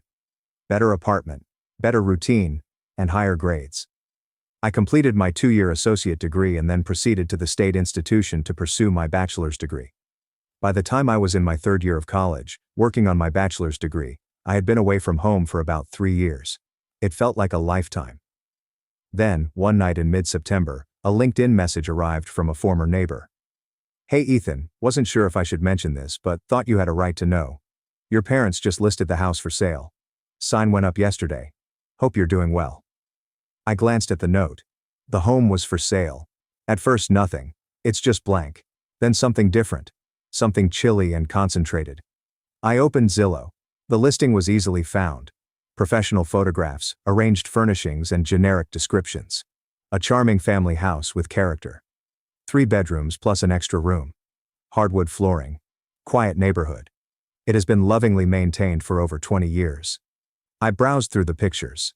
Living area, kitchen, master bedroom, guest bathroom, and something called Jake's office bonus room. My room, but it wasn't mine anymore. Beige walls, bland bedding, generic landscape prints. No evidence of the 18 years I spent there. There are no posters, desks, or books. They didn't just eliminate me. They completely refurbished me. I sat there for quite a while, phone in hand, gazing at the listing. The asking price was quite expensive for a property of that age in that area. They were obviously desperate, probably needed to sell quickly. I dug deeper. Public property records are surprisingly easy to locate if you know where to search. I looked over the mortgage history, tax documents, and historical transactions and discovered something unusual. The mortgage was not paid off. Not even close. And they had fallen behind. According to public lien records, they have 4 to 5 months. That's when the concept started to shape. I wanted to visit the house one final time before it went to someone else. So I did something very crazy. I waited until the open house. They had one planned for that Sunday. According to the listing, when I arrived, the agent was welcoming visitors in the driveway. To appear legitimate, I stole my roommate's dress shirt and packed a folder filled with miscellaneous documents. The agent had no idea she was leading a tour for a ghost. So the sellers are super motivated, she continued, anxiously clicking her pen as we came up the driveway. They've already moved most of their personal belongings. I am looking for a swift closure. Their youngest has just begun college out of state. Of course, Jake is their youngest. I nodded and followed her inside. She chatted non-stop about crown molding, new appliances, and energy-efficient windows. I barely heard. My thoughts were focused on the gaps, the walls, and the fact that I wasn't there anymore. The kitchen looked the same.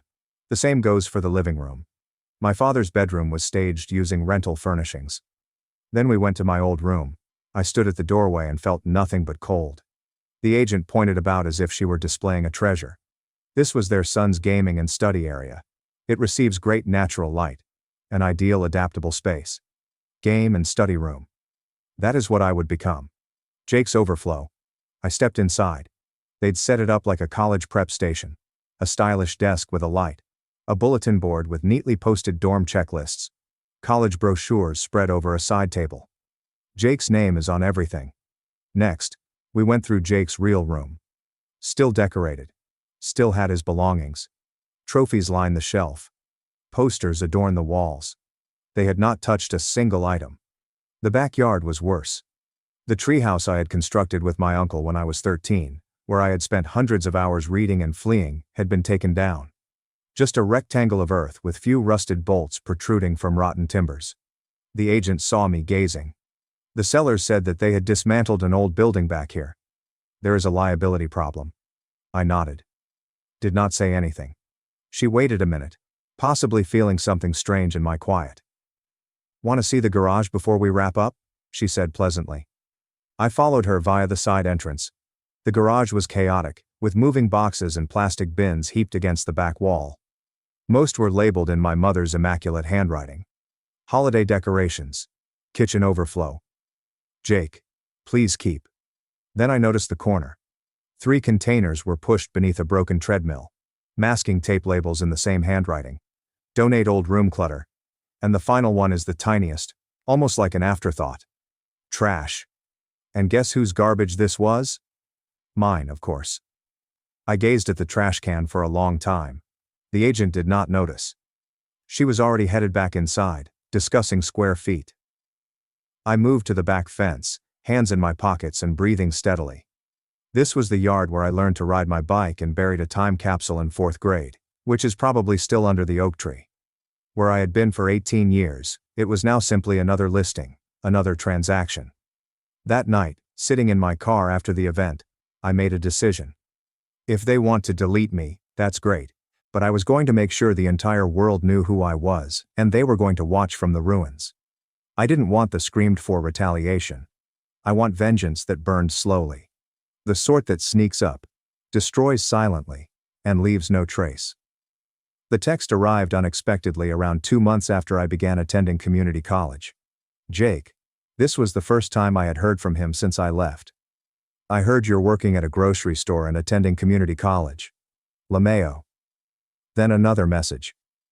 You know what I did to your room, right? Check this out. A photo was included. My former room, but it wasn't mine anymore. Freshly painted, new furnishings, and arranged like a showroom for the open house. Clean and pristine, like if I had never lived. I took out all of your rubbish. Looks much better now. I suppose that's what occurs when the dead weight disappears. Continue to be broke while doing your part-time job. Do not come back. Oh, and thank you for moving out. We really needed the area for anything worthwhile. I gazed at the message for a whole minute.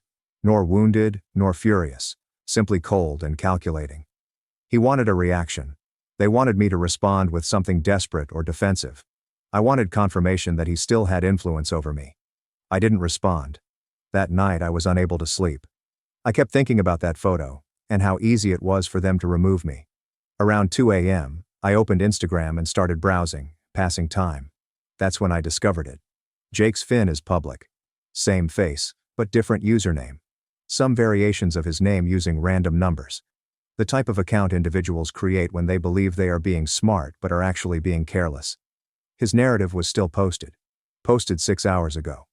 The first slide showed him seated in my former room. Caption: finally got rid of the dead weight. The second slide showed him recording himself in the mirror. Caption: golden child keeps winning. I took screenshots of both. The username is displayed, as is the timestamp. Then I continued browsing through his highlights. Months worth of posts, and that's when I struck gold. One highlight titled Real Talk had slides from a few months ago. Jake jokes with his pals about replicating someone else's calculus exam. Another slide boasts of having his girlfriend compose his English essays. Another one laughing about fabricating volunteer hours on his college application. Screenshots from group discussions when he admits to plagiarizing work. There's nothing concealed. Nothing private. Just out there in public, idiot. I take screenshots of every single one. I ensured that the username and timestamps were displayed in all shots. Then I sent them to myself. I opened my laptop. I created a new folder inside the one titled House. I called them Receipts. That's when I decided I wasn't simply going to survive anymore. I'm no longer just constructing my own life and hope that karma would someday catch up. I was going to be karma. The first step was getting information. Real information is buried in paperwork and public records. I kept it ordered as if I were developing a case, which I was. On my laptop I had a folder named Home, and inside it was another folder called Don't Lie to Me. PDFs, screenshots, highlighted dates, county links, bookmarked pages, and a running notes file where I recorded who said what and when. I also printed the worst crap. Staples paper, inexpensive binder and plastic sleeves. Something about having it in your hands makes it real. I spent the following 2 weeks looking into everything concerning their property sale. Public records were sufficient. Permits, liens, outdated MLS notes, HOA minutes, and court documents. I screenshotted everything and maintained a running log as if it were a case. Something fascinating happened. The basement has flooded 3 times during the last 7 years. Sump pump failures, water damage, and foundation fissures have all been documented and are being handled discreetly and cheaply with minimum repairs. Nothing that would stand out in a cursory walkthrough, but enough to be a severe issue for any buyer who looked. Guess what isn't disclosed in the current seller disclosure? Flooding, foundation difficulties, all of it. They were hiding it, not just leaving things out, but intentionally concealing systemic issues. That is fraud, namely real estate fraud. Could nullify the deal, expose them to litigation, and undermine their credibility. I saved every document, printed copies, and uploaded backups to 3 separate cloud accounts. But proof alone wasn't sufficient. I needed timing and plan. I contacted someone I hadn't spoken to in years, an old high school acquaintance. We went to high school together and ran track on the same team. He'd gotten into data analytics and was now working freelance conducting background research for small law firms. We weren't particularly close, but I had helped him once when his car broke down junior year, and he needed a ride to a college interview.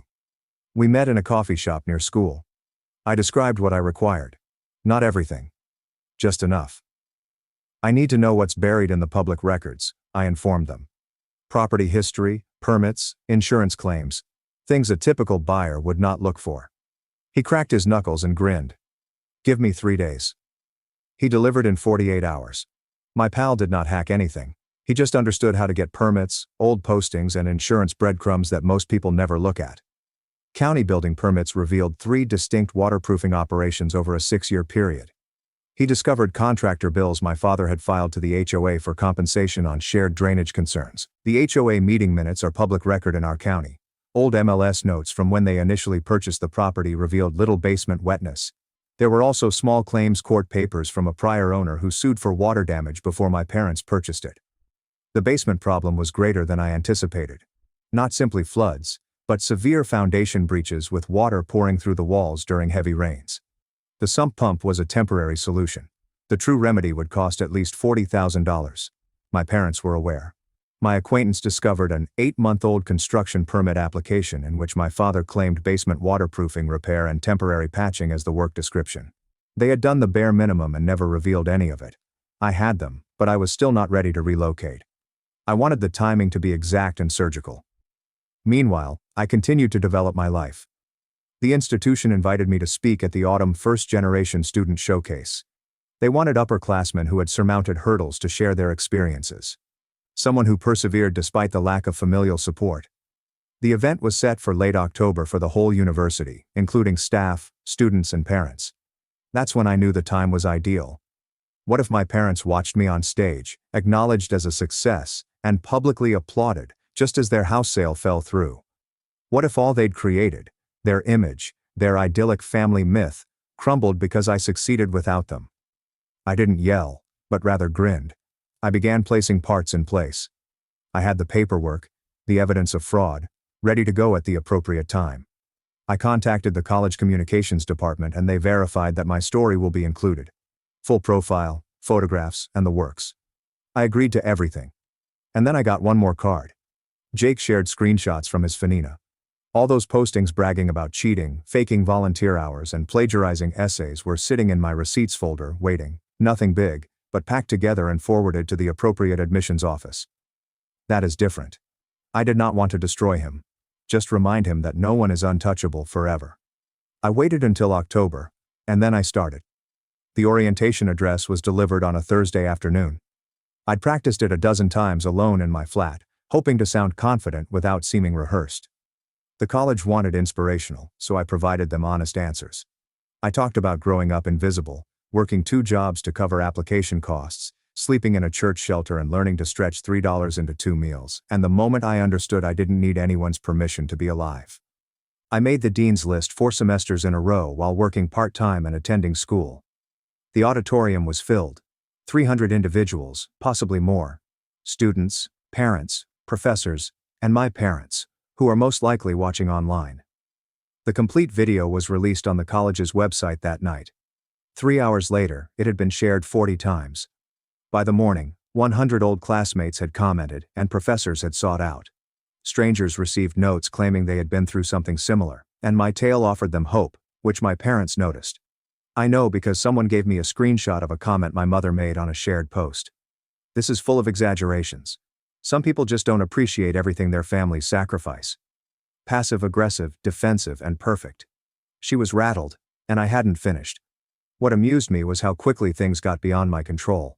The local community page took it up since tiny communities view other people's lives as free entertainment. Someone uploaded the story. Someone else uploaded a screenshot of my mother's reply.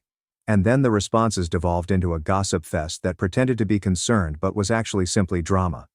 The next day, the listing agent abruptly disabled her listing comments. Not a coincidence, simply damage control. While the profile was being circulated online, I completed Phase 2. The property purchasers were in the process of finalizing their inspections. Everything was coming to a close. They'd already gotten finance, begun packing, and psychologically invested in this as their new home. That's when I shipped the box. Anonymous, untraceable, and forwarded using a third-party mail provider. Inside was a flash drive, permit history showing recurrent waterproofing work, images of the open house listing showing suspicious wall stains, screenshots of the HOA meeting minutes noting shared drainage concerns, copies of the previous MLS comments suggesting moisture, and the claim includes court records from the prior owner's case, as well as a prepared letter. This property has concealed structural damage. The vendors were aware of the situation and actively disguised it. If you close on this residence, you assume the obligation. Inquire with the agent about any waterproofing permits or foundation concerns that have been reported in county records. See what they say. 4 days later, the listing disappeared. The purchasers backed out strongly. Here's the trouble about real estate. When a buyer's inspection confirms water infiltration and foundation damage and the buyer's agent requests repairs or credits in writing, the agent is legally required to report going forward. The listing agent couldn't hide it any longer. The buyer's agent issued her a formal email urging that the sellers remedy secret structural concerns or they would walk. That email may not be public record, but it made the rounds. Real estate agents chat. Small town agents, particularly potential buyers, would learn about it. Any credible buyer's agent would pose inquiries. And if the agent tries to hide it now, she will lose her license. They were overdue on their mortgage, unable to sell without declaring and correcting. They didn't have $40,000. Looking at foreclosure, I didn't celebrate. Instead, I watched the dominoes fall. Then came step 3. Jake was applying to colleges, huge schools, and prominent programs based on faked grades and fabricated accomplishments. I submitted an anonymous email to the admissions integrity office for his top 3 picks. Concerns have been raised about academic dishonesty in applicant Jake. Attached are screenshots of false volunteer records and admitting plagiarism. Please review before making final acceptance choices. I've provided the screenshots. Jake is joking about duplicating assignments, boasting about faking community service hours, and laughing about having buddies sign attendance sheets he never earned. I didn't want him rejected right away. I only wanted a subtle under-review stamp that would follow him around. 2 weeks later, I learned through the small-town network that Jake's top-choice acceptance was delayed. They had demanded further paperwork. His scholarship committee placed his application on hold seeking explanation. Nothing definite, nothing explosive, only questions. But Jake would meet someone new. He'd wait months for the other shoe to drop, incessantly checking his inbox and wondering who was watching. That was sufficient. 3 weeks have passed, and things are quiet and usual. I went to class, worked my shift, and studied at the library. It was already November, a little more than 2 years after I left their house. I'd turned 22 months earlier. They had missed 2 birthdays. Then they showed up. When I returned home from work on Tuesday night, they were waiting outside my apartment building. Both of them. My father appeared older and exhausted, with his shoulders dropped. My mother had that phony calm smile she gives when she's barely keeping it together. "Ethan," my father began, his voice strained. "We need to talk." I paused on the pavement, didn't approach closer, and simply gazed at them. "Now," I spoke gently. "After the home is unsellable and Jake's applications fall through. That when you want to talk?" My father reacted as if I had hit him. "We didn't realize things had gotten this bad." "You didn't know or didn't care?" "Please," my mother murmured, coming closer. "We've made mistakes. We see that now. But this needs to stop. You're hurting your family." I was chuckling coldly. My family. Where was my family when you forgot my birthday? Where was my family when you sabotaged my college applications? Where was my family when Dad beat me and called me a mistake? There is silence. My father gazed at the ground. My mother's eyes welled up with the artificial tears she is so excellent at generating. "We're losing everything," she stated gently. "The house is going into foreclosure. Jake lost his scholarship offers. We had to take out loans just to cover his tuition. We're barely surviving." "Good," I said, without hesitation. "You should know what that feels like," my father continued, his voice cracking slightly. "We're sorry. Okay, we're sorry. We were wrong. But you have to understand, we were under a lot of stress. We made mistakes." "Mistakes?" I cut him off. "You didn't make mistakes. You made choices. Every single day for 18 years you chose Jake over me. You chose to make me feel small, worthless, like I didn't matter. And now you're here because you need something from me. Not because you miss me. Not because you regret what you did. Because you need help." My mom tried again. "We thought maybe you could help us just temporarily. We know you're doing well with your job and school, and if you could just..." What I said. "Loan you money, co-sign something, bail you out?" Let me guess. "You heard I got a promotion at work. I thought I'd be an easy mark." They didn't dispute it. "We're your parents," my father replied frantically. "Doesn't that mean anything? You stopped being my parents the day you had that watch party for Jake and forgot I existed." I responded. "You stopped being my parents when you beat me and branded me a failure. You ceased being my parents when you attempted to damage my future. So no, it means nothing." My mother tried one more time. "Ethan, please, we're begging you. We'll lose everything." I took out my phone, opened my photographs and showed them the image from orientation. I'm on stage, clutching my prize and beaming.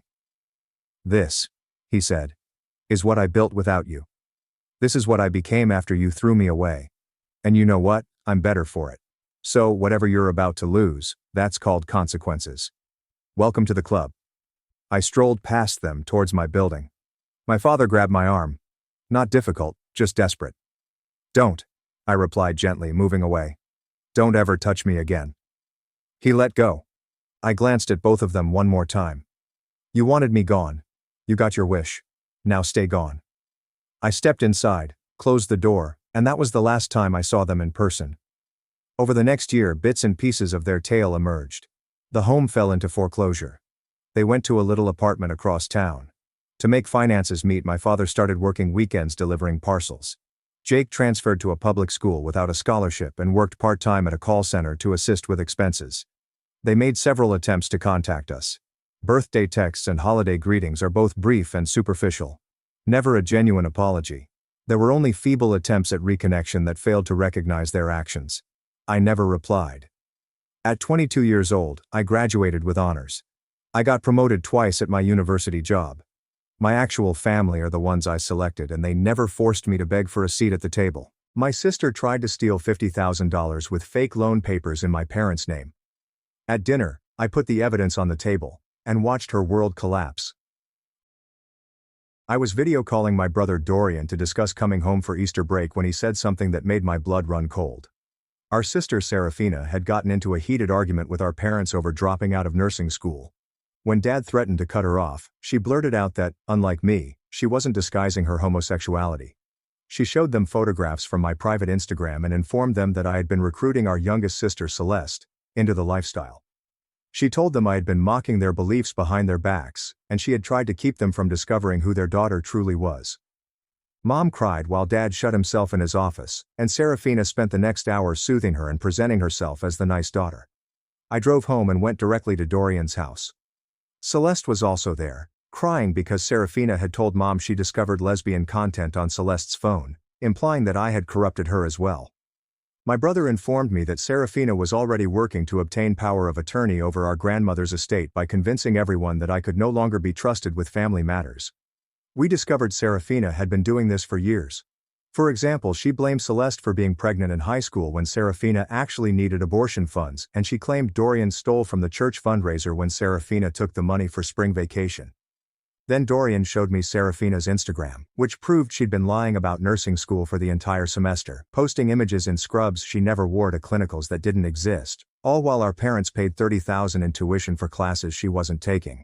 Celeste discovered Serafina's Venmo history, which revealed that she had spent the tuition on concerts and Miami trips while emailing our parents phony grade reports she had created in Photoshop. Dorian's girlfriend, who worked at the registrar's office, revealed Serafina was expelled for paying someone to take her anatomy exam 2 months ago, rather than willingly dropping out as she had stated. We discovered emails in which Serafina attempted to obtain loans using our parents' details without their knowledge, and she was already authorized for $50,000, which would be posted next week. Serafina had been bragging to people about breaking our connection with our parents, calling me a self-righteous person who deserved to be shunned, and threatening to make sure I never saw the inheritance money. She had really looked into whether sexual orientation could be used to dispute wills in our state, and she was unhappy to learn that it could not. We learned she had been intercepting mail to hide credit card statements, revealing that she had used Mom's emergency card to make hundreds of dollars in purchases at designer boutiques. We discovered falsified checks from Dad's company account, stolen credit card bills, and evidence that Serafina had been selling our deceased grandfather's possessions on Marketplace while telling our parents she was handling his inheritance. She had made $20,000 by selling his watch collection and war artifacts, which were intended to stay in the family forever. My brother discovered text messages in which Serafina was negotiating the sale of Grandma's jewels while she was still alive in hospice, promising bidders that the pieces would be available shortly. We gathered everything into a 3-inch thick folder, revealing 3 years of systematic falsehoods and fraud.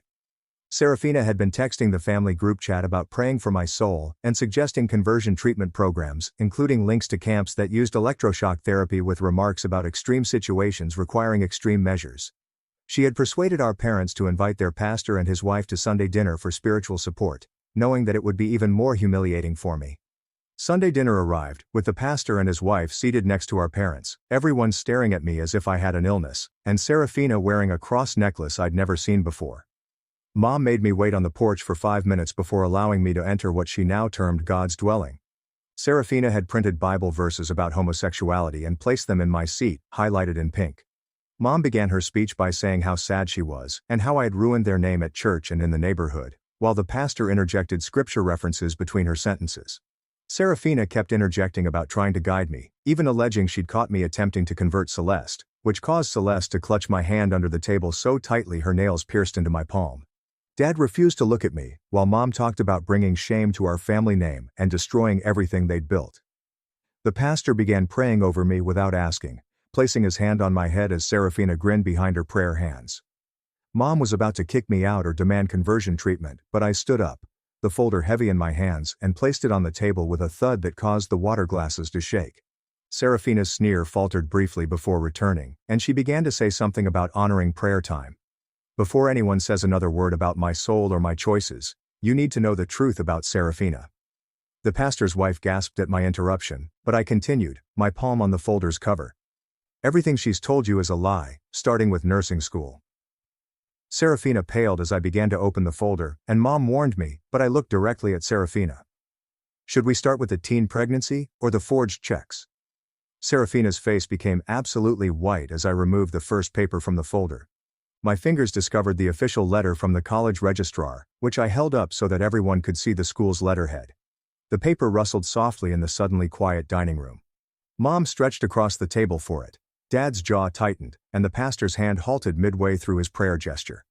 I handed the letter to Mom and watched her eyes glide over the phrases that confirmed Serafina's expulsion 2 months earlier for paying another student to take her anatomy exam. Serafina moved forward, attempting to take the paper from Mom's hands. Her chair scratched against the floor when she stood up too quickly. The pastor's wife shifted in her seat and gazed at her husband with startled eyes. Serafina's voice became high and urgent as she claimed the letter was forged and that I was attempting to destroy our family because I was upset over being called out. Her hands shook as she continued to grasp for the paper, but Mom took it away.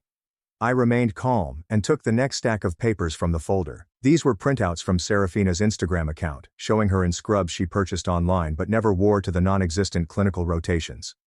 Each photo included a timestamp, indicating that she submitted it during the class hours she was meant to be attending.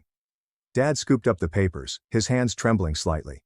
His reading glasses reflected the dining room light as he examined each image. Serafina's voice grew louder as she asserted that someone had stolen her account and posted phony photos. She kept gazing between Mom and Dad, as if she was trying to decide who to convince first. Celeste cleared her throat, and everyone turned to see her. Her voice was quiet but steady as she informed everyone about the pregnancy scare in high school, which Serafina blamed on her. She described how Serafina needed money for an abortion, but blamed Celeste when their parents discovered the pregnancy test. Mom's face fell as she gazed back and forth between her daughters. Serafina quickly pointed at Celeste and branded her a liar. She claimed that I had been manipulating Celeste and feeding her lies in order to turn the family against her. Celeste's hand found mine beneath the table again and gripped hard. I dug deeper into the folder and pulled out the Venmo transaction history that we had printed.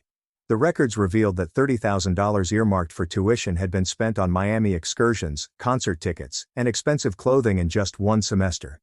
Each transaction included descriptors such as Spring Break Miami and Coachella tickets, as well as the dates Mom and Dad wrote tuition checks. The pastor cleared his throat and advised we treat this as a private family problem. I kept going and spread out more papers on the table.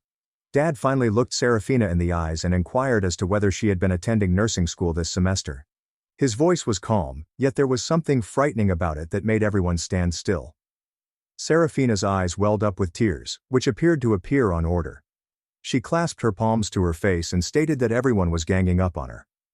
She tried to get closer to Mom for comfort, but Mom remained transfixed in her chair, staring at the evidence on our Sunday dinner table. Dorian took out his phone and turned the screen toward Dad. The screenshots depicted Serafina's chats to her friends in which she boasted of destroying me.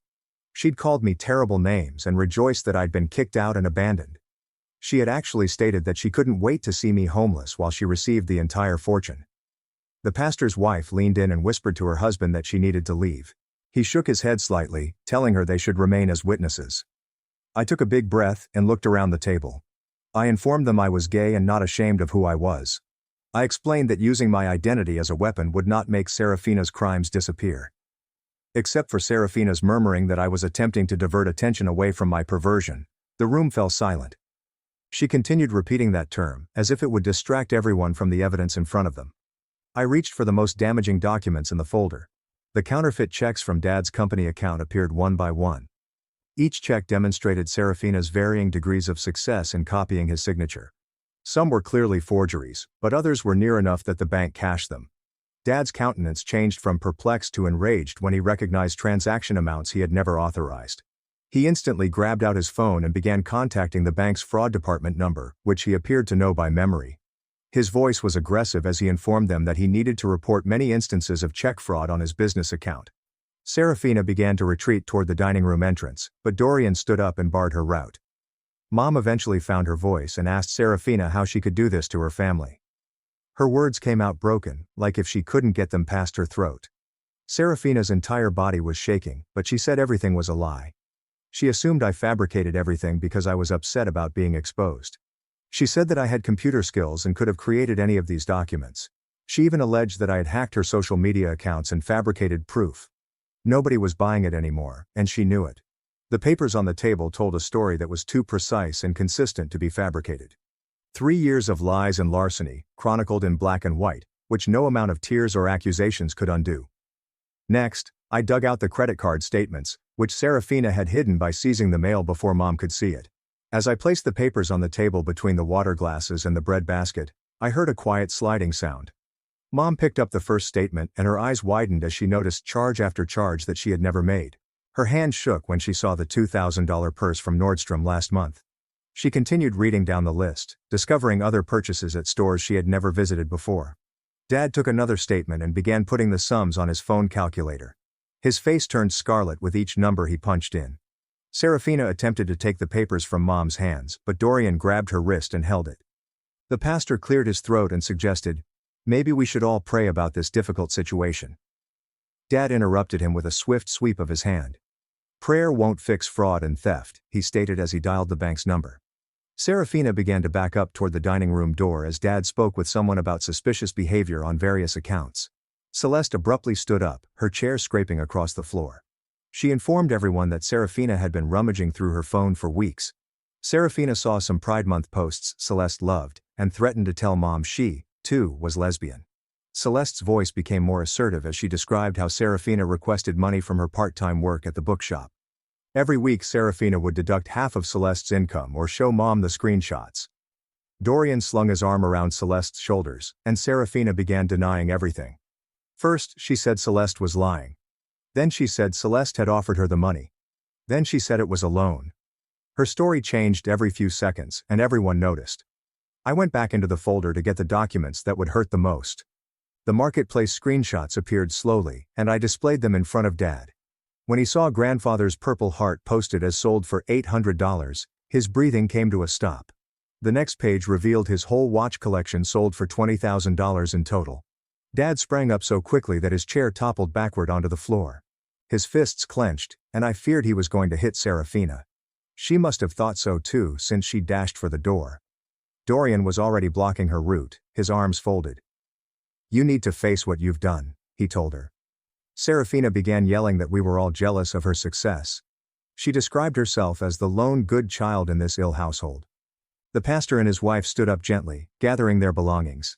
The pastor stated that this was clearly a family situation that required legal assistance, not spiritual help. His wife refused to look at anyone as they headed towards the front door. I heard her mutter to him that they should not have gotten engaged in this mess. Dad's voice rose as he wanted Serafina's phone and laptop immediately.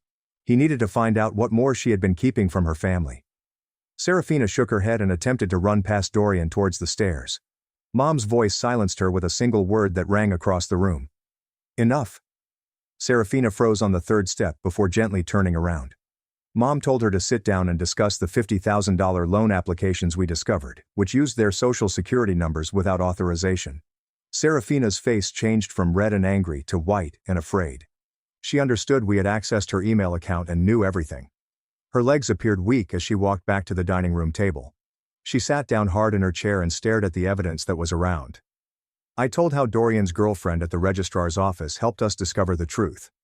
Serafina had been removed 2 months earlier, not last week as she stated. She'd paid $500 to have another student take her anatomy exam for her. When the school discovered out, she was promptly booted out and given no chance to return. Serafina cashed all of our parents' subsequent tuition checks. She'd been retaining the money and claiming to attend classes that didn't exist. Mom began crying again, but this time her tears felt furious rather than sad. Dad was still on the phone with the bank, writing down case numbers. Serafina tried to influence everyone once more by falling on her knees. She sobbed about the strain to be the perfect daughter and how difficult it was. Nobody moved to comfort her, so her wailing became more urgent. Dad took out his phone again and dialed a different number. "Rowena Cade, please," he asked someone. "Tell her it's about a family emergency involving fraud." He placed the phone on speaker and set it on the table. Rowena's voice came over as clean and professional as Dad narrated what we had learned. She listened without interrupting until he finished describing the fraudulent checks and stolen funds. "You must file a police report immediately," Rowena said. "Tonight, if possible." She also instructed us to immediately lock all bank accounts and credit cards so Serafina could not drain them, which caused Serafina to leap up from her chair and knock over Mom's water glass. Serafina began pleading Mom not to call the cops, promising to repay everything somehow. But when Dad asked her how she intended to accomplish it without a job or a degree, she just kept saying she'd figure it out.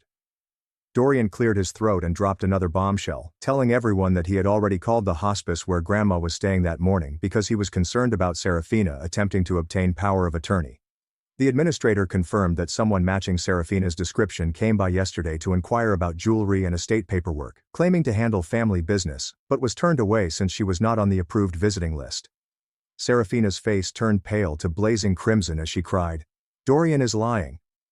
But he pulled up the email confirmation on his phone, which showed the administrator's response along with the security footage timestamp. Celeste abruptly rose up and walked over to Mom with her phone, displaying her screenshot after screenshot of texts Serafina had sent her for weeks. Mom's hands shook as she read Serafina's threats to expose Celeste to their youth group, email her links to conversion therapy camps, and threaten to make sure everyone at church knew Celeste was gay if she didn't pay Serafina money from her part-time job at the mall. Mom's eyes welled up with tears as she scrolled through message after message in which Serafina called Celeste nasty and threatened to destroy her life in the same way that she had mine. Serafina attempted to take the phone from Mom, but Dad stopped her. Serafina played her final desperate card by placing her palm on her stomach and claiming that she was pregnant and needed the money for her kid. Celeste actually laughed out loud and instantly called up Serafina's Instagram from the previous week, which showed everyone footage of Serafina doing shots at a downtown club, dancing on tables with a drink in each hand, and writing about being hungover the next morning. Serafina claimed the films were outdated, but Celeste displayed the date stamps from 5 days ago, as well as Serafina's Snapchat story from yesterday, in which she was drinking wine at brunch. Dad's phone started ringing, so he stepped aside to answer it. Coming back a few minutes later, his jaw was clenched tight. The bank had blocked all of their accounts after identifying abnormal behavior dating back 6 months, and the manager requested that they come in first thing tomorrow morning to check security camera footage of ATM withdrawals they did not recognize. Serafina jumped across the table, attempting to seize the evidence folder, knocking plates to the floor and splashing crimson wine onto Mom's white tablecloth. Dorian had to physically restrain her as she screamed that we were ruining her life, and she'd tell everyone at church that I'd converted Celeste and destroyed the family with my unhealthy lifestyle. I stood up and stared Serafina straight in the eyes, telling her that her threats no longer scared me since the truth about her crimes would be revealed regardless of the lies she propagated about my sexuality. She spit at me, but it hit the table instead. Mom finally snapped and told Serafina to leave the house immediately. Serafina demanded to know where she should go after we destroyed everything.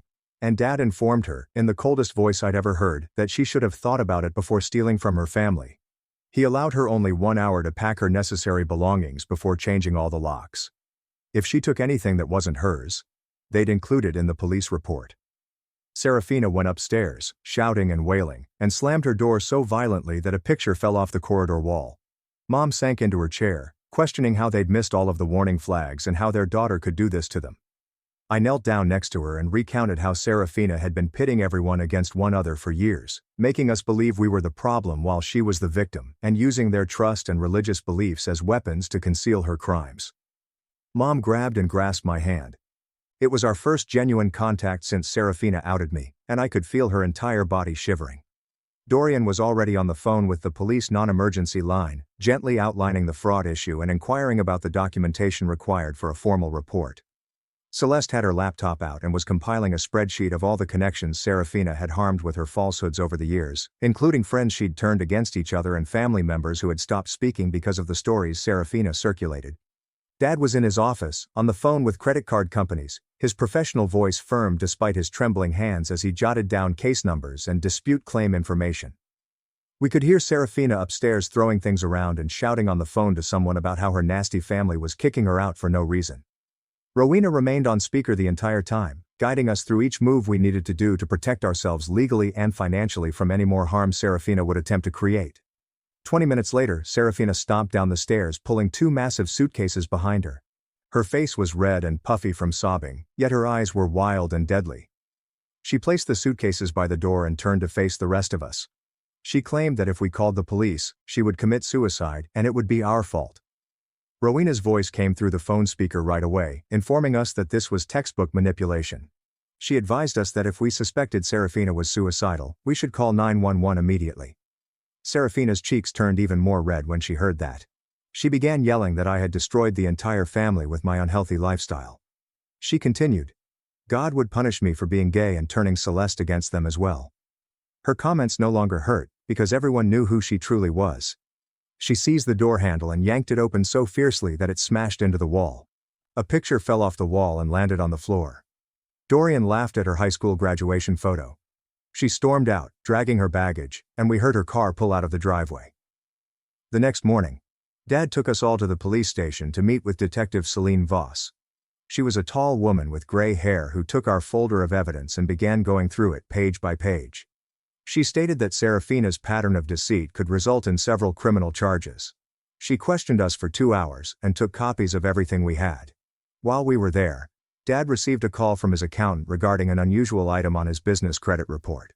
3 months ago, he booked a nice condominium in downtown with his work credit card. Serafina claimed to have been attending to this address for study groups all semester. The lease was in Dad's name, therefore he was liable for $12,000 in back rent. Detective Voss added this to her notes, claiming it demonstrated preparation and intent. We went straight from the police station to the bank, where Dad kept his business accounts. The manager led us to a back office and displayed surveillance footage on his computer. Serafina was at the ATM, hiding her face behind large sunglasses and a baseball cap. She repeatedly withdrew the daily maximum from Dad's company account. The manager assisted us in filing fraud reports for each transaction. He stated that having a police report will help them reverse the charges and possibly get some money back. We had hardly left the bank when Rowena called with very frightening news. Serafina sought for a $50,000 loan using our parents' details, which was approved yesterday. It would be posted to their account tomorrow morning, unless we halted it right now. Dad spent the next 3 hours on the phone with the loan firm, attempting to establish it was identity theft. He had to email them copies of the police report and sign many paperwork stating that he had never asked for a loan. They eventually agreed to cancel it, but stated that it would harm his credit score regardless. That evening, our phones began to fill up with Serafina's texts. She'd make extended apologies, stating she was sorry and simply wanted assistance. Then 5 minutes later, she'd send us a message threatening to ruin our life if we didn't drop the charges. She wrote on Facebook that our parents had kicked her out for attempting to save me from sin. She claimed they preferred their gay daughter over their straight daughter, who was simply trying to help. Most individuals who knew our family could tell something was wrong with her story, however. Celeste couldn't take the turmoil anymore and asked Dorian if she could stay with him for a few days. They spent the evening calling folks who had purchased Grandpa's items through Marketplace. Dorian stated that the items had been stolen and requested if they would consider returning them. When one old man who had purchased Grandpa's Purple Heart learned the truth, he became extremely outraged. He stated he bought it because Serafina had informed him the family needed money for medical expenditures. He offered to mail it back to us for free and even apologized for purchasing it. Mom spent the majority of the day in her room, crying and praying. She kept asking me whether she had failed as a mother and what she had done incorrectly with Serafina. I sat with her and assured her that Serafina made these decisions entirely on her own. Mom held my hand while she cried, which was the most touch we'd had in months. She couldn't comprehend how Serafina could lie so much about so many things. I informed her that Serafina had been doing this since we were kids, but she had gotten better at hiding it.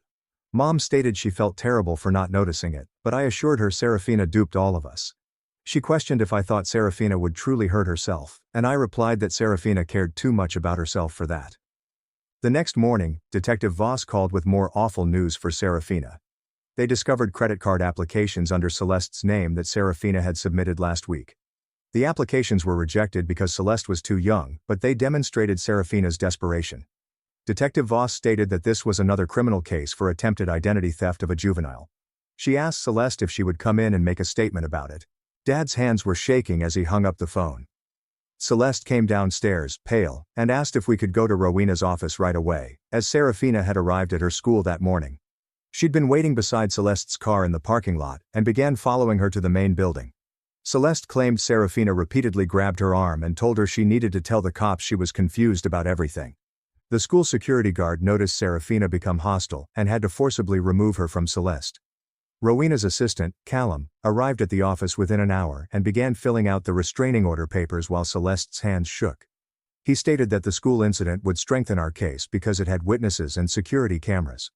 Celeste had to write down everything Serafina told her, even threats to destroy her college applications if she didn't help.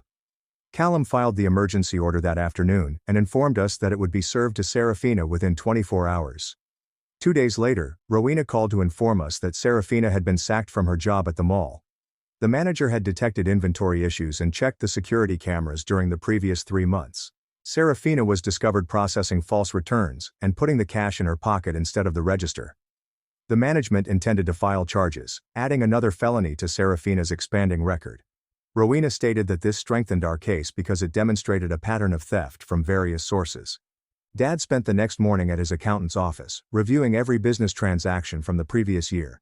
They discovered $28,000 in falsified checks and an additional $12,000 in fraudulent credit card payments. The accountant estimated that insurance would cover around half of the losses, leaving Dad to bear the remainder. Dad's face was gray when he arrived home, and he needed to take his blood pressure medication twice that day. That evening, the church elder called, and Dad put him on speaker so Mom could also hear. The elder stated that people were discussing our family status, which was generating division among the congregation. He advised that we take a break from all leadership posts until things calmed down.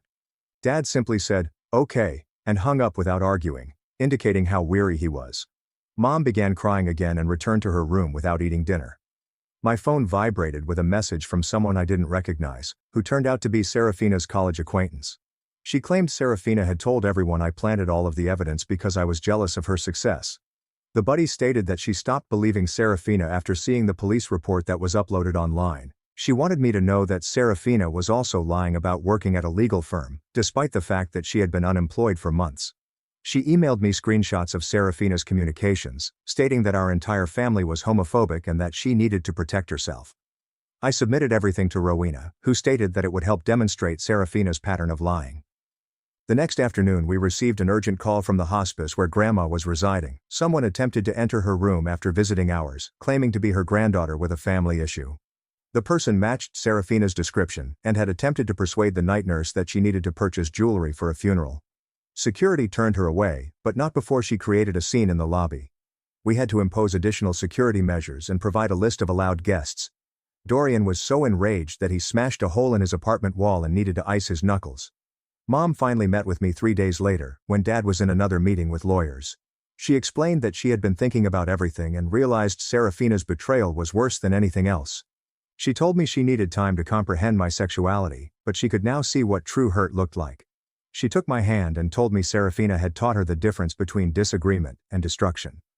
It wasn't complete acceptance, but it was the first time she'd freely touched me since finding out.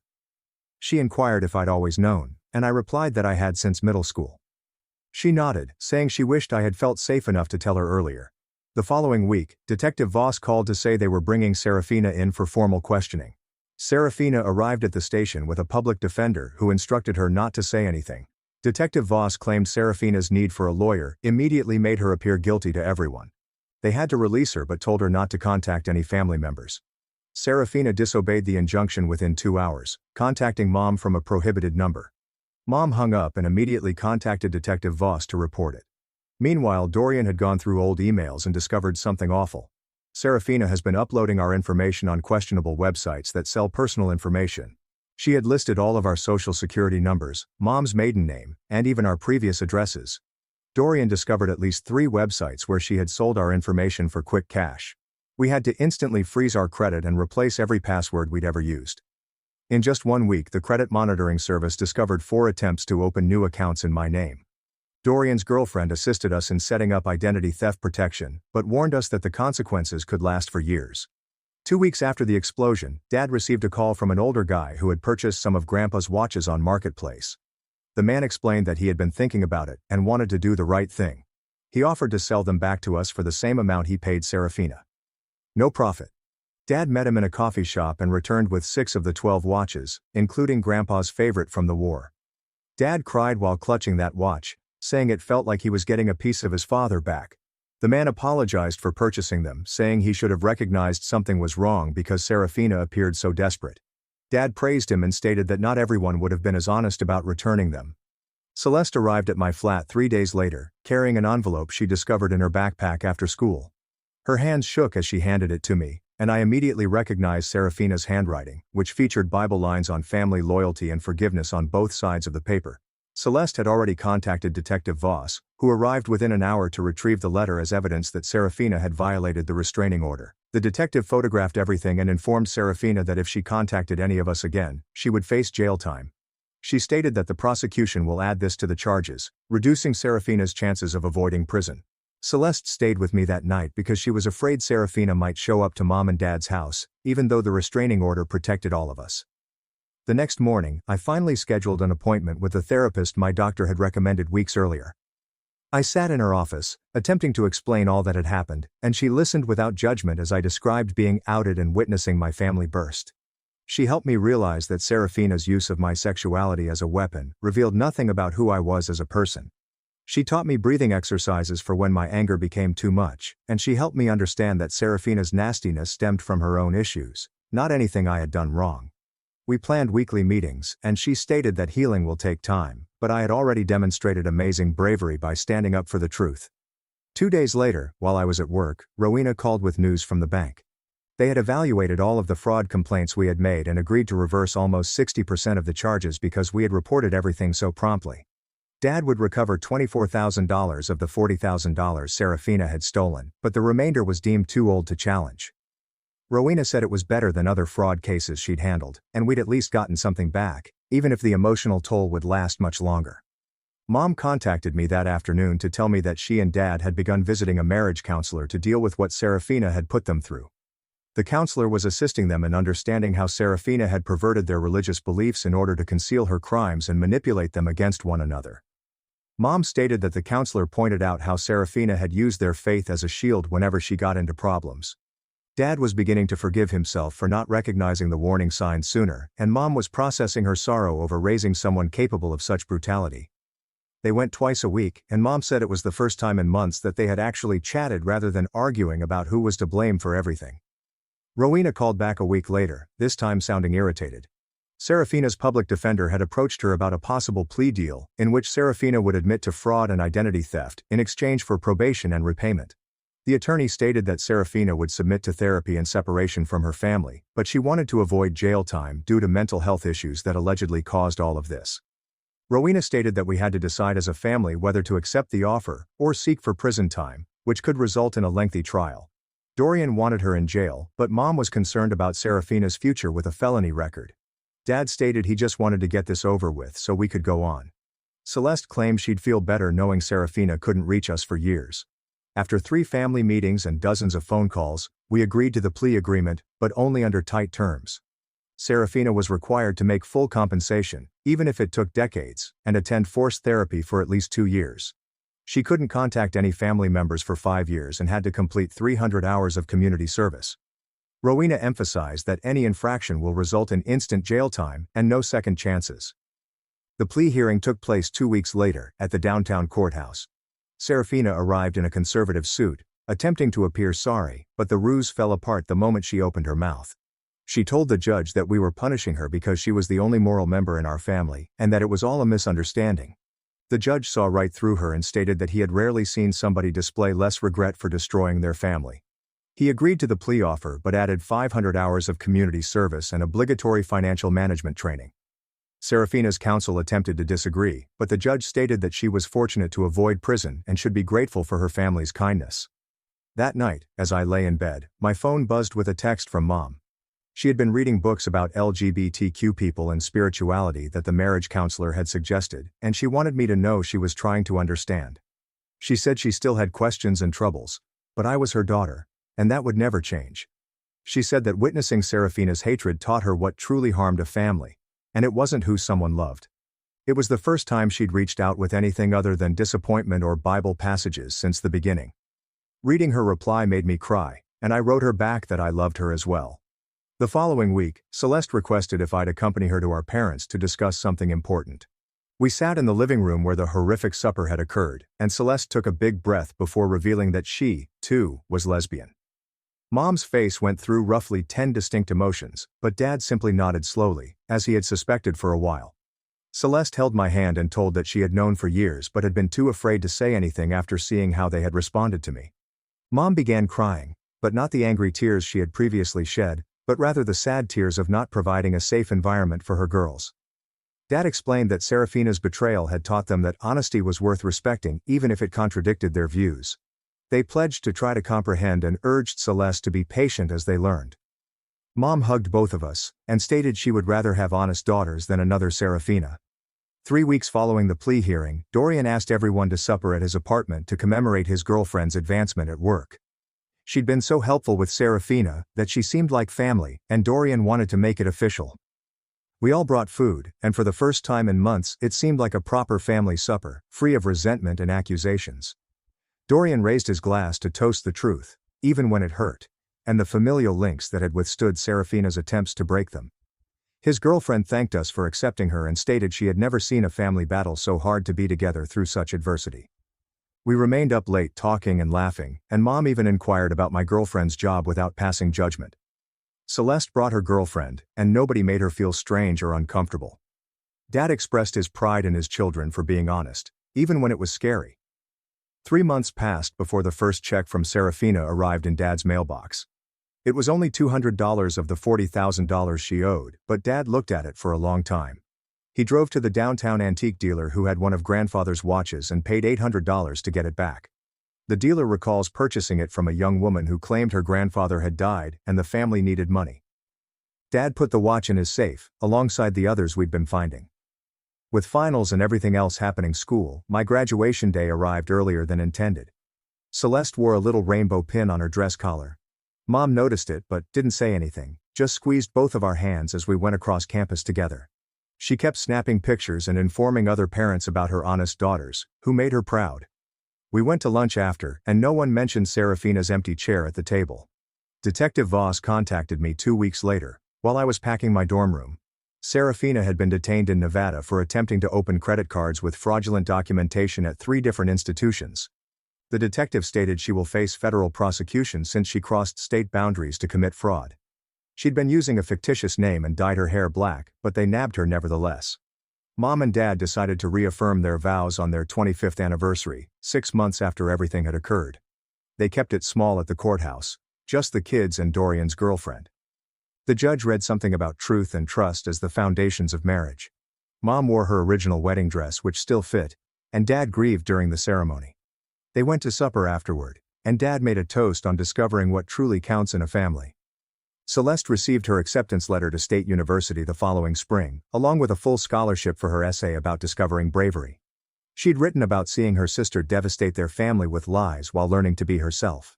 The scholarship committee described it as the most moving essay they had read that year. She moved into the dorms that fall and displayed pride flags in her window. Dorian had been planning his proposal for months and eventually pulled it off at our 4th of July backyard barbecue.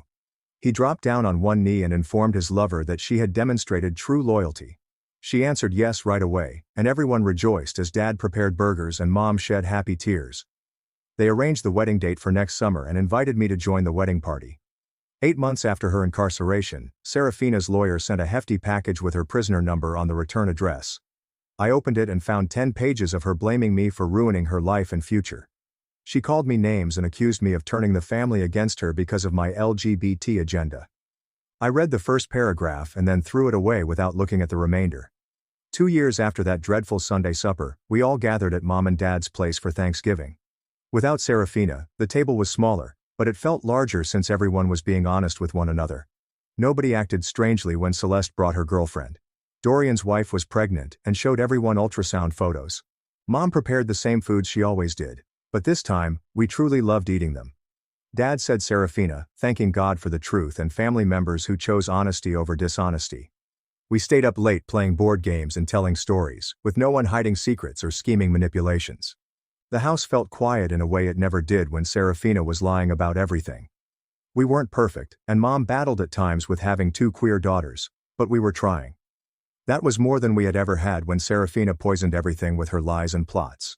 My brother stole my inheritance, gaslit me into therapy, and tried to lock me away. But I turned the tables before my 18th birthday.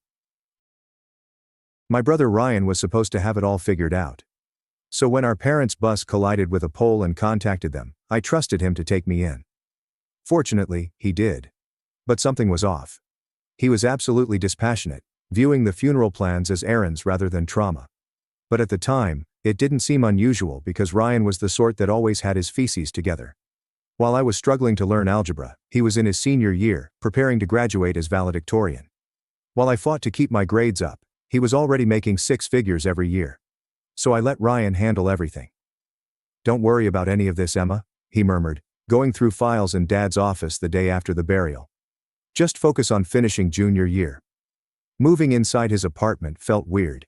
He had this sterile downtown space that was all glass and chrome, unlike our parents' house, which was filled with Mom's quilts and Dad's baseball memorabilia. We were sitting around eating kebabs one day when he announced that he was going to sell our parents' property. My fork clattered on my plate. It appears that neither of us could pay the mortgage, property taxes, or maintenance. My rage was immediately replaced by compassionate understanding. After all, Ryan was in finance, so I felt he knew what he was saying. "I'll handle it." His tone silenced any argument. "That's why I'm your guardian, to make these decisions." The house was sold within a month. Ryan stated that the market was hot and he couldn't pass up the opportunity. I was not permitted to attend the closing. School became my only escape. My grades actually improved, possibly because I immersed myself in homework to avoid thinking. Ryan appeared pleased. He would examine my progress online and nod in approval of my test scores. He established a rigid routine: school, homework, and bedtime by 10 o'clock. No parties and no dating. "You need stability right now," he said. It seemed like I was living with a warden, yet everyone told me how fortunate I was that Ryan had taken me in. One night, I found him talking on the phone with someone. His voice was different, animated and almost joyous. "No, it's perfect timing. The trust matures when she's 18, but as guardian, I have full discretion over distributions." He saw me and suddenly ended the call. "Private conversation, Emma. Learn to have boundaries." For a while, we lived as roommates. He'd feed me, but that was it. We never communicated, and I sometimes felt ignored. Until one day, when it actually happened. Senior year approached, and college acceptance letters began to arrive, including from Northwestern, my ideal school. I rushed to show Ryan. He scarcely glanced at it. "Too expensive." "But with financial aid and the college fund." "There is no college fund." The words struck me like freezing water. "What? Your parents didn't plan well? The house sale barely covered their debts." "That's not true. Dad showed me the statements." Something was not right. Dad had been quite conscientious about money. He had shown me the college savings account just months before the accident, proud of how much they had accumulated. I began paying attention. Ryan received correspondence from investment firms and hastily tucked it away. He would promptly trash the bank statements. Once, I noticed a tax paperwork on his desk. Something regarding trust distribution. My heart sank. Ryan had treated our parents' deaths as an ATM. I needed proof. That night, after Ryan had left for his evening gym practice, I slipped into his home office. The door was locked, but I'd learned how to open it with a bobby pin from YouTube tutorials during my solitude. My hands shook as I turned the handle. His desk was nicely arranged. Files are tagged by year. I began with the folder labeled Estate Documents. My breath caught. There it was. A trust fund statement for $450,000, due to mature on my 18th birthday. Another document revealed life insurance benefits of $300,000. My folks weren't in debt. They had left us everything. I could hear the front door. Ryan was back early. I pushed the papers back, my heart pounding as I slid out and along the corridor. I just made it to my room before his footsteps entered the office. Ryan kept an eye on me throughout breakfast the following morning. "You look tired." "Just stressed about college applications." His eyes narrowed slightly. "I told you. Community college is your best option." I nodded and played along as my mind raced. I needed to document everything, but how?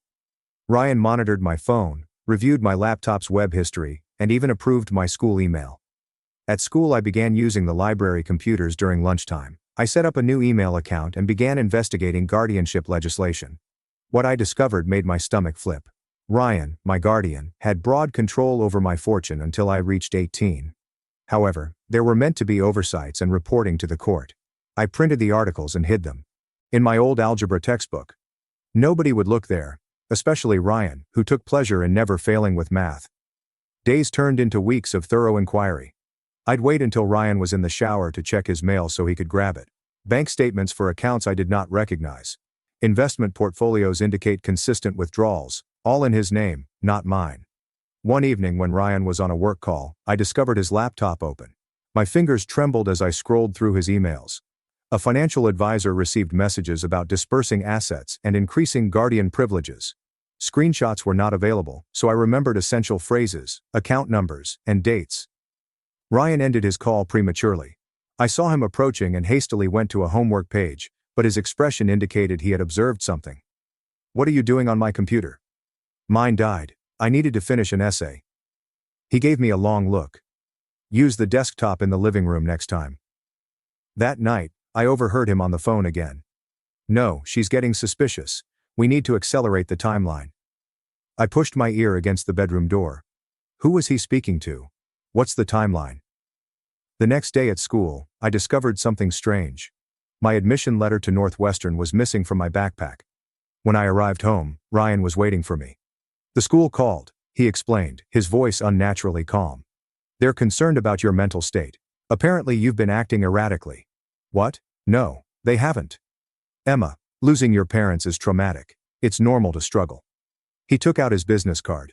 "Dr. Adams specializes in grief counseling for teens." I stared at the card. This was a trap, but I couldn't see the details yet. The therapy session began the following week. Dr. Adams appeared pleasant enough, asking about my feelings and dreams. However, her questions had a leading tone. "Do you ever feel like you can't trust your own judgment?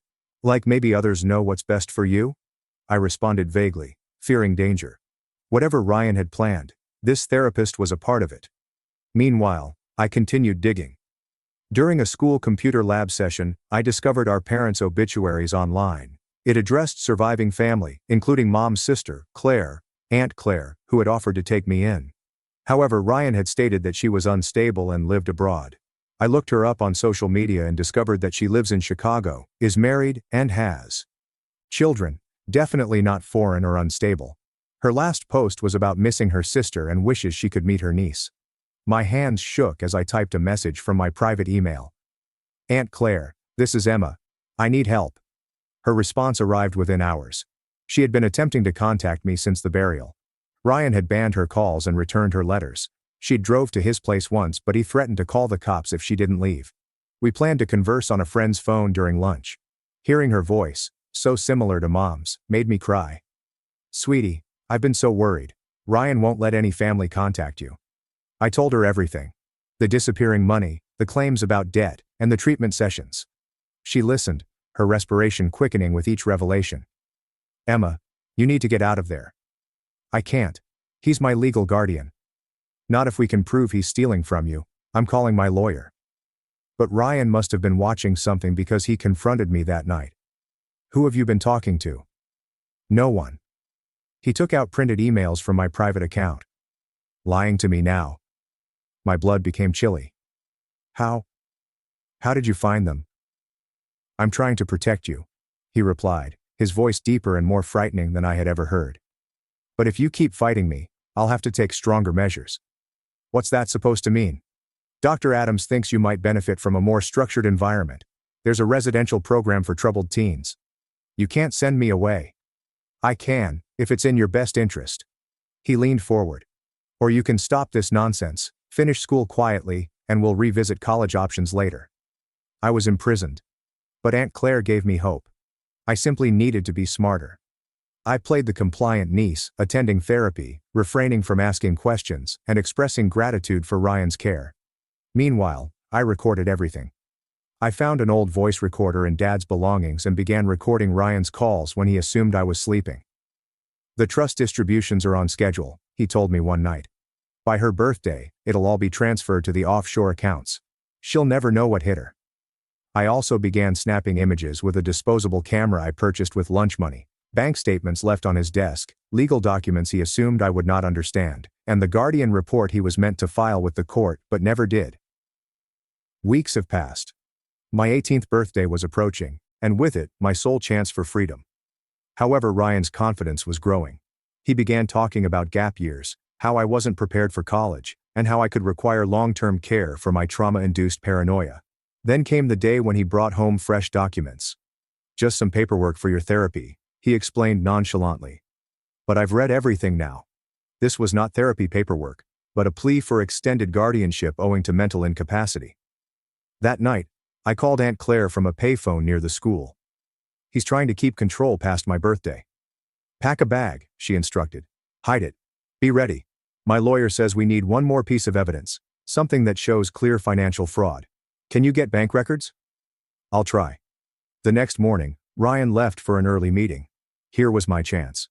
I picked the office lock again and walked directly to his filing cabinet. There, in a folder labeled Personal, I discovered everything.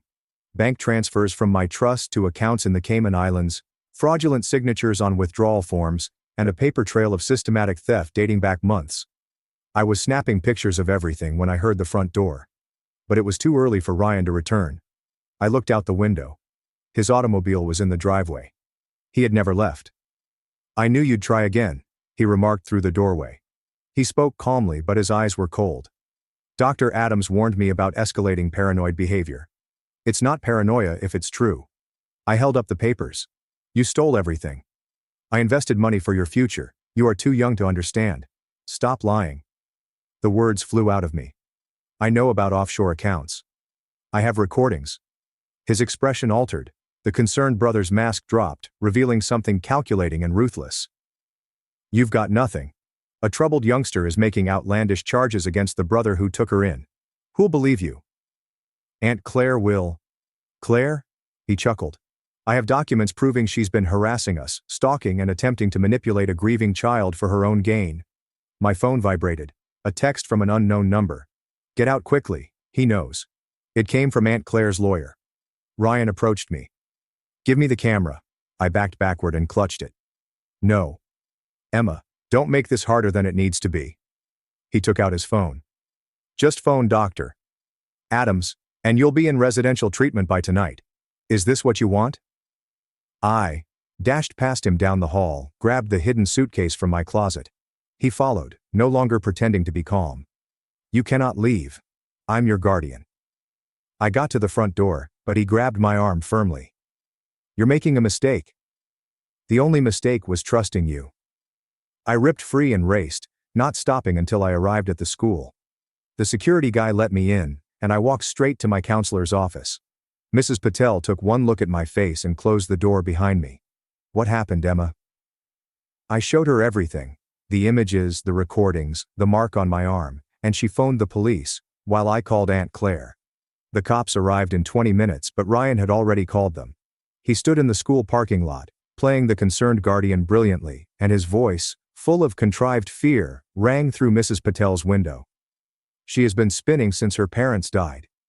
The therapist warned me that this might happen. Officer Catherine Grant calmly listened as Ryan told his story. I observed from behind the blinds as he showed her documents, most likely the same fabricated reports he'd been creating. Mrs. Patel squeezed my shoulder. We'll sort this out, she said quietly. When the officers finally entered, Ryan followed, his eyes meeting me immediately, cold and calculating behind his brotherly concern. Officer Grant introduced herself, and her partner, a young man named Daniel Lee, took notes. Your brother says you've been struggling, Officer Grant began gently. He's worried about you.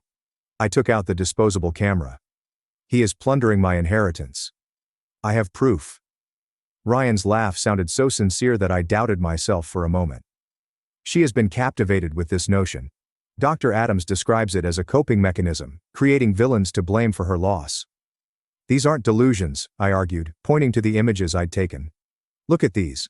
Bank statements, transfers to offshore accounts. Officer Lee inspected the photos and Ryan shook his head sadly. Those are investment accounts I opened for her future. Everything is properly documented and legal. So why hide them? Why lie about my parents' debt? I never lie. I simplified things to keep you from experiencing financial hardship during your loss. Mrs. Patel came forward.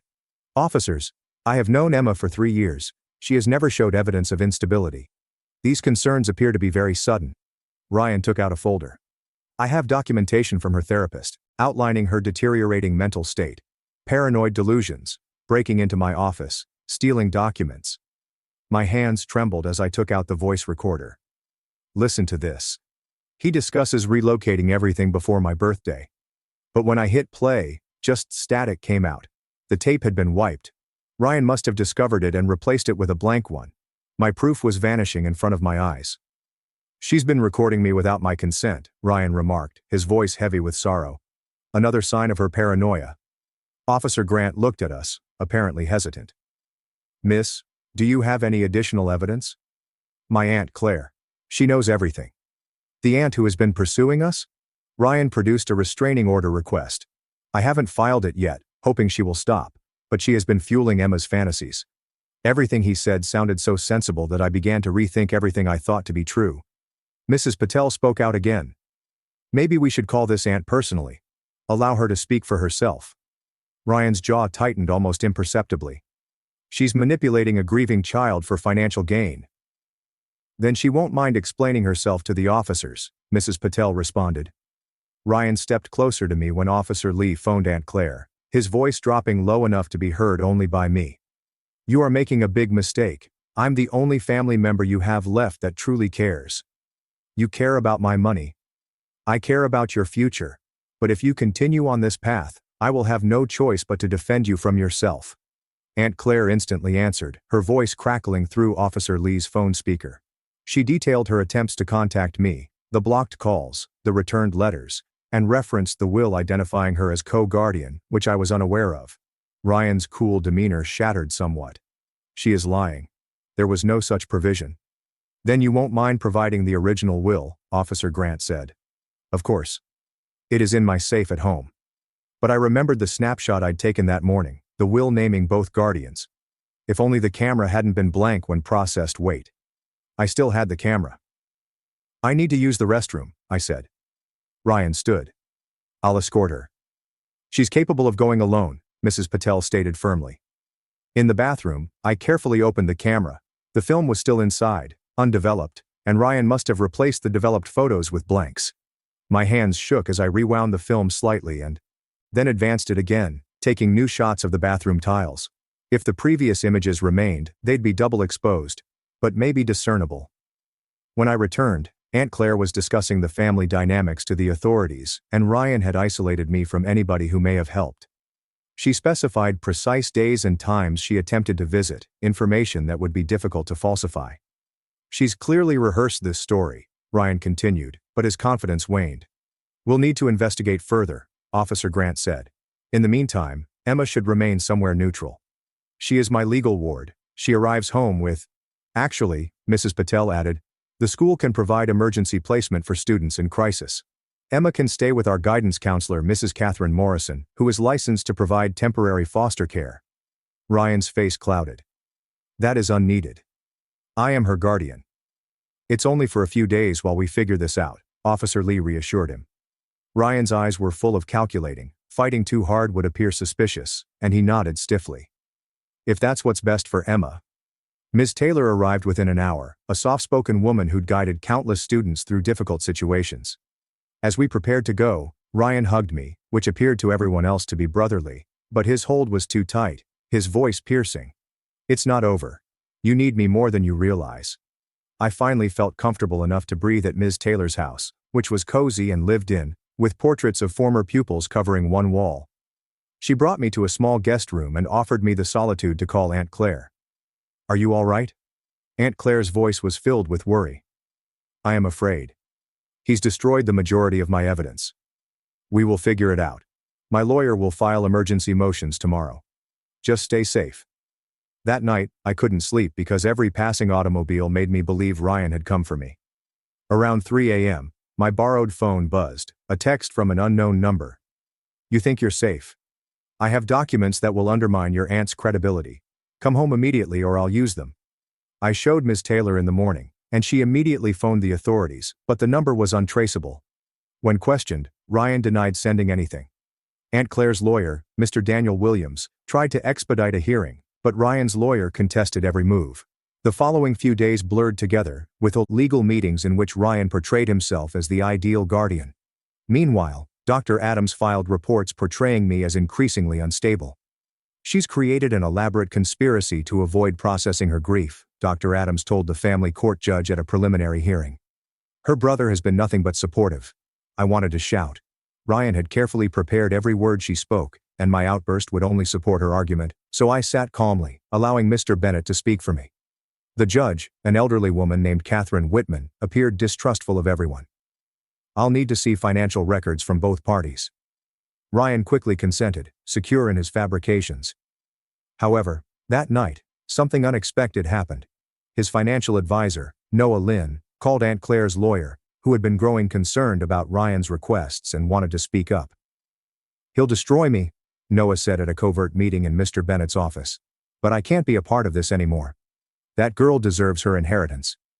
Noah revealed how Ryan had deliberately shifted money through intricate transactions, making it appear legal while depleting the trust. He had maintained records of everything as insurance against Ryan turning on him. "This is exactly what we need," Mr. Bennett stated. "Will you testify?" Noah nodded grudgingly. "He's going to come after me." The following day, Noah's employer received anonymous allegations regarding financial impropriety, and his professional licenses were called into question. However, Noah had anticipated this, having documented Ryan's threats and manipulation. Meanwhile, I remembered something. Ryan had sold all of Dad's baseball stuff, claiming we needed the money. But I'd kept one piece, a signed baseball from Dad's favorite player, in my old room. If the property sale records revealed no debt, it would prove Ryan had lied about needing money. Ms. Taylor took me to our former house, where the new owners, a young couple, let us in after I explained. The baseball was still in my former closet, beneath a loose board I'd never informed anyone about, but I also discovered Dad's backup drives, which were stashed with the baseball. "He always kept copies of everything," I said, clutching the drives like gold. Back at Mr. Bennett's office, we discovered the discs included years of financial records, every account, transaction and document Ryan claimed didn't exist, including the college fund, life insurance, and trust details, all of which proved Ryan's claims. Ryan wasn't done yet. While we were eating dinner, Ms. Taylor's house was broken into. Nothing valuable was taken, but my room was ransacked, and the discs were stolen. "He knew," I admitted, feeling deflated. "He always knows." "We made copies," Mr. Bennett reminded me. "He can't destroy evidence that's already filed with the court." As the last hearing approached, Ryan became increasingly frantic, filing reports saying Aunt Claire had a drinking problem, that I had been violent at school, and that Ms. Taylor was coaching me. Each falsehood was more detailed than the one before it. Then Dr. Adams made a mistake. In her most recent report, she highlighted information concerning my parents' deaths that I had never told her, things only Ryan knew. Mr. Bennett saw the mismatch instantly. "How did you learn about the bus hitting a pole?" he inquired during her deposition. "Emma never revealed that detail in your sessions." Dr. Adams faltered. Ryan must have told me. As her guardian, he supplied background information. But you testified that you maintained absolute patient confidentiality. Why would Ryan know what Emma revealed in therapy? Dr. Adams had been providing Ryan material from our sessions, which was against ethical norms, and she had been submitting reports he had written, signing her name to his words. Her license was immediately revoked, awaiting an inquiry. On the morning of the last hearing, Ryan made one last play. He appeared with a new paper, saying I had signed over my rights to the trust in exchange for him financing my tuition expenses. The signature looked great, but I had learned something from Dad. "Check the date," I informed Mr. Bennett. "I was at school that day, taking the SATs. There are records." Ryan's desperation had gotten the best of him, and the fake document disintegrated under inspection.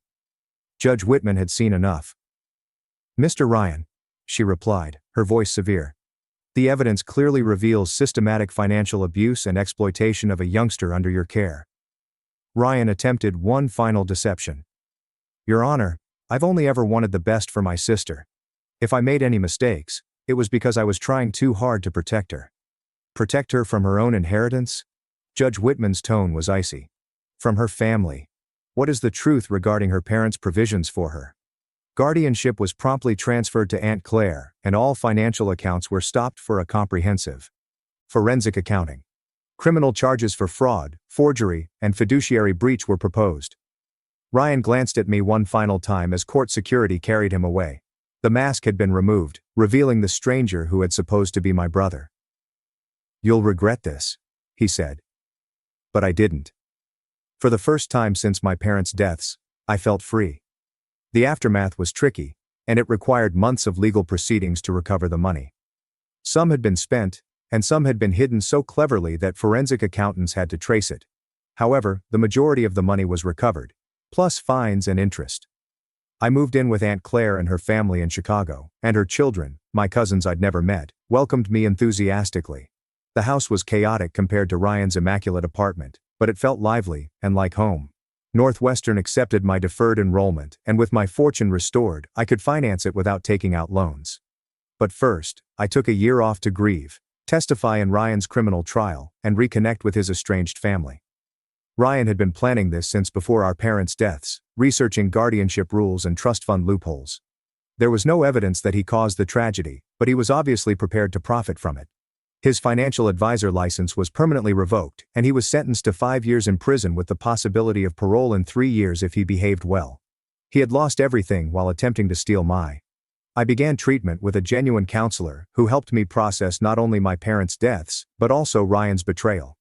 Some days were more difficult than others, and I realized that the brother I thought I knew didn't really exist.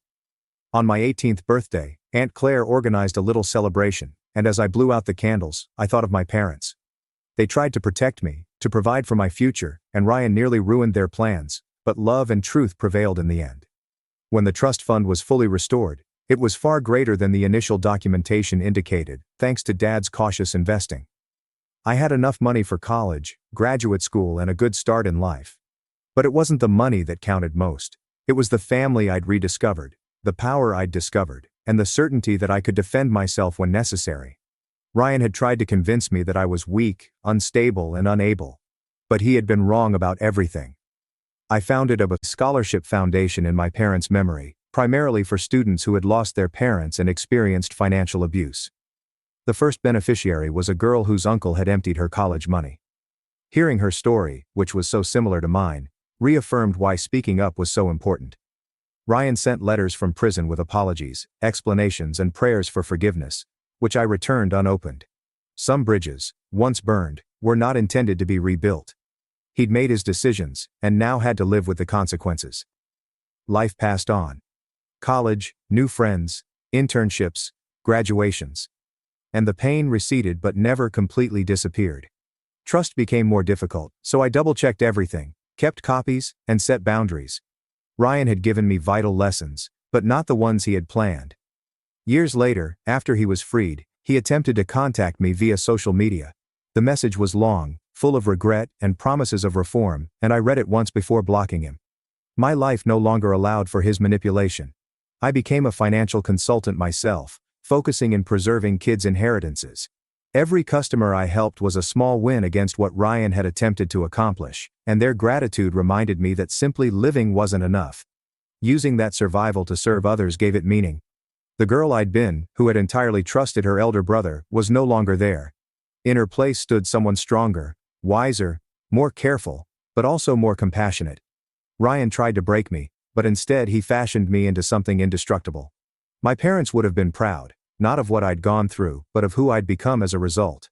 Their love had protected me even in death. The trust fund had been their final gift, but the real inheritance was the strength to fight for it. In the end, that's what mattered. Not the money Ryan stole, but the truth he couldn't hide. Not the family he tried to separate me from, but the bonds he couldn't break. And not the future he'd tried to control, but the one I'd claimed. Justice had been served, the protagonist had won, and my parents were finally at peace. I sat in Mr. Bennett's office, watching the forensic accountants uncover transfer after transfer. Ryan had set up shell companies with names like Future Education Holdings and Guardian Trust Services to divert funds from my inheritance. He was thorough, the lead accountant mumbled, pointing out another dubious withdrawal. But he got greedy near the end. I observed a trend in the dates. Every large transfer occurred shortly after Ryan had attended parent-teacher conferences or school functions, which he had used as cover, knowing I'd be busy. Aunt Claire arrived with coffee and sandwiches. Her husband Daniel had taken time off work to help coordinate things, and their teenage daughter Natalie offered to permanently share her room with me, thrilled to have a cousin around. "We're converting the basement into a proper bedroom for you," Aunt Claire continued, giving me photographs from her phone. "Daniel's already started painting."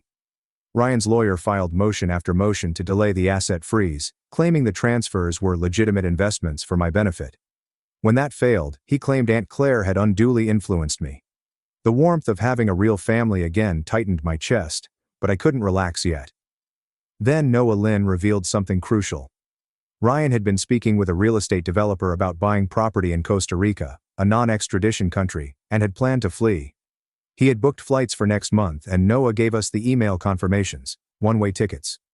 Mr. Bennett immediately alerted the prosecutor, and Ryan's passport was confiscated that afternoon. I watched from the courthouse steps as officials handed him the papers, and his face turned pale, then crimson with rage. That night, Ms. Taylor's neighbor reported seeing someone in a hoodie near her house. The surveillance tape was too blurry to identify them, but we all knew Ryan was acting recklessly. The criminal trial date was set 3 months away, but Ryan remained free on bail with tight conditions: no contact with me, forfeiture of his passport, weekly check-ins. I knew him, and rules had never stopped him before. I focused on practical concerns, such as opening my own bank accounts and retrieving my social security card and birth certificate from Ryan's apartment, with Officer Lee accompanying me. The apartment felt much colder than before. In my room I discovered things I hadn't noticed missing: photos of our parents, jewelry Mom had left me, and even my childhood diary, all concealed in Ryan's closet. "He'd been collecting pieces of my life like trophies," Officer Lee said, as he helped me pack. "Your brother has serious control issues." Northwestern's admissions office sent me a personal letter, stating that they had learned about my predicament through Mrs. Patel's recommendation, and that my position would be reserved for me when I was ready. The kindness of strangers continued to surprise me, but Ryan's new strategy involved discrediting everyone who'd helped me. He filed complaints against Ms. Taylor with the school board, claimed Mr. Bennett had a conflict of interest, and even suggested Officer Lee had acted inappropriately. Each accusation required an investigation, which took time and energy. Ms. Taylor's parents testified on her behalf, and the Bar Association backed Mr. Bennett. Officer Lee's body camera evidence immediately vindicated him. "He's trying to isolate you again," Aunt Claire remarked at one of our planning meetings. "Make you feel like everyone who helps you gets hurt." Natalie, my cousin, grabbed my hand, and I began to withdraw, fearful of causing further disturbance. "We're family," she firmly stated. "We don't abandon each other." During the preliminary criminal hearing, Prosecutor Elena Rivera painstakingly brought out the evidence, which included fraud, forgery, theft, and false imprisonment. Ryan's defense attorney attempted to portray him as a bereaved brother who had made poor financial decisions, but the evidence was overwhelming, and the falsified signatures alone carried significant jail time. Ryan arrived during a recess, disregarding the restraining order. Court security retreated quickly, but not before he hissed, "You destroyed our family." "No," I answered, regaining my voice. "You did that yourself." Ryan's carefully crafted existence was crumbling as the judge upped his bail and imposed home arrest with an ankle monitor. In the meantime, the money recovery accelerated. Cayman Islands accounts were blocked through international collaboration, shell businesses were dissolved, and my fortune gradually returned. The house sale couldn't be reversed. Dad's baseball memorabilia was distributed to collectors across the country, and some of my parents' belongings were lost forever. I began making lists of what was most important. Fortunately, Mom's quilts were still in storage, and Dad's watch was in Ryan's safe deposit box, which had been recovered by court order. The paperwork for the scholarship fund was completed, and the first candidates began to arrive, their stories both tragic and inspiring. I named it after both of my parents, not just in memory, but also in honor of their beliefs. Ryan's sentencing day came sooner than planned. He'd pleaded guilty in order to avoid a lengthy trial and hoped for leniency. The courtroom was packed with witnesses, including Aunt Claire's relatives, Ms. Taylor, Mrs. Patel, and even Noah Lynn. I delivered my victim impact statement, in which I discussed shattered trust, stolen childhoods, damaged family relationships, but also resilience, truth triumphing, and the strength of true family. Ryan also spoke, and his comments seemed planned and hollow. He recalled our parents and how he wanted to honor their memories. The prosecutor reminded the court that he had been investigating guardianship fraud before they died. 5 years. Ryan's banking licenses were permanently revoked, and restitution for the full sum stolen, plus damages, was ordered. The judge's gavel fell with finality, and Ryan was sentenced to at least 3 years in prison with good conduct. As they carried him away in handcuffs, our eyes met for the last time. No mask remained, only the stranger who had supposed to be my brother. Aunt Claire drove us home to Chicago, away from the cameras and questioning, after I gave a brief statement about the significance of oversight and guardianship arrangements. The house she had prepared was ideal. It was not as fancy as Ryan's flat, but it was warm and real. Natalie had put up string lights in my new room, Daniel had made special shelving for my books, and their golden dog appeared delighted to have me there. That first night at dinner, we spoke about everyday stuff like school, movies, and weekend plans. There were no lawyers, court dates, or financial records, just family being family. Northwestern began in the autumn, and I chose finance as my major, with a minor in social work. The irony was not lost on me. Understanding money meant defending others from predators like Ryan. My roommate, a joyful girl from Minnesota who'd never heard my background, saw me just as Emma, a freshman with a complicated family situation, and the anonymity seemed like liberation. I joined a student advocacy group and helped build better resources for orphan students. The administration listened and made changes, small efforts toward preventing others' victimization. Ryan's letters began arriving in my second semester, and I recognized his handwriting and returned them unopened. He tried lawyers and jail counselors, but the answer remained no. Graduation came, with Aunt Claire's entire family roaring from the audience. I'd made the dean's list every semester, gotten internships at firms specialized in fiduciary law, and my thesis on guardian financial abuse received the department award.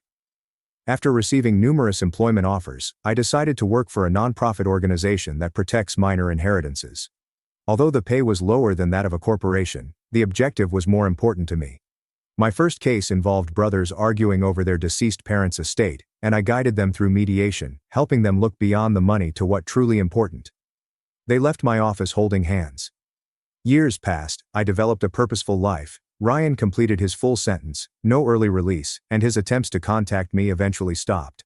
I learned through legal channels that he had moved to a distant state and started over.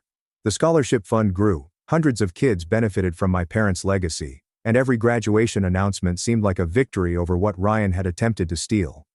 At a legal conference, I met another attorney who understood my commitment to justice. We took our time, and trust was difficult to acquire, but love found a way. On my wedding day, Aunt Claire escorted me down the aisle.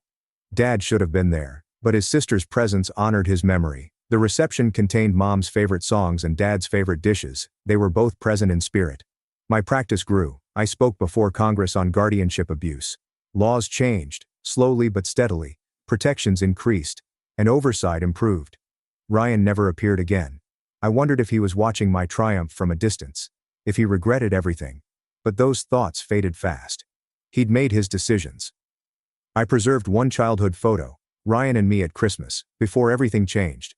Not for nostalgia, but as a reminder that evil can take on familiar faces, that trust must be earned, and that family is defined by actions rather than blood. The girl who had blindly trusted was no longer there. Instead, there was a woman who had turned tragedy into purpose and was protecting others. My parents' love had ultimately protected me, through the family they trusted and the principles they instilled. Every case I won, every student who graduated debt-free, every legislation that was altered. Everything came back to that moment when I resolved to fight. Ryan had attempted to steal my future. Instead, he had constructed my purpose. The money was recovered, justice was done, and the family was reunited. The greatest victory, however, was much simpler. I had survived. I had prospered. And I'd made certain that others would. My parents kicked me out for getting a job instead of babysitting their kids. Weeks later, their perfect life collapsed as I exposed their lies. My parents cut me off because I got a job and couldn't babysit anymore, and then lied to the rest of the family when asked about it. So I went nuclear and exposed them. And now they're attempting to force me back because their new babysitter has quit. I obtained my first job 2 months after I turned 17. But when I told my parents about it, their first words were, "Who's going to babysit our kids?" I should have been surprised, but I wasn't since I knew my parents. So I said, "Well, who's going to pay for my college tuition?" I intended to stump them. You know, they had previously informed me that if I wanted to attend college, I had to pay for it myself. But instead of yielding, they began laughing as if my remark was the funniest thing in the world. You're a woman, and women should be grateful for the opportunity to care for children, whether it's free or paid. Of course, in my situation it was free. My father then stepped in with some wise words. You don't just get to be selfish and abandon the family. Julia, do you know how much a babysitter for 4 kids costs these days? I tried to make a compromise by telling them that some of the money I earned from work could go to them and the kids, but they didn't care. And they felt that because I wasn't spending my life caring for their children, I deserved to be kicked out. They instructed me to pack my stuff and go. I simply rolled my eyes in return. I ran upstairs, but for the first time in a long time, I allowed myself to feel it. The sadness, the betrayal, and most importantly, the grief of knowing that I would never know a life where my parents loved me. I didn't bother wiping away the tears, instead focusing on packing as many clothes as possible into a rucksack. After 10 minutes they yelled at me to hurry up and we departed for my cousin's. On the way there, my parents were attempting to persuade me to reconsider. My father reminded me of how much my brothers adored me, or more particularly, how no one else could make them stop sobbing like I could. Their manipulation wasn't even very good, but for some reason, I felt bad. I started pondering whether I was truly selfish. My mother even began crying, not because she missed me, but because they suddenly had to pay for a babysitter. So when we arrived at my cousin Susan's house and they drove away without saying goodbye, I felt even more guilty, especially when she opened the door, since her face instantly lit up with delight and she gave me the first genuine smile I'd seen in a long time. Kindness felt so foreign to me that as soon as we stepped inside, I burst into tears. Her face sank and she attempted to console me. Okay. Kind of. My love, why don't you just help your parents out a little? Help? I'd cut off friends, dropped my grades, and given up everything to care for their children. I didn't mean to yell, but I couldn't stop the rage inside me. I turned to face her, disgusted by her offer. But I noticed a genuine shock on her face. Your parents told me you were acting entitled and just didn't want to help out when you had nothing to do all day. I burst into tears again, but this time in her arms. I told her the complete truth. Why I ended up at her house, while she embraced me and assured me I would be secure under her roof. Surprisingly, she appeared anything but angry. But I soon realized she was more than simply angry. I ended up weeping myself to sleep that afternoon. I didn't get up until a few hours later, when I heard Susan yell. It was located in the room next door. When I heard the fury in her voice, I sat up straight. She was normally a very quiet, timid person, so hearing her say this was really unexpected. It was clear that she was speaking to my parents. I couldn't understand what she was saying, but I knew she was putting it on them. I remember feeling a genuine smile go across my face. It was the first time anyone had stood up for me. When I heard her hang up, I lay back down and appeared to be still sleeping. Without realizing I was awake, she began speaking aloud, something Susan hadn't done since I was a child. But what she said made me shoot up.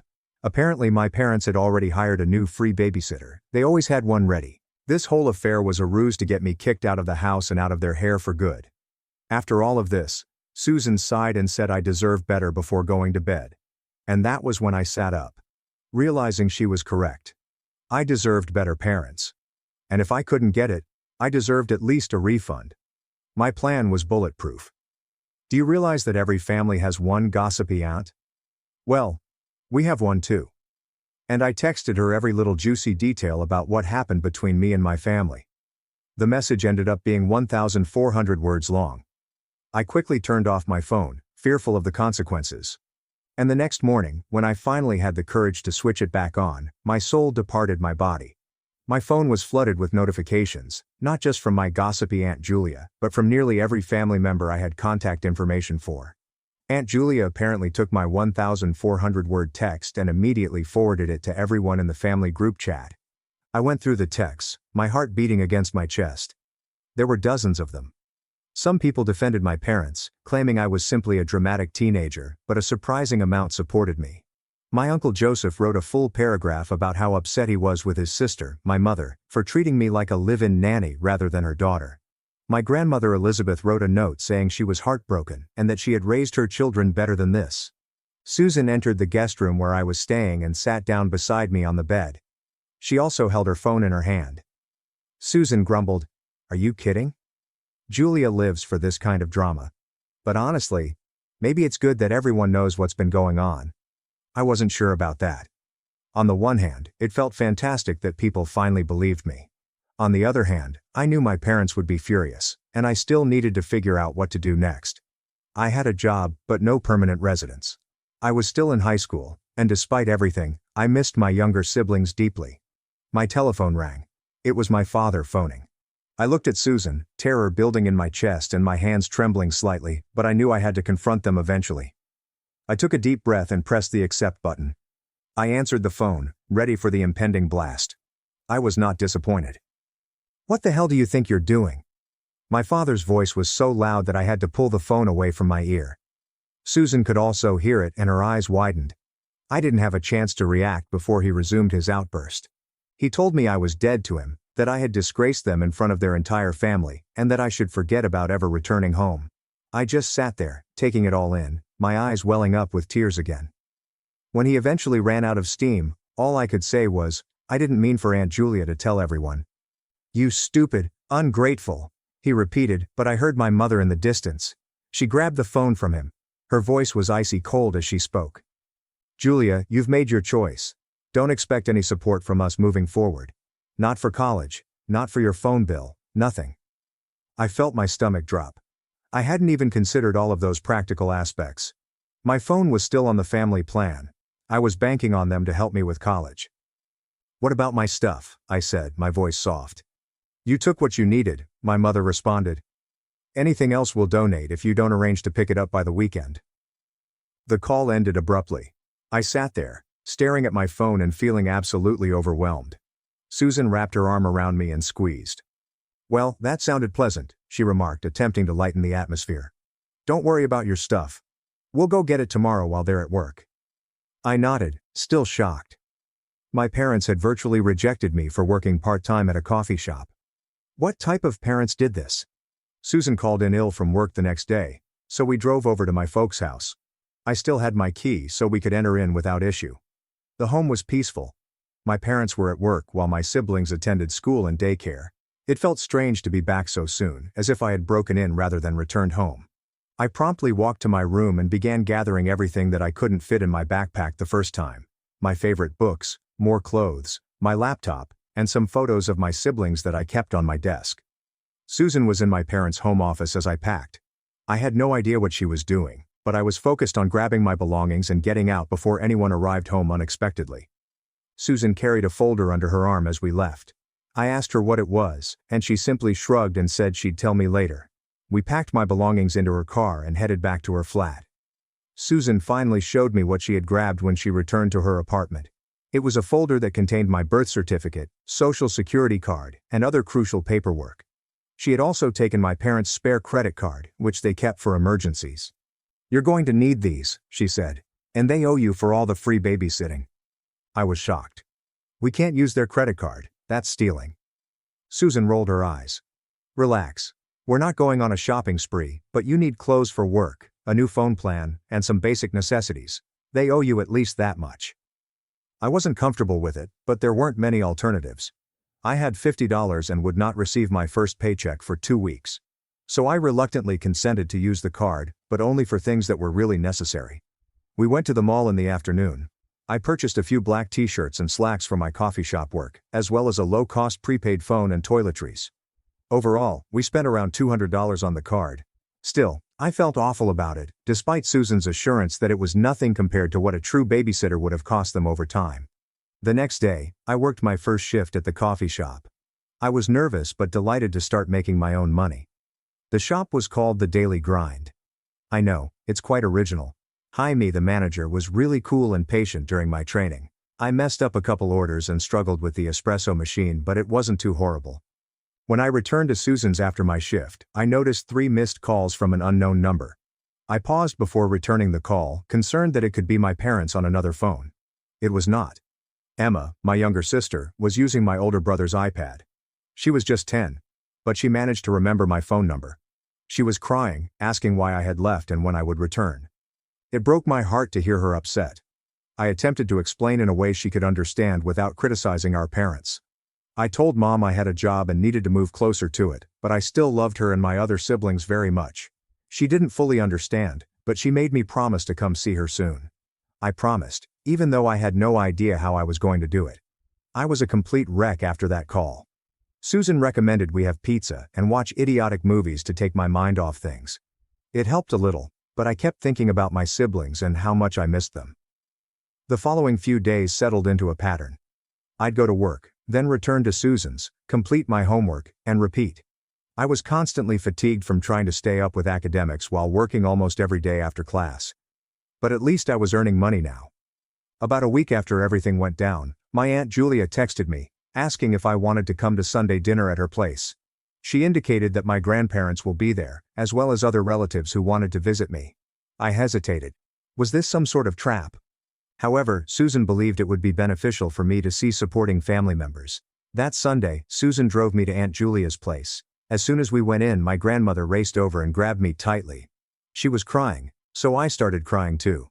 I had no idea how much I wanted a grandmother's embrace until that moment. The supper was genuinely enjoyable. Nobody pressed me to talk about my parents, but they made it apparent that they were there for me. Even before we left, my grandfather slipped me an envelope. I opened it in the car and discovered 5 crisp $100 bills inside. I tried to call him and tell him it was too much, but he refused to take it back. He explained that it was to assist me get back on my feet. The money was a big comfort. I quickly used some of it to switch from my parents' phone plan to my own. I also opened a bank account without my parents' names, as Susan had instructed. Things seemed to be going well until they didn't. 2 weeks after I moved in with Susan, I returned home from school to find her sitting at the kitchen table, serious expression on her face. "We need to talk," she continued, motioning for me to sit down. My heart fell. Was she kicking me out too? Where might I go? "Your mom called me today," Susan said. "They've noticed the charges on their emergency credit card." I felt nauseous. I should have known they'd examine the statements or receive a buy notification. What looked to be a spare card was one that was routinely monitored. "What did she say?" I inquired.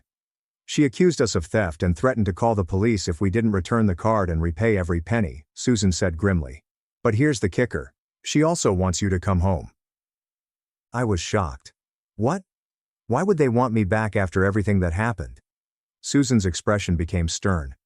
"Because their new babysitter quit after just 1 week. Apparently 4 kids under 10 is too much for most people." "Who knew?" I chuckled cruelly. Obviously that was the cause. They did not miss me. They missed out on free childcare. "I'm not going back," I stated firmly. "I can pay them back for the card from my paychecks, but I'm not going back to being their slave." Susan nodded, relieved. "That's what I told them. But they're pretty upset about the money. Your mom mentioned something about small claims court." I had a flicker of panic. Could they actually take us to court? Will we go into trouble? I still had the majority of my grandfather's $500, so I could repay them straight away. But the entire experience left me feeling uneasy and angry. The following day at school was dreadful. I could not focus on anything. I was expecting authorities to turn up and arrest me for credit card fraud or something. By midday, I was a nervous wreck. My friend Martha saw something was awry and brought me out to the courtyard to discuss. I wound up telling her everything. She was horrified at what my parents had done. "That's actual child neglect," she remarked. "They can't just throw you out because you got a job. You're still a minor." I hadn't really considered it that way. I was so used to being regarded as an adult at home that I forgot I was still legally a child. Martha's mother was a lawyer, and she advised I speak with her about my possibilities. I hesitated.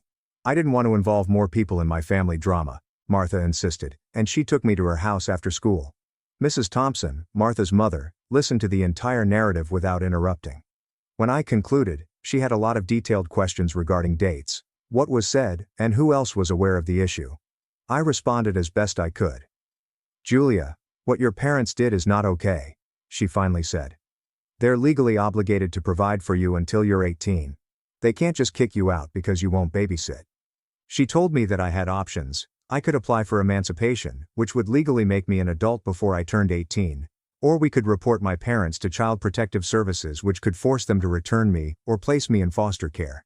Neither choice sounded ideal. Emancipation would include accepting full adult duties at a time when I was already struggling to manage school and job, and CPS may take my siblings away as well, which I strongly opposed. Mrs. Thompson must have noticed my hesitancy. She proposed a third option. Have another relative apply for interim guardianship. That way, I could legally stay with someone like Susan or my grandparents without causing my parents any trouble. I thanked her for her advice and agreed to think about it. On my way back to Susan's, I received a text message from an unfamiliar number. My youngest brother, Alex, was using my father's old phone. He said my parents were arguing all the time now, and the house was a disaster without me there. Reading his messages made my heart ache. I missed him and my other siblings a lot. When I returned to Susan's, I found a surprise waiting for me. My grandparents were sitting in the main room with serious attitudes. For a brief moment, I thought something horrible had happened. "Don't look so worried," my grandmother replied, patting the couch next to her. "We just want to talk about what happens next." They had learned about the credit card situation from my mother, but unlike my parents, they were not upset. They were concerned. They said I shouldn't be working so much while finishing high school. They urged me to focus on my schooling. My granddad cleared his throat. "We have a proposal for you. We'd like you to come live with us until you graduate. We have plenty of room, and you won't have to work so many hours to support yourself." I was stunned. My grandparents lived in a lovely home about 30 minutes from my school. Moving in with them would solve a lot of problems, but I was concerned about imposing on them. They were presumably in their 70s and didn't want a teenager to spoil their retirement. "We've already discussed it with your parents," my grandmother said, noticing my uncertainty. "They've agreed. As long as you visit them and the kids every weekend." Obviously they had a condition. They still wanted to use my free babysitting services, but one day every week was far better than every day. And, as much as I enjoyed Susan's hospitality, living with my grandparents would be a major step up from couchsurfing. So I agreed. That weekend I relocated my belongings to my grandparents' house. They'd turned their home office into a bedroom for me. The room was modest but comfortable, with a twin bed, a desk, and a bookshelf. My grandma had even purchased new bedding and drapes to make it feel like my personal area. My first night there, I slept better than I had in weeks. There was something relaxing about being in their house, away from the commotion of my parents' home, but still surrounded by family who cared about me. The next morning was Saturday, which meant I had my first visitation with my parents and siblings. My grandmother drove me over and promised to pick me up at 6 p.m. sharp. I was nervous the whole way over. When we arrived at my parents' house, my siblings ran out the front door. Emma rushed into my arms, and the smaller ones crowded around me, all chattering at once. I hugged them fiercely, realizing how much I missed seeing their little faces. My parents were standing in the doorway, observing. My mother's expression was unreadable, but my father appeared irritated. Possibly because he had to deal with the kids all morning before I came. After my grandma left, I spent the day playing with my siblings, assisting them with their homework, and keeping up with their lives. It was almost like old times, except for the tension that existed whenever my parents were in the room.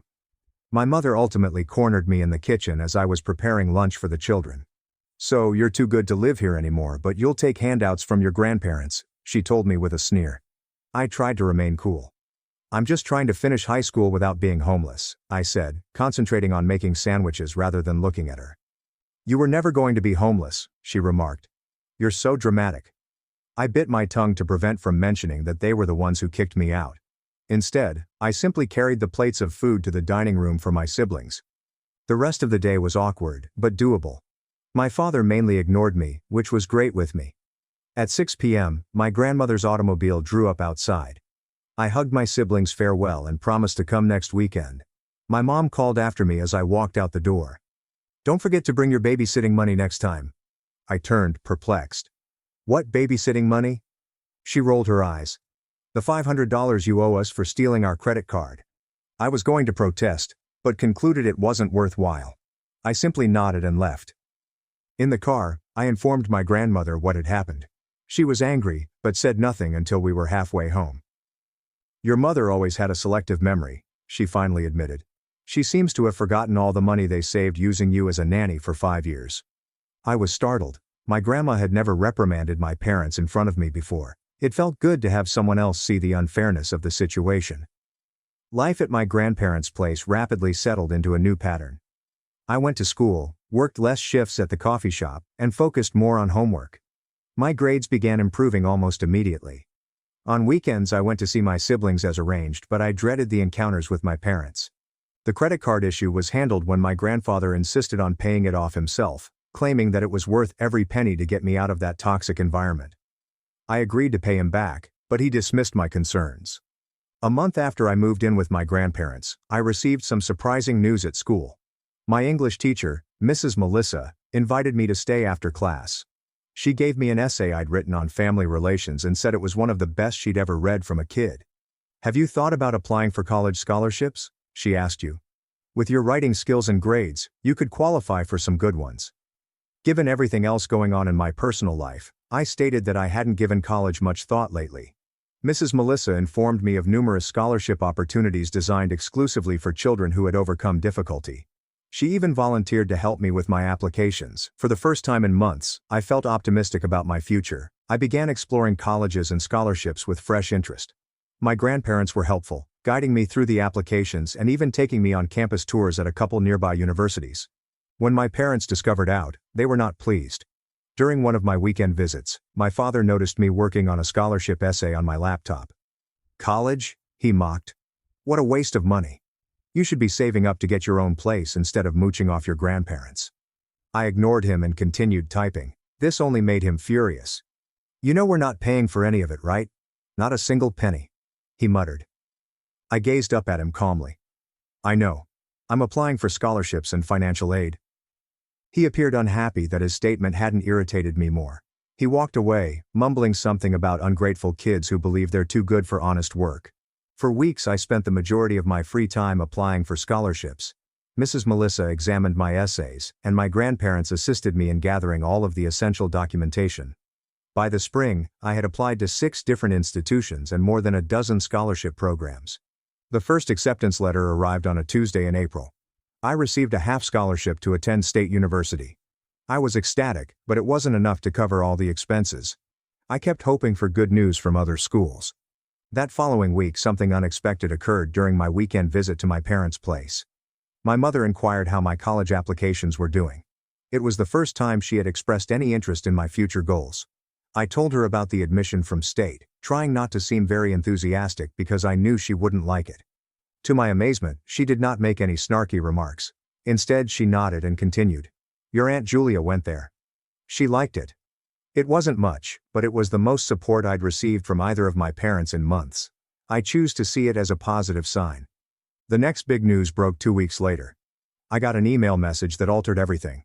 One of the national merit scholarships I applied for had chosen me as a finalist. If I won, it would pay for my whole 4-year tuition at any public university in the state. I was elated. My grandparents took me out to supper to celebrate reaching the finals. Susan drove over to join us. The finalist interviews were scheduled for the following week. I spent days preparing for the interview. My grandmother assisted me in selecting a professional suit consisting of a navy blue blazer and skirt that made me appear older than 17. My grandfather drilled me with practice questions until I could comfortably express my ambitions and aspirations. I was quite nervous on the day of the interview. The scholarship committee was made up of 5 members, each with strong academic qualifications. They asked about my essay, my experiences, and my future ambitions. I discussed my desire to become a child psychologist, which was driven in part by my own family dynamics experiences. I left the interview feeling like I had done my best, but I wasn't sure whether it was good enough. The results would not be released for another 2 weeks. The 2 weeks were the longest of my life. I obsessively checked my email, jumping whenever my phone produced a notification sound. My grandparents kept urging me to relax, that no matter what happened, we'd work it out. But I realized how much the scholarship would impact my life. Meanwhile, my relationship with my parents remained problematic. During my weekend visits, I noticed my mother making more of an attempt to be polite, even asking about school occasionally. My father was still aloof, but he wasn't aggressively hostile anymore. My siblings, of course, were always delighted to see me. Emma began phoning me every few days simply to chat, which I enjoyed. When I went, the younger ones would argue over who would sit close to me or show me their drawings first. These times made the awkwardness with my parents worthwhile. Finally, on a dreary Tuesday afternoon, the email came. I was at my grandparents' house doing homework at the kitchen table when my phone vibrated with a notice. The subject line said, "National Merit Scholarship Decision." My hands were shaking so terribly that I could barely open the email. My grandmother saw and approached behind me, laying a steadying hand on my shoulder. I took a deep breath and tapped the notice. The email opened, and I scanned the first paragraph, my heart beating. "Congratulations." I didn't even have to read the rest. I had been awarded full tuition for 4 years at any public university in the state. I burst into tears as a rush of relief and delight washed over me. My grandmother hugged me hard and cried.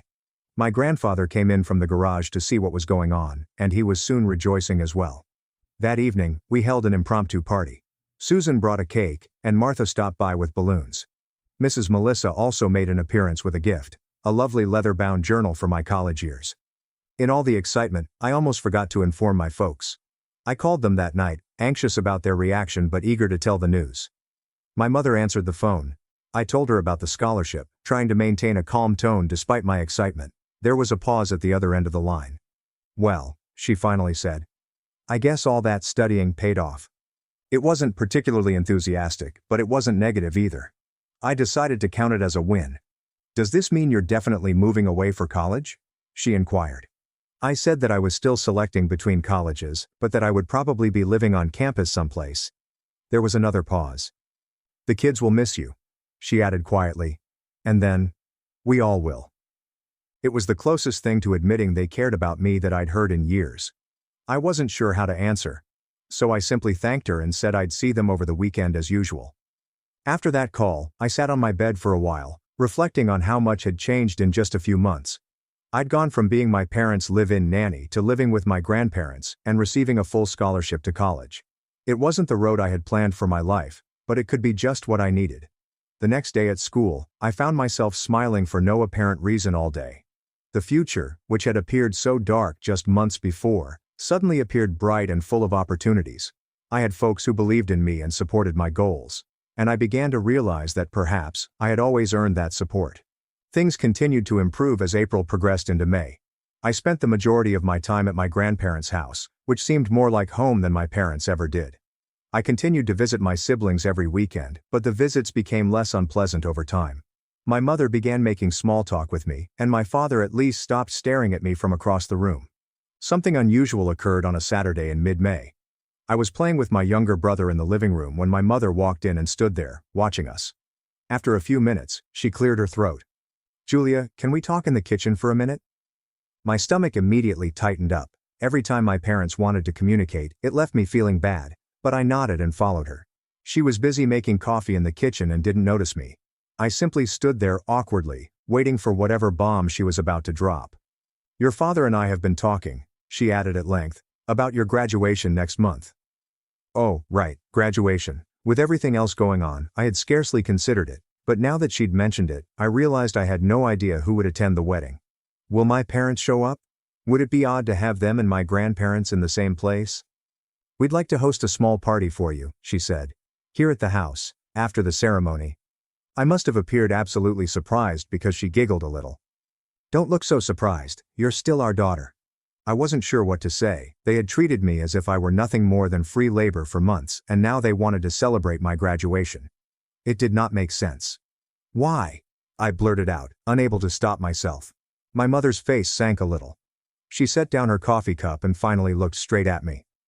"Because we're proud of you," she replied quietly. "The scholarship, college. You've done well, Julia." I simply stared at her. Who was this woman and what did she do to my mother? I wanted to know if she was okay or had been abducted by aliens. Before I could react, my father walked in. He nodded awkwardly at me before grabbing a beer from the fridge. "Did your mother tell you about the party?" he said. I nodded, still too perplexed to speak. "Good," he said. "We were thinking just family. Your grandparents, Susan, a few aunts and uncles." They included my grandparents and Susan, who had practically saved me from them. This was growing strange by the minute. That sounds nice," I said. "Thank you." My father nodded again and left the kitchen. My mother went back to fretting over coffee cups. I dashed back to the living room as quickly as I could, my head spinning. That night I informed my grandparents about the party offer. My grandmother developed an odd expression on her face. "Your Aunt Julia went to visit them last week," she told me. "Had a long talk with your mother apparently." That explained a few things. Aunt Julia was my mother's older sister and the only person she would genuinely listen to. If Julia had confronted her about her treatment of me, it might have reached her in a way that no one else could. "So, should I let them throw this party?" I requested an answer. "Or is it some kind of trap?" My granddad chuckled. "Not everything is a trap, Julia. Sometimes people just realize they've made mistakes and want to fix them." I wasn't sure about it, but I decided to give them the benefit of doubt. The next day, I texted my mother, saying I wanted to have the party. She replied with a thumbs up emoji, possibly the most enthusiastic answer I'd ever received from her. Finals and graduation preparations took up the next few weeks quickly. I was placed 12th in my class, so I got to wear one of those expensive honor cords with my hat and gown. My grandparents were so pleased that they brought me shopping for a new outfit to wear under my gown. Martha and I spent the entire Saturday decorating our caps. Nonetheless, she persisted on mine in dazzling gold letters. It felt appropriate given what I'd gone through. Graduation day came with wonderful June weather. I got up early, too excited and frightened to sleep in. My grandma made her famous blueberry pancakes for breakfast, and my grandfather took shots of me as if I were a kid about to start kindergarten. The ceremony started at 2 p.m. When we arrived at school, the parking area was already full of families carrying balloons and flowers. I saw my folks' automobile right soon. It was difficult to miss, with all 4 of my siblings pressing their faces against the windows and waving madly at me. I waved back, experiencing a strange combination of emotions. Part of me was still upset at all they'd done, but another part was relieved they'd shown up. I had to line up alongside the other graduates as my family secured seats in the auditorium. Martha found me in line and we snapped photographs wearing our adorned caps. The entire experience felt strange, as if I were watching myself in a film about high school graduation rather than actually experiencing it. The ceremony itself was quite standard, boring speeches from the principal and valedictorian, with the band playing Pomp and Circumstance on an unending loop as we walked across the stage. When they called my name, I heard cheers from several sections of the audience. My siblings were the loudest, of course, but I could also hear Susan's voice and my grandfather's distinctive whistle. Afterward, in the commotion of families locating their grads, I was swept up in a frenzy of hugs and photos. Emma refused to let go of my waist, while my younger brother kept trying to steal my headgear. My parents appeared proud, with my father clapping me on the back and my mother fussing with my hair for photos. Martha raced up to give me one final embrace as we walked to the parking lot. "Are you coming to Jacob's party tonight?" she said. I shake my head. "Family thing," I responded, nodding at my parents. "Maybe I can stop by later." She shrugged. "Text me if you escape," she remarked with a wink, then dashed off to join her family. We all drove back to my parents' house in a caravan, my parents' car with my siblings, my grandparents in their car, and me riding with Susan. Susan kept staring at me while we drove. "Are you okay?" she finally inquired. I nodded. "Just weird, you know. A few months ago they kicked me out and now they're throwing me a graduation party."